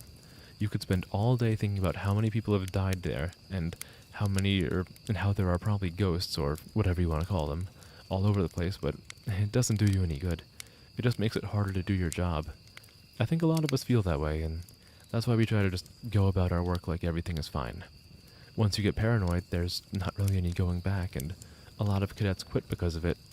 My park especially seems to have a high turnover rate because the cadets graduate and get so freaked out about everything, and they can't seem to let it go. You have to learn to internalize things and shut off. New viewers, did you know that every follow adds my wheels? No, don't tell the new viewers about my wheel debt. No, please. No, please, not the follow wheel debt. Please, anything but that. It's true, but I like to pretend it's not real. If I don't acknowledge it, it can't hurt me, but it can accumulate interest. I've talked to KD a bit about her experience because I want to know what she thought about the Wendigo. She didn't really have anything in particular to say about it, aside from that she didn't want to think about it that much. But she told me a friend of hers had something similar happen. I contacted this person, H, over Skype, and they agreed to talk to me a bit. They're aware of my work here, and they're fine with me posting the story exactly as they wrote it. You can kind of date this story because they were using Skype. Doesn't Skype not exist anymore? I think that like maybe a year or two ago they kind of like just took Skype down entirely. Is that correct? Default already. Bankruptcy is the only way back. No, I can repay this debt. I promise. I'm financially responsible, or whatever the term would be for what's like the term for finance, the analog for finance in terms of viewership. I grew up in Central Oregon, and there's this reservation called Warm Springs, about 2 or so hours from where I lived. I only mention that because a lot of people in my area have friends there, and a lot of the land in that area belongs to that tribe. When I was a kid, we used to go camping up there. Not on the res, of course, but in that area, and I met a lot of kids who grew up there. I got to know one kid really well. His name was Nolan, and we ended up hanging out a lot when our families were in the area. Our folks got to know each other so well, got to know each other I can't read. Our folks got to know each other, so we'd all get in touch and camp out around the same time. We'd camp for about 2 weeks, so We were out there for a long time. I asked him if he camped in an RV. Yeah, my dad had one, so I guess I wasn't really camping, or it wasn't really camping, but we'd take our tents and stuff and set them up out away from camp most nights. Um, they did big camp away from camp, whatever, who knows. I didn't like sleeping in there because I like being outside. We talked for a bit about camping. This guy must be angry at Zoom doing the same exact thing as them. Yeah, right? Yeah, Zoom did the same thing as them during pandemic and got like huge for a little while. I wonder how they're trying to like make profits these days. Nolan North. What Nolans do I know? I feel like there's a voice actor whose name is Nolan that I can't think of. There's Omni-Man Nolan. I don't know a whole lot of Nolans. Holy shit. You know, I'm realizing now that in my personal life, I don't know any Nolans. Like, not a single one. I know, like, famous Nolans, but I don't know any Nolans personally. It's the only one you know. Right? When, game developers, when you ask if, their game has, local connectivity, no LAN. That's a fucking awful joke.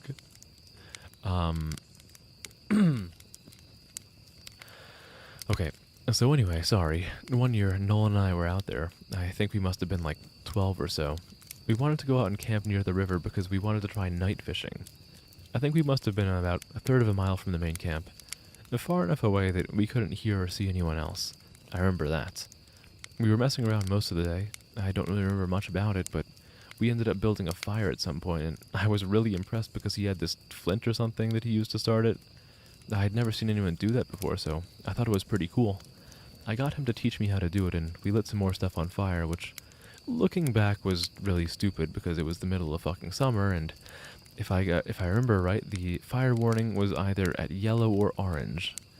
But thankfully, we didn't start anything major, and when it got dark, we sat around and talked about whatever it is 12-year-olds talk about. I don't really remember. What I do remember is that at some point, he looked over my shoulder at the river and asked me if I could see something.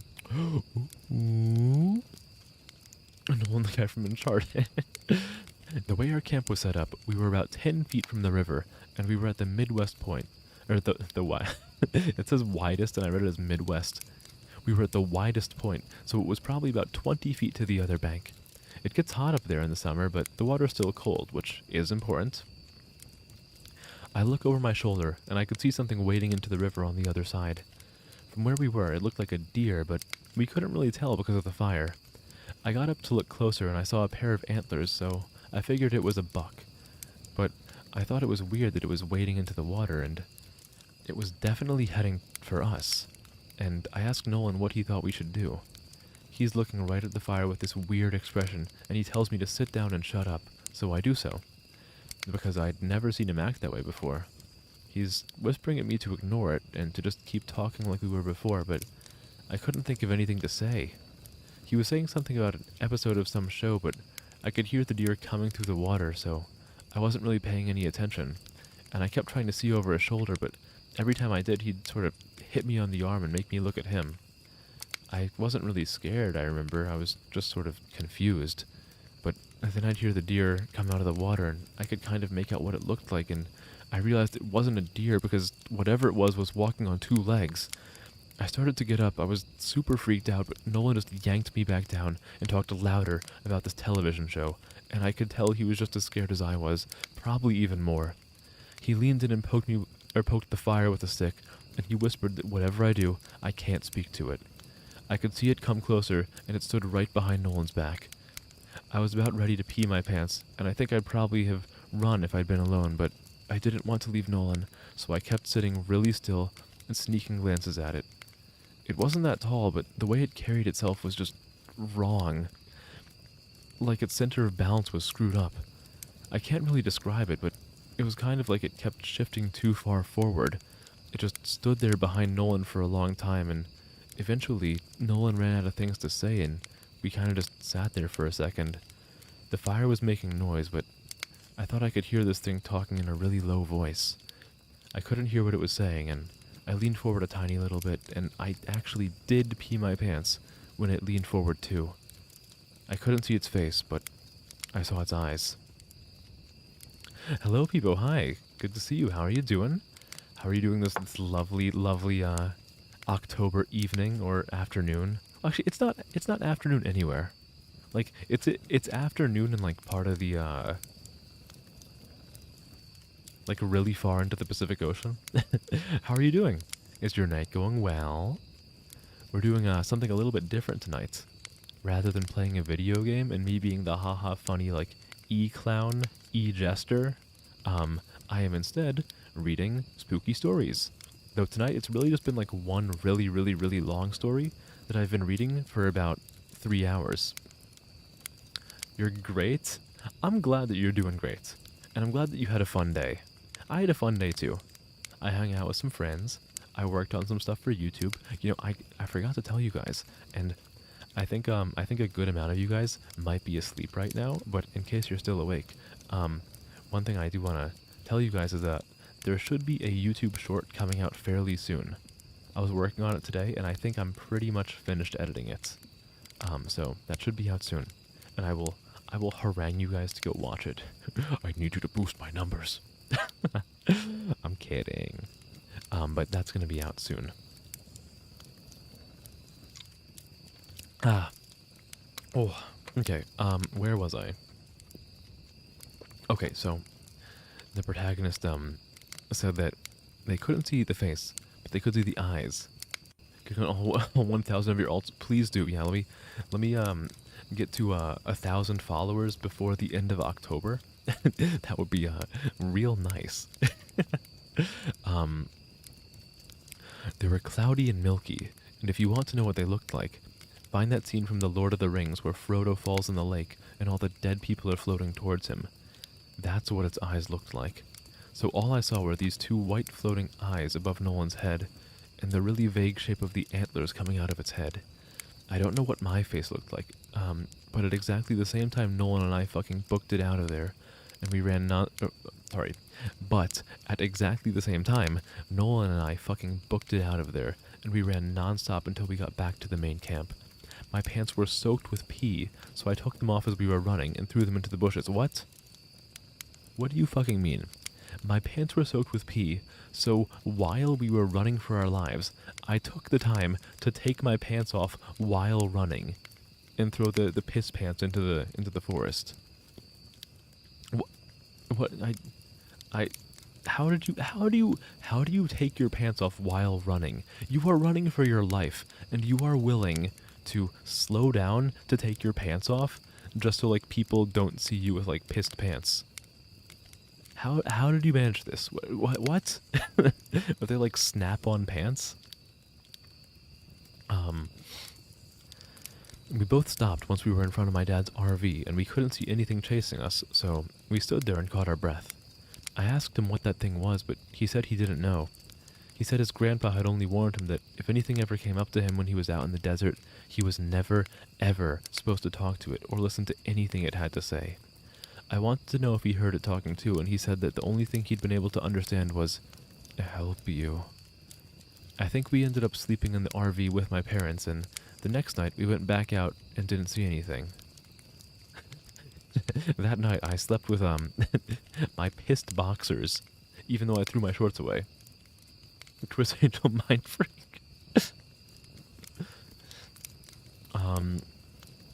For this next trick, I will transport my piss into your pants. That does remind me, in a lot of ways, of the Wendigo legend. There's a phrase used to describe it that I think fits perfectly, which is that the Wendigo is the spirit of lonely places.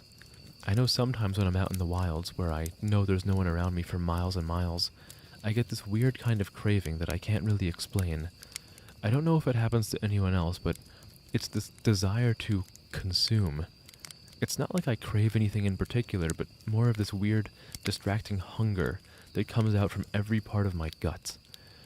I also wanted to find out more about the Faceless Man, if I was able, and found a few similar things. I asked around my circle of friends, and one of them said that when he was out doing repairs at a park in the area, or in his area, he saw something kind of like that. We were having dinner in town, five of us, including myself. This guy, he was repainting an information booth and heard a man ask him for directions to the nearest campsite. He didn't turn around because he was up on a ladder, but he informed the man that there weren't any campsites nearby, but that if he headed down the road about 4 miles, he'd find one at another park. He asked if he could be of any other help, but the man said no and thanked him. My friend said he kept painting, but he was listening and never heard the man leave. The second he came up and talked to me, the hairs on my neck stood up, but I wasn't sure why. I just had this really uneasy feeling about the whole thing, and I wanted to finish painting and get out of there. I figured maybe part of it was that I couldn't turn around to look at him, but something just felt off. There was also this weird smell floating around even before the guy talked to me, kind of like old period blood. Oh, lovely. I had looked around to see what was causing it, but I didn't find anything. So I waited for the guy to walk away, but I didn't hear him leave, which made me think he was just standing there and watching me. So I asked again if I could do anything for him, and he didn't answer. I knew he was there, though, because I hadn't heard him leave, so I just did this awkward turn on the ladder to look down and see what he was doing. Now, I admit it could have just been my brain fucking up, but I swear to you, Russ, for a split second when I turned around, that fucker didn't have a face. Like, he had no face. It was almost concave and totally smooth, and I just about had a fucking heart attack because I couldn't even wrap my brain around what I was seeing. I think I started to say something, but there was this kind of pop inside my head, and suddenly he was just a normal-looking guy. I must have looked weird because he asked me if I was okay, and I was just like, yeah, I'm fine. He asked about the campsite again, and I point to where he has to go, and he's like, I'm not from around here. Can you help me get there? Now, this is when I know something is really up, because there's no way this guy got out of here and didn't know where he was. And for that matter, there's no car around, so how'd he get in here in the first place? I said I was sorry, but that I couldn't take him anywhere in a company vehicle, and he's like, please, I really don't know where I am. Can you come with me and help me get there?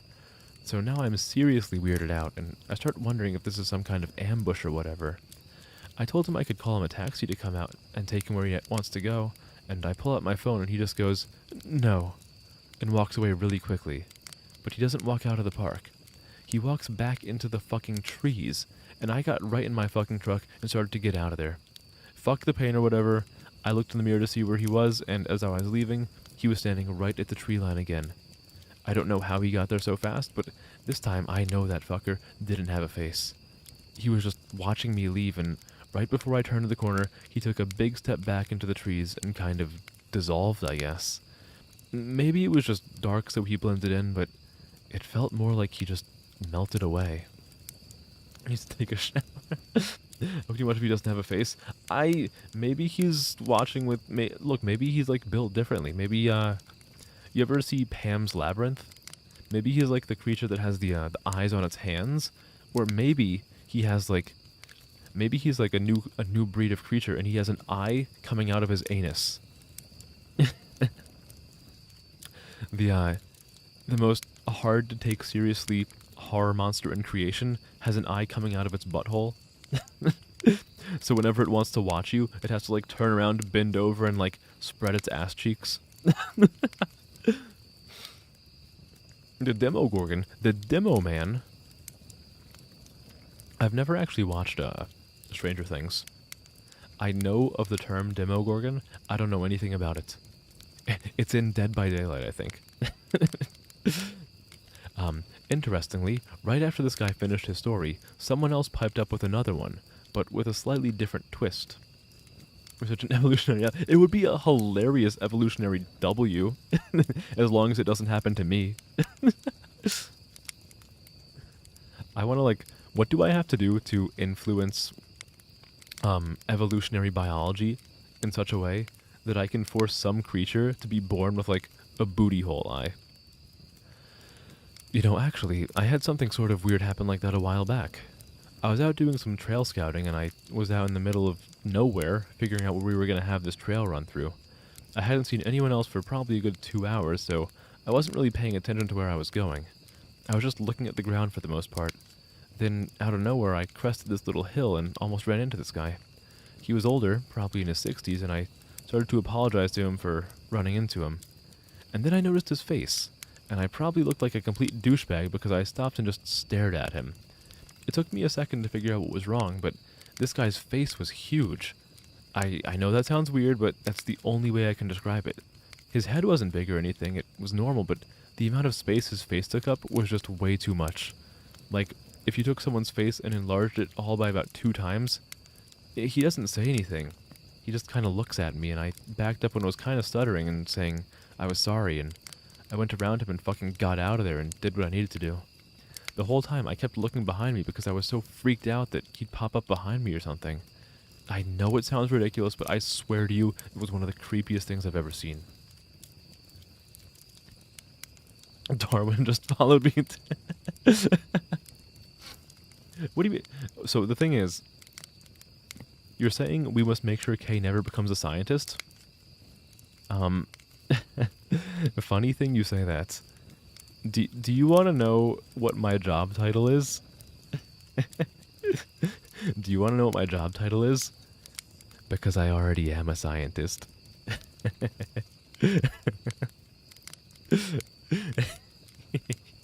It's a little bit too late for that. I am a scientist. Now, am I the same kind of scientist? No. No, absolutely not. I've told you guys before, all of my work revolves around like biotech and like medical stuff. But I am a scientist by title. I was building pacemakers at the age of 5. That's right. I was learning to build pacemakers from a very young age. Then I graduated college, and my reward was doing work that is like completely brainless. Okay, I switched the topic to the stairs. Oh, the stairs are finally coming back, guys. Did you guys mention? Did you guys miss the plot point about the mysterious stairs? I switched the topic to the stairs a little later, and there was a definite shift in enthusiasm. No one spoke up at first. There's a real stigma around discussing them, even when we're away from work. But I broke the ice with a story of my own, and the guy who told me the story about the faceless man told me this one, albeit very quietly. A couple of years ago, I was camping with my girlfriend, and we were out about 2 miles from the road at the site I know. We went to bed that night, but we couldn't sleep because someone interjected a funny comment, and we were dangerously close to going off onto another subject, but I got us back on track. Yeah, real funny, you fucker. No, it was because we kept hearing that grinding noise. My brother used to grind his teeth in his sleep, and it kinda reminds me of that. My girlfriend was freaking out, but I just kept telling her to ignore it because I've heard it before, and you just have to ignore it. It goes away eventually. You guys know what I mean. We all knew what he meant. So eventually, I got her to go to sleep, but I woke up probably 2 hours later because something was just off. I rolled over and she wasn't there, and I kind of freaked out because he thought for a second and then he took a very long drink. Anyway, I ran out of the tent calling her name, but I didn't have to go far. She was standing at the edge of the camp looking at something in the trees, and I couldn't see her, and I could see she was really pale. The fire was low, but bright enough to see her.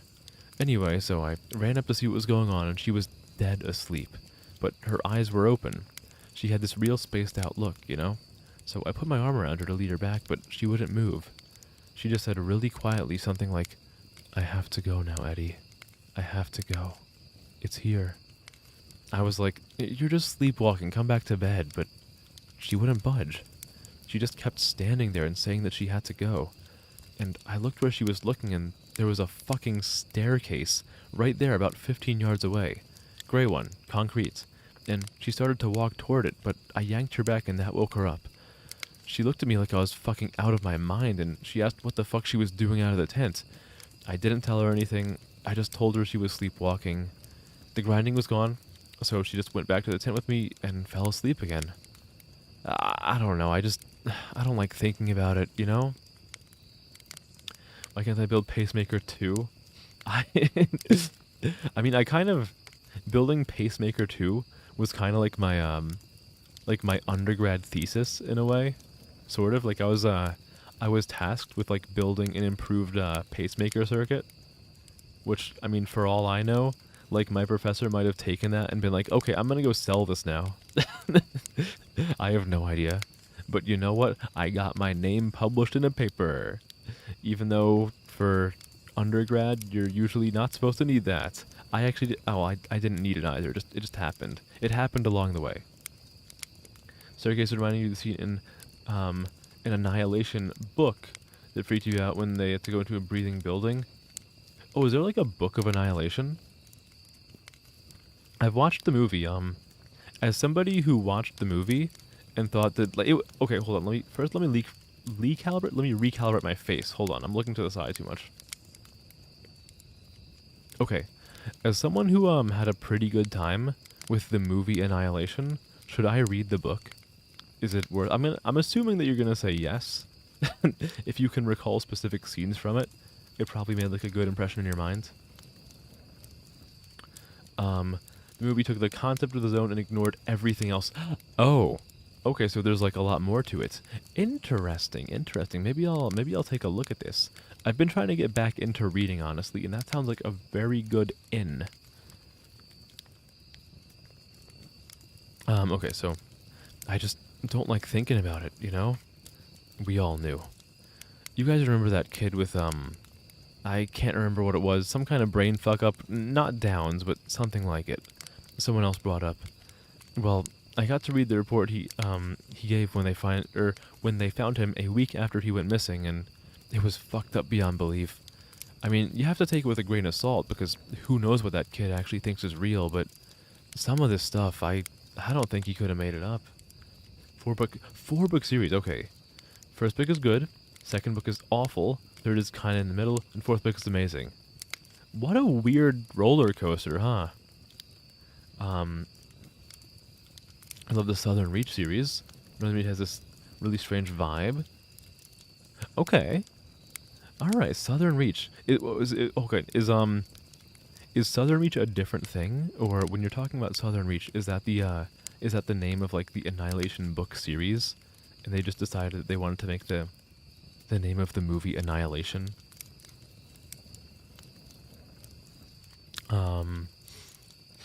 Okay, like what?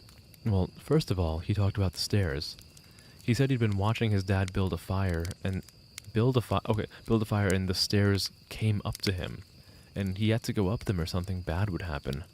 The cops couldn't really understand what he was talking about after that, because he just kept saying, like the campfire, over and over, and he kept mentioning sounds, but he couldn't say what sounds, just that it was loud and he covered his ears so he couldn't hear them. But the thing I remember most is that they asked him where exactly he'd gone, and he just said he was right there. He kept pointing at himself, and they said they thought that meant that he thought he'd never left. He said he wasn't scared because the stairs were there, and he said they talked to him, but not like people talk. Like I said, it was really convoluted and hard to understand, and I have a feeling the cops didn't take most of it down. They ended up just saying that the kid had some kind of amnesia or fugue, and that they didn't think foul play was involved. It doesn't really explain why he came back a week later perfectly fine without a speck of dirt on him and well fed, but hey, what the cops say goes. Okay, and that is part 7. We are now on to the final part. Let's see, how long is the final part? Okay, the final part is not that long. Perfect. Southern Reach is the series, okay, and Annihilation is the first book. Oh, I see, okay. Universe is only 100... Oh, it's only 120 pages? That's actually pretty short, okay. Toy Strange and... Okay, I'll take a look into that, interesting. So, okay, a question that I do have, and apologies if you already mentioned this, and like, it went straight out of my brain already, because I have like a whole bunch of this story stuck in my brain right now. Is the movie an adaptation of the entire thing, or is it only an adaptation of the first book? Alright. Okay. I'll just read this one in its entirety. This will be my final update for now. Things have deteriorated here to a degree that I didn't foresee. I didn't know how much writing about the things that are happening out there would affect every single part of my life, and maybe that was stupid of me. And maybe I should have considered it more seriously, but honestly, I just thought I was writing about things that a few people would want to hear. I didn't think it would get this much attention. People ask me about the stairs now. It doesn't happen every day, but when it does happen, I never really know what to say. My bosses know someone is talking about them, and I'm sure that if they know, the higher-ups know, and I can tell you that they aren't happy about it. I've been formally told that I am not to speak a word about them to anyone anymore, which is part of the reason this has to be my final update. I can't risk my job for this. As much as it's been wonderful to get a lot of these things off my mind, I still do love my work, and I need to be out here. If anything, my being aware of what's going on is enough reason to stick it out. I may not be able to tell people that they're out there, but if I see them, I can direct traffic away to somewhere safer. Because of the amount of attention the stories have gotten, I've heard of a lot of stories being swapped back and forth. I've heard so many I can't even remember most of them. The ones I do remember are the ones I wish I could forget. One story that's made the rounds here was about a young woman who disappeared upstate. Initially, everyone assumed she was a runaway. She didn't come from a great home life, and so it really wasn't any kind of surprise that she'd choose to cut and run. But people started coming forward saying that they'd seen her around the park shortly before she vanished, so some of the rangers in the area were sent out to make sure she hadn't hung herself or something on one of the back trails. It took them a while, but they did find her.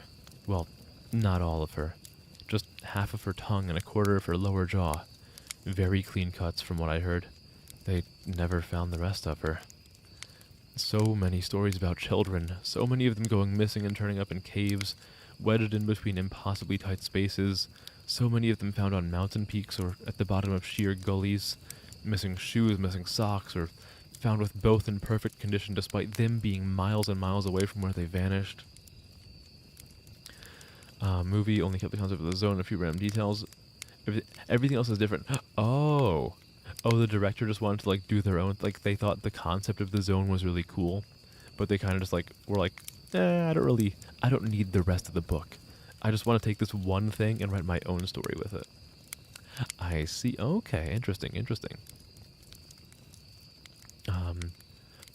So many stories of black-eyed people wandering around the woods and calling out in the night, mimicking the sounds of running water or a bobcat screaming. One man in particular goes to every news station he thinks will listen to him and tells the same story. He was deer hunting. He camped out in a very remote area and woke up because something was scraping against his tent. He thought it was a raccoon or fox until the thing pressed its face against the door of the tent, at which point he could very clearly make out a human nose and mouth. He kicked at it, but it leapt back and was gone by the time he opened the tent flap, gun at his side. He fired 2 warning shots, and when the sound had faded, he heard a snap behind him. A man was standing at the edge of the campsite.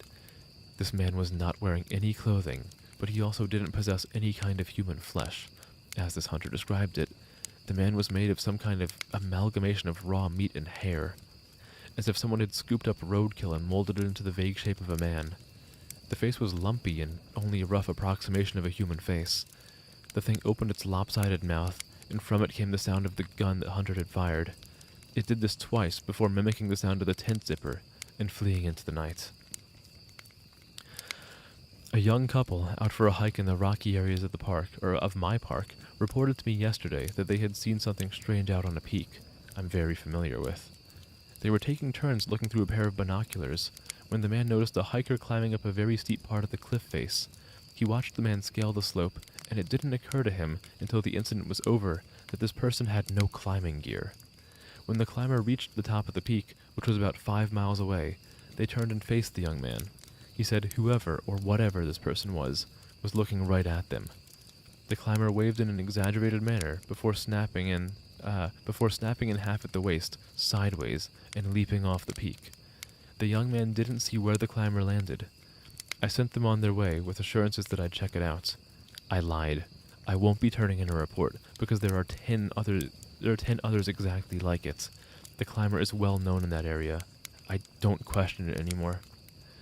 There are so many things I won't ever be able to understand about my job, and it would take me years to relate all the things I've heard it would take me years to relate all of the things I've heard in the last few months.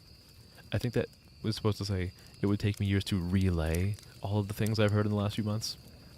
When I feel like my job isn't in jeopardy, I will come back. It may be in a different format, but I will come back. Thank you all for sticking by my side and enjoying the things I've talked about. If you go out into the woods, I encourage you to be safe. Bring water, food, survival equipment. Let people know where you're going and when you'll be back. Don't go on uncharted paths unless you know exactly what you're doing. And above all, don't touch them. Don't look at them. Don't go up them. And that, that was I'm a search and rescue officer. A story that took me about 3 hours to read, like 3.5 hours to read. I thought that was really fun. I enjoyed that quite a bit. Granted, I did run into a little bit of reading fatigue at some points. And when I say that, that's not me saying that I was uninterested, like that kind of fatigue. More so, I had been reading so much that, like, my brain was starting to, like, skip over words, and my pronunciation was getting kind of weird and wonky. But overall, I really enjoyed that. I hope some of you guys did too. Again, I imagine that a good chunk of people here are probably asleep right now, and that's okay. That's fine. As long as you had fun, that's what matters to me. So this was originally going to be a one-off stream where I read a lot of creepypastas, but we only got through one in the entire stream. So I think we're going to have more of these. I'll probably ping the Discord server again saying like, hey guys, you can keep submitting these because I didn't even come close to reading all of them on the first stream. But I'd say there's a good chance that we'll have more of these. They might be scheduled. They might also just be like guerrilla streams in the middle of the week where I just decide to boot up stream, take us back out to the campfire, and we can read more spooky stories. I think that would be fun. And it seems like you guys like it a good bit. The book doesn't give you the answers as much. Oh, okay. I like that. It kind of lets you figure it out yourself. But I mean, thank you guys for coming out to hang out with me tonight. I had a really fun time.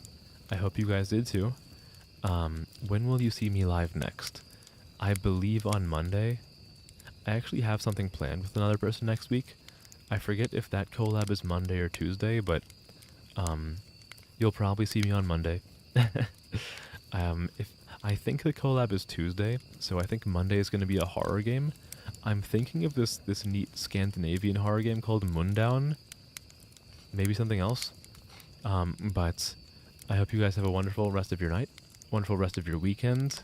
And we are going to raid somebody. We have a good chunk of people here. We have a lot of people. We have a good healthy number of people that I'm really happy about because you guys know how I've been self-conscious of my numbers lately. So I'm very happy with what we're looking like right now. Who is live, who I interact with on a semi-regular basis? Oh, Tuna Roll is live again. I'm gonna send you guys over to Tuna Roll again. Alright. What is Tuna Roll doing? She's doing The Shape of Things. I'm not familiar with it, but have some fun over there. If you're still awake. Well, even if you're not awake, still have fun. Alright? I'll see you guys when I see you. Again, thanks for hanging out with me. Had a really fun time. It was nice. It was really nice tonight. Thanks for chilling with me. It means the world. Alright? Good night, guys. See ya. Bye. Love you. Zoop.